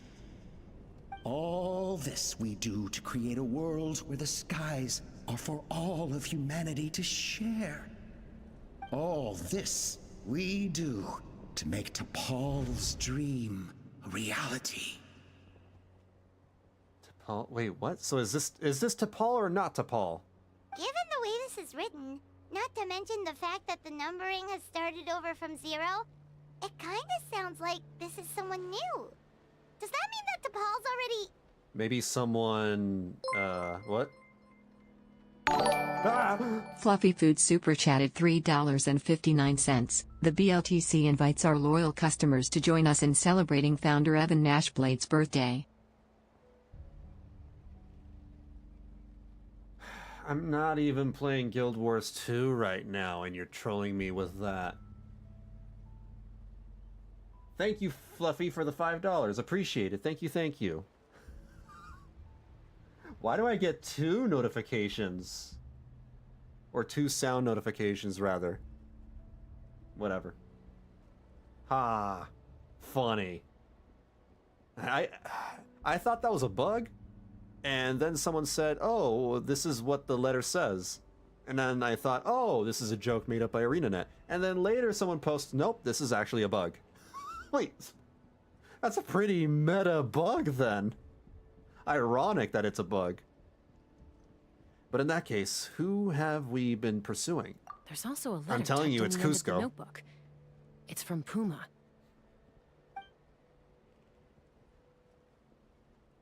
Maybe. T'Pol, I don't know where you are right now, so I don't know how to reach you. My best bet is to send this letter to the Flower Feather clan. Your father is gravely ill.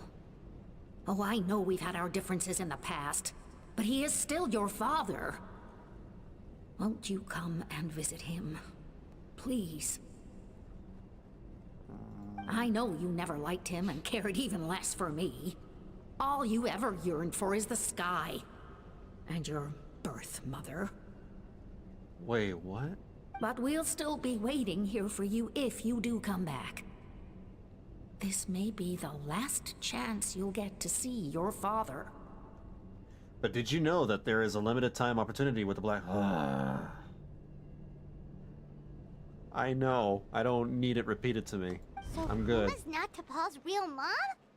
Huh. Well, she did say he never called her mom, but Paimon assumed she was just venting. We know that T'Pol's father passed away quite recently, and this letter looks recent. By contrast, the writing in this notebook is old and faded. It looks like the real reason T'Pol didn't attend his father's funeral is because he'd long since passed away himself. Then... T'Pol's birth mother... If we ask ourselves why this letter was sent to the Flower Feather clan, why T'Pol always yearned for the sky, and how he got his hands on a relic from the Cinder City. Because he's wingless? It all points to one answer. He's maidenless. That's right. T'Pol was my child. He was born during my days as a wingless wanderer. His birth gave me new hope. I wanted to become the kind of mother who spent her days as a valiant rider, soaring the skies. Not an aimless, wingless nobody. Wait, is that the old lady? But his father wanted to settle down, to give his child a safe, sheltered life in his tribe. We fought about it constantly, until the love we once had for each other was gone. He started a new family. It's Alpa! With another traveler who was also looking to return home. And I went back to the Flower Feather clan. Alone. Alpa? It was her? I had no idea that despite being raised among the children of echoes, my child still harbored dreams of the skies. Can you imagine, Chasca? The joy and surprise I felt when he showed up at my door, asking to join the flying trials. Or how proud I was when he said he wanted to prove his own worth, rather than relying on my position as elder. I did not expect that. I thought Alpa would be like against, the new technology. Boy, was I wrong. And then the anguish Further that from the truth. overcame me when he was rejected by the Cucusaurs and became wingless, just as I had after my injury. You've got a lot of nerve showing your face here. Don't take this the wrong way, Chasca. I'm not here for a fight. I just want to talk. Isn't that your preferred way to resolve things? I trust you've learned of T'Pol's wish on your way here. A world where the skies are for all of humanity to share. If only his dream can be realized, no one will ever have to lose their wings again. Our aerial prowess will be greater than ever before. War will never again come at such a great cost. The loss of Koichi is a tragedy that need never be repeated. So tell me, Chasca, do you really wish to see the phlogiston wings forever grounded and gathering dust? She was raised by Cucusaurs. She doesn't want her family to suffer. Yeah, the answer is obvious. Nothing you've said excuses all the conflict you've caused. You mean the argument back at the tribe? It was a necessary measure. Sometimes this is the only way to accelerate the pace of progress. Is a mother harming her children when she coaxes them into swallowing a bitter pill? Of course not. It is a brief moment of suffering for the greater good, and the child would come to understand this in due course. The phlogiston wings are that bitter pill. We will never progress as a tribe if we cling to the scraps the Cucusaurs offer us. Once the people have embraced the phlogiston wings, they will never look back. Even if they learn how the refined phlogiston is sourced. They will convince themselves that the sacrifice of a few Cucusaurs is a small price to pay for our dominion over the skies. But this I had not anticipated. I barely had the chance to introduce the phlogiston wings to the tribe before you found this place. Your plan was hardly foolproof. Yet, it can still be salvaged. Chasca, traveler, you are the hope of humanity. Yeah, I'm that's sure true. you have your doubts about my methods, but know that my love for humanity and for Natlan is genuine. You know me, Chasca. And you know that I've always treated everyone in the Flower Feather clan as my own children, as fellow humans. Surely you can understand my perspective. You wish. Alpa, Natlan doesn't belong to humans alone. And truthfully, neither do I. Yeah, it's also all the animals and the dinosaurs.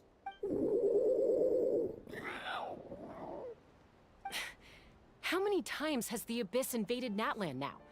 And yet despite how much stronger it is than us, Natlan still stands as a nation of humans and saurians. We even fight alongside them. Peace imposed by force will crumble in a matter of days, because social bonds are what hold a civilization together. Weren't you the one that taught me that? And yet you would break the bond we share with our Saurian companions to take more power for ourselves? That's as stupid as hacking your own arm off to use it as a club. They are wild beasts, driven purely by instinct. How could they possibly understand human social bonds? Ugh, how did someone like her ever become a writer? True. How did she even pass the exam and got her license? Maybe Kukusaur instincts are not so different from ours. Oh, maybe she just had them fooled. Ha! You overestimate them. They bow to the strong and shun the weak. That's all there is to it. They never gave Tepal a second glance when he was at his lowest, nor me when I returned injured from the Cinder City. It's all about survival of the fittest for them. Plain and simple. They obeyed me once I proved myself stronger than them, but the moment it serves them better, they'll abandon me in a heartbeat. You're wrong, Alpa. They only reject the wingless because they don't want to fly anyone to their death. I was about to say, that. To protect themselves and the Chasca, people that I will ride them. promise you this. Only the unruliest wild Kukusaurs will be used for phlogiston extraction. The ones who have nothing else to offer to humanity. Still That's sounds too wrong. bad, because I know a few unruly wild Kukusaurs who don't think that idea is gonna fly. Namely my mom, my sister, and me. And the others? To us, they're friends, family, even children. So if you want to put any of them in one of your cages, you're gonna have to go through us. Is that right? I knew you Am might I be about to difficult beat up an old convince. lady? Maybe this will change your mind. What? Uh-oh. Oh no, it's the child!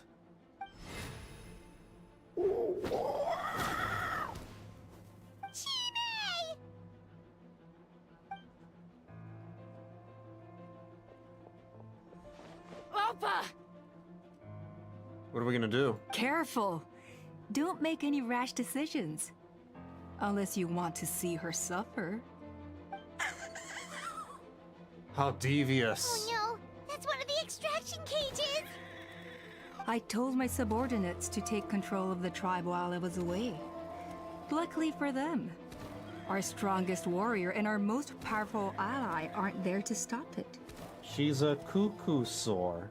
They're all cuckoo. Take control? What are you planning to do with Mutota and his supporters? I wonder if Genshin Impact could be sponsored by Cocoa Puffs. Merely accelerate their inevitable downfall. They cannot stand in the way of progress forever. It is not the move I wish to make, but I'm afraid you and your friends force my hand. PETA would have a field day. I feel like this quest is written by PETA. And since you insist on imposing me too, I have no choice but to keep you here until the dust has settled. So that's what you meant by I just want to talk. You never intended to negotiate. You just wanted to stall us. No, Chasca.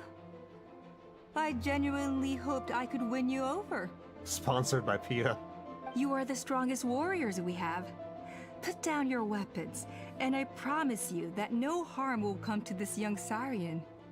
I just need you to stay here for the next couple of weeks or so, while my people consolidate their power. Then, I will give her back to you, and you'll be free to leave. You really think the Pyro Archon is gonna let you get away with this? As long as the majority supports our vision, even the Pyro Archon cannot meddle in our internal affairs. Your vision is deranged, and the Flower Feather Clan will never support it. You sure about that? Then wait here and see. Time will tell. Give people, enough time, and then they'll get used to the new technology, and they'll stop caring about, what sacrifices are made, in order to use the technology. It's kind of like with smartphones. If you know what smartphones are made of and what it takes to, use or to mine up the materials to make said smartphone, you'd probably be horrified. What do we do? Even if the whole tribe fights back, Mutota's in grave danger!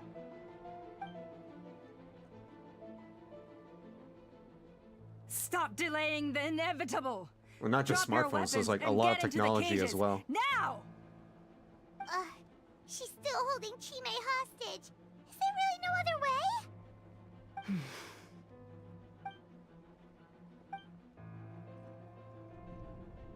Hmm? I'm sorry, Chime. I might have to do something unmotherly. What?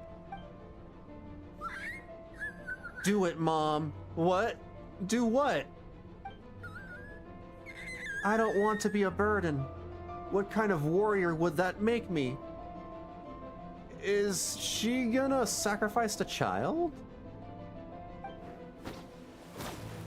Koya? Huh? What are you yapping about? Stand down. Drop your weapons, now! This instant! She attacked anyway. No! The relic! Oh, get it! Now! Fire in the Out of my hole! way! Take me up! Locked on! Give up, Alpa. We're negotiating my way. This ain't your strong suit. Can play Chasca with one hand too.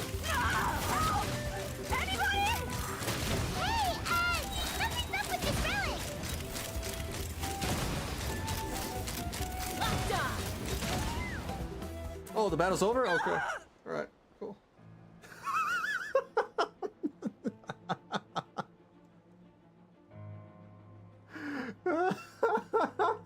I don't gotta watch.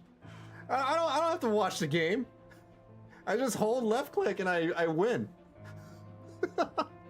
Jessica's kind of funny.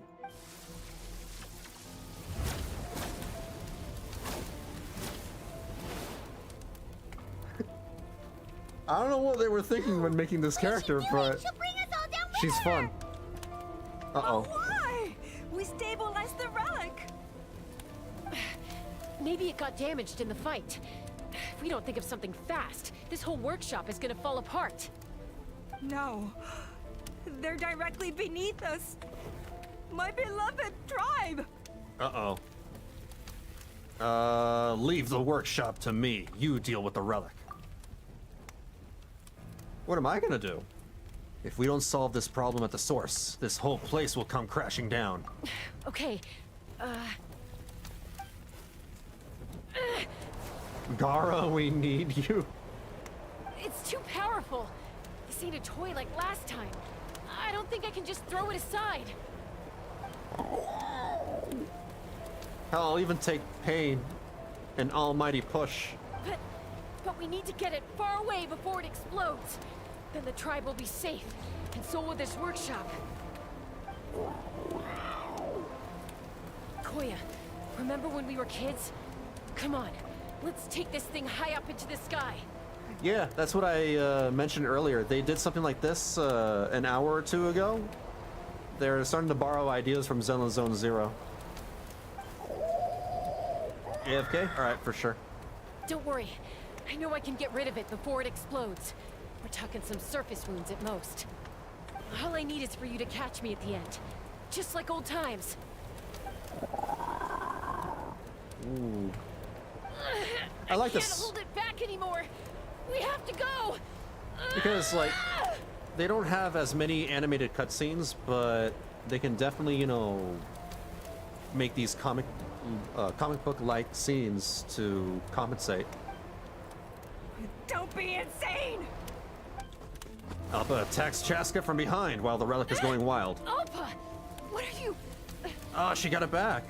You're a fool, Chasca! Why would you choose such a risky solution? We cannot entrust the safety of our tribe to this wild Saurian! I'm the fool. You really think you can stand a better chance than me? Did you not see Chasca blow up all your underlings and, like, with no... Like, it wasn't hard at all. I did it with one hand behind my back. Sure. I probably could have put on a blindfold. It may be asking too much for an ex-wingless to escape the blast radius in time. but I can fly it a safe distance away, even if it's the last thing I do. Uh-oh. Cutscene? Yep. Here. This should be high enough to save the clan. Ooh, she's not fast enough. You don't get to die a hero today.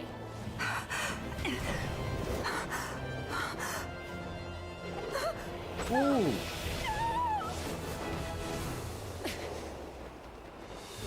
She's got a flying gun. She'll be okay.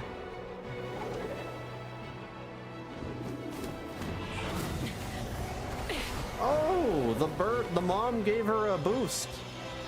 Or sister.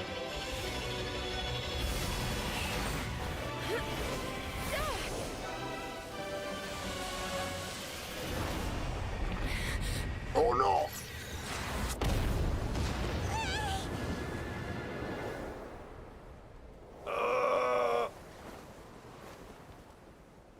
Is his sister okay? Yeah, she's fine. Whew.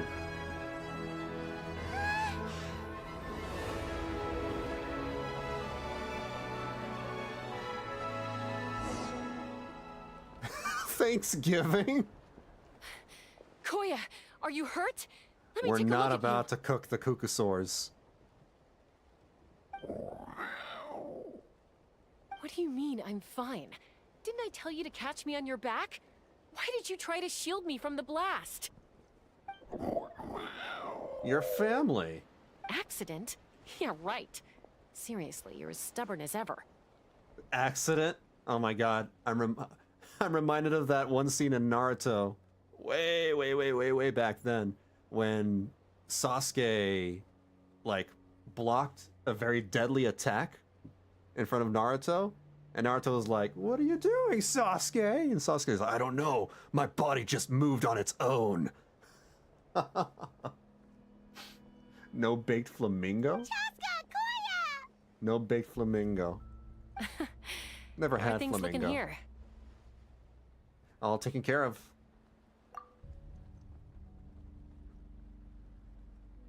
Haku versus Sasuke and Naruto, I think yeah. that's putting it mildly. Yeah. Man, I still can't believe that was 20 years ago. Ugh, I'm old. I owe you one. Again.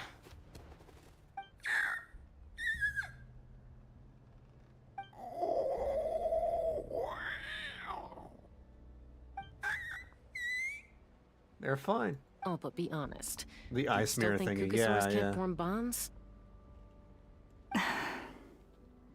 Mom, I'll figure out the refinement problem. I'll find a way. You don't need to worry about it. I just need some more time. That's all I ask. Please just trust me. Just this once.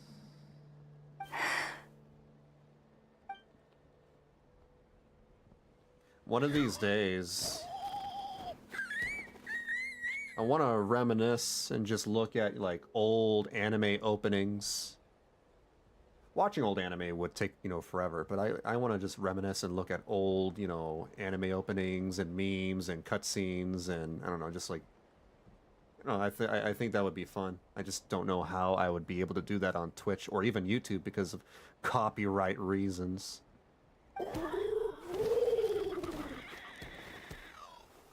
The Flower Feather Clan yield to the strong. And it's up to the winners to define what strength means. Gods, it's wild when you start to think about age of stuff in relation to your own age. I am old as One Piece, for example. One Piece is like 24? 20-ish? Something like 20 to 25 years. So it looks like it's my turn to yield. Yeah, I think One Piece is a little older than Naruto. And it's still going. It's crazy. Koya! Koya!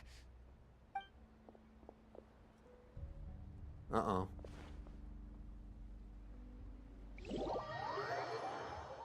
$19.98. Oh, there you go.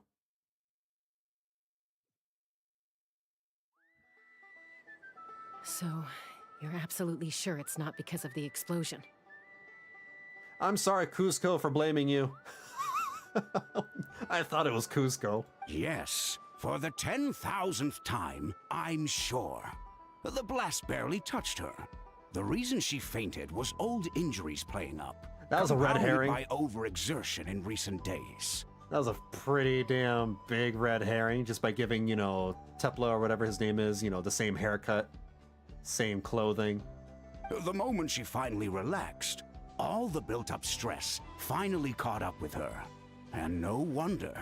Honestly, she's just like you. Man, Dragon Ball is even older than all of that. I started watching Dragon Ball when I was a little kid, and Dragon Ball's older than me, for crying out loud. I think Dragon Ball started in the 80s? Anyway, now you know how we feel when you go off risking life and limb. Your mother and I would both appreciate it if you lived less dangerously.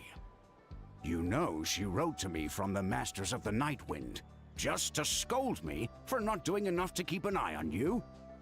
If she wasn't so busy with work, you can bet she'd come back here and chew us both out in person. I'll find an opportunity to apologize to her. I promise. You'd better. No more avoiding us, okay? And don't get me started on all the checkups you've missed. Got it. Got it. Huh? Koya? You're awake. I'll go let everyone know. Hey, but we're not done talking.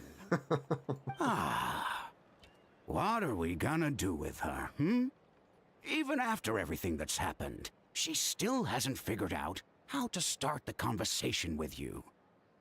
She keeps saying, I don't think Koya has forgiven me yet.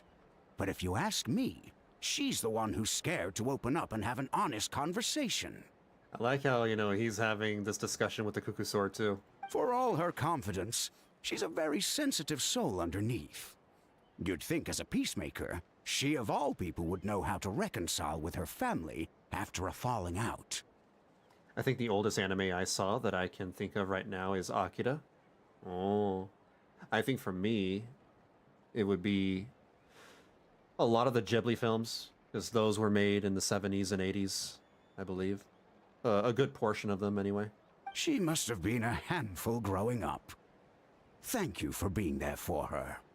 I wonder how old Cowboy Bebop is. Cowboy Bebop might be pretty old, too. And of course, thank you for keeping her safe when you were up there in the sky. Koya, Uncle Cusco, we're here!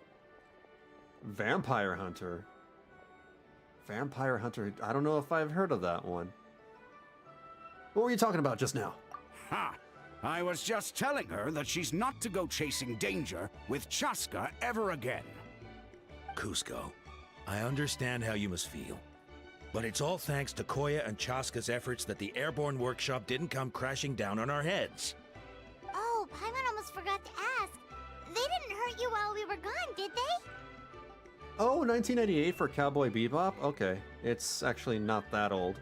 Thankfully, when her co-conspirators tried to arrest me, I was out coaching Koya and Junan. The two of them were a huge help. They took care of things while I went around rallying the resistance.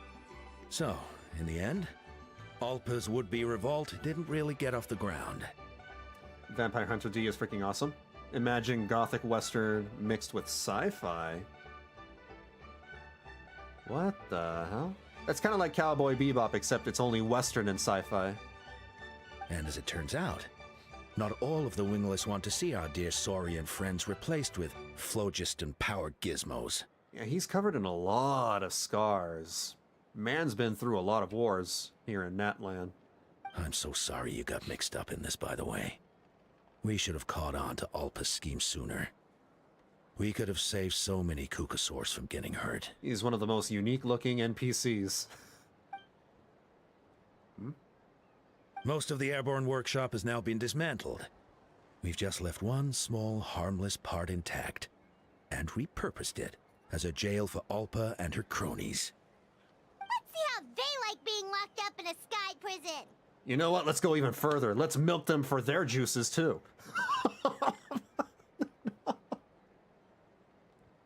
How the tables have turned. So, it looks like there's just one less conflict left to resolve. Peacemaker, you're up. Sounds bad. I said I had to wait until things had blown over, didn't I? And now they have. But I still have no idea what to say. Koya, I just want to say, I'm sorry for how things went down back then.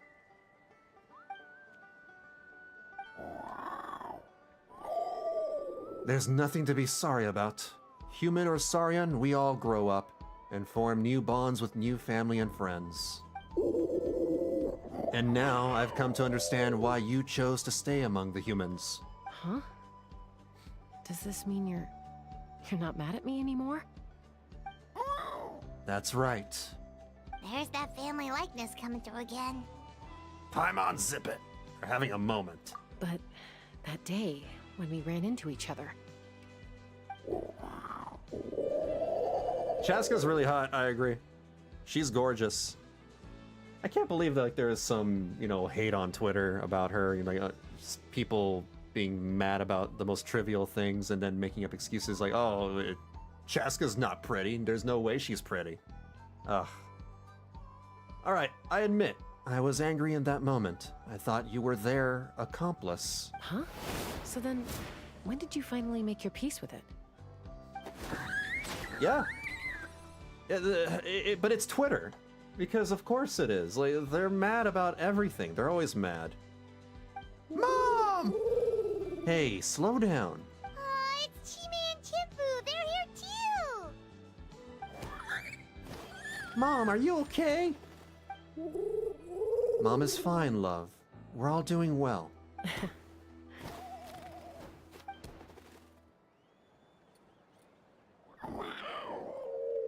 I guess it was when it was my turn to embrace a new family of my own.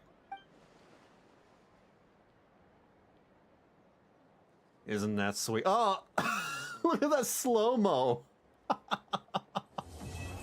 It was like one of those 80s movies where whenever the movie ends, they do a jump and they, push up their fist into the air.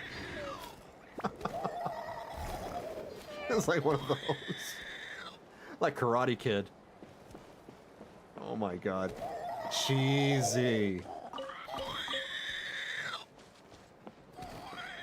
Zelda Zone Zero released a new lighter video? A music video 3 hours ago. Already?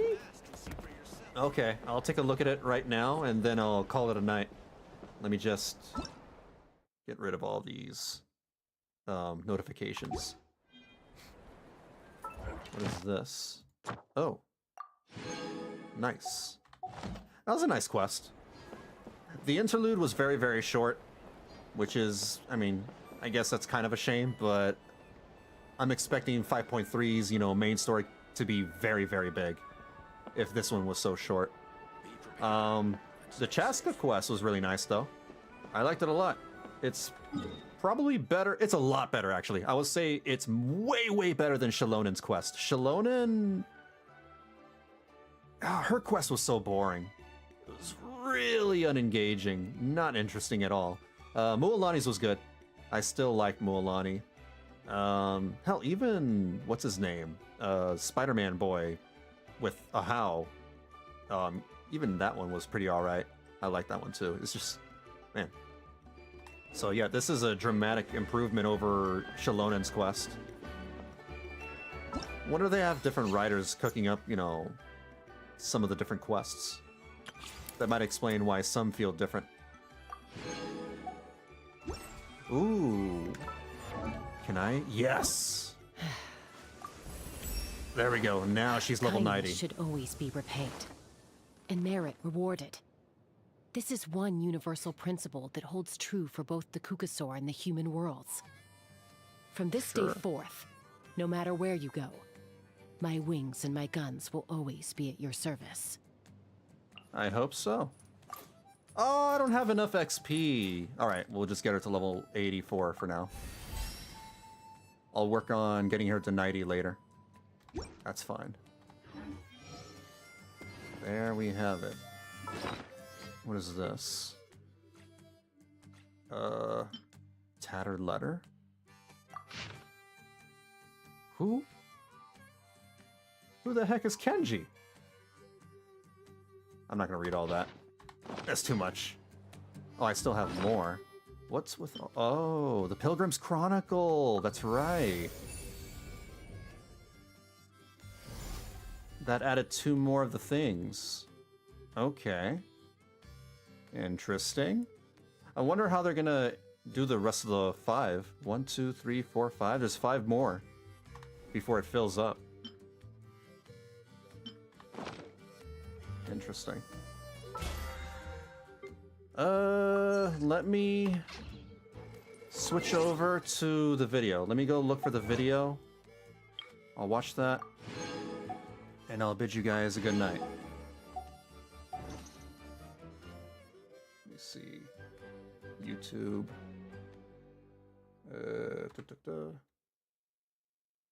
Zenla Zone 0.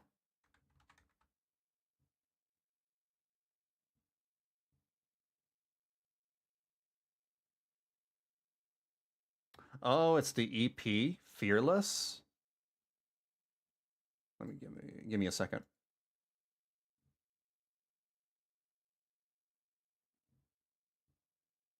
Okay.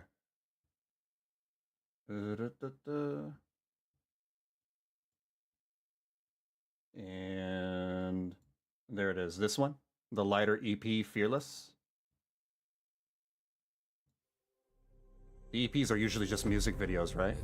Ooh.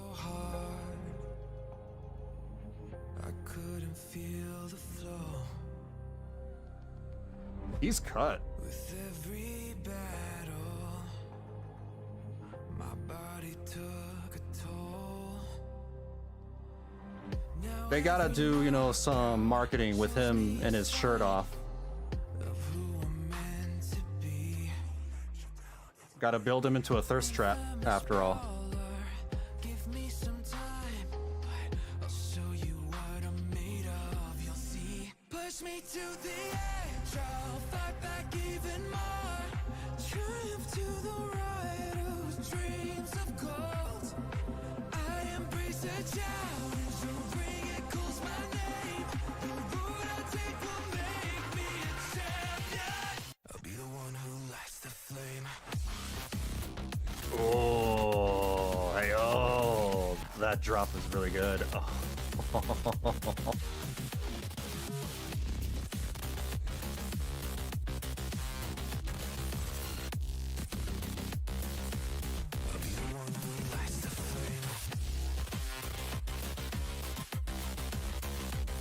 He's really badass.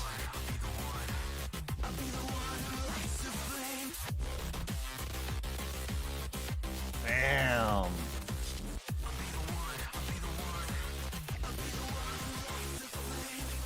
Whoever's drawing these probably needs a raise.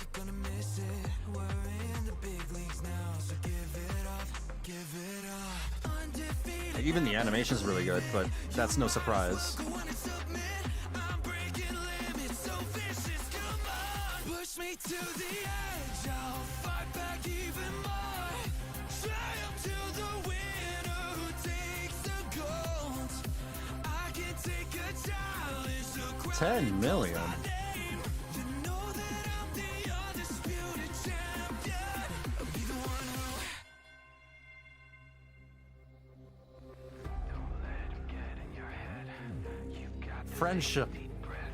but I'm so beat I might quit. No, don't say that, don't say that. You gotta get in their head. Knock him down with the counter left. Inhale, this is it. Exhale, you got this. Always in the last second.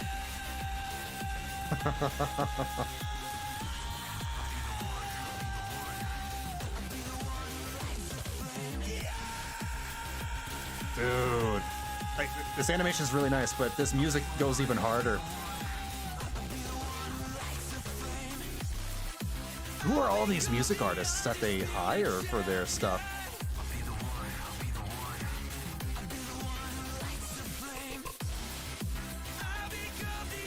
I'm sure they have it, you know, credited or something.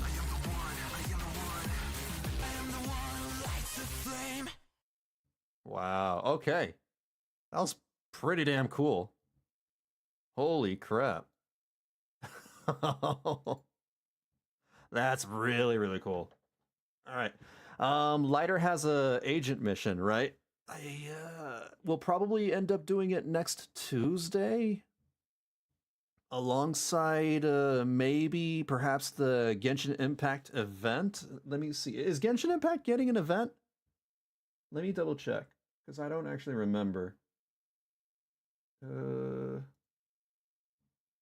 Close this real quick.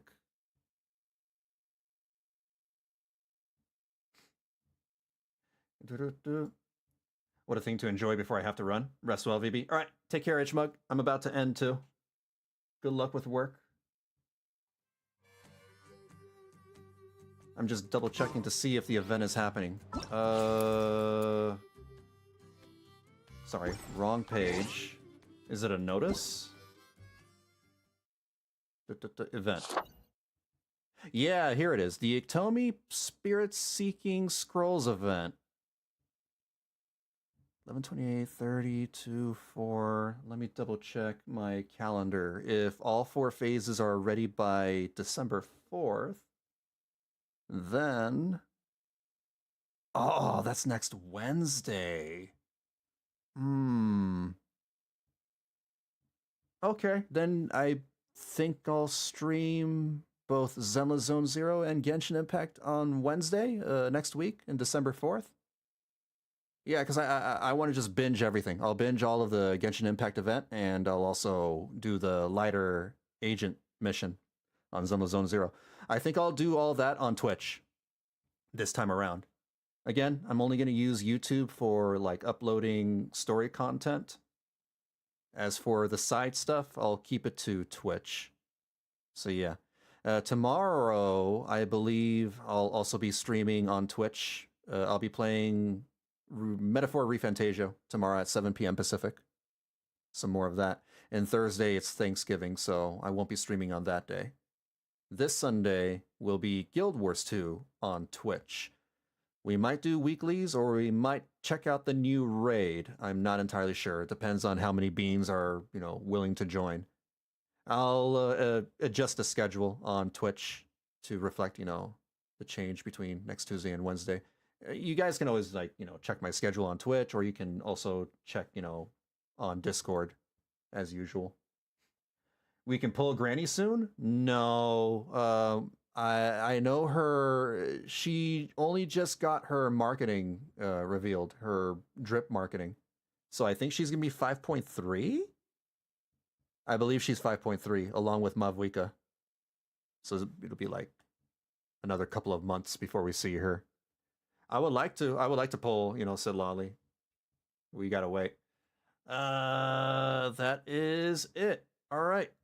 You guys take care of yourselves. Please stay safe and be kind to each other. I will catch y'all later. Thank you for hanging out with me.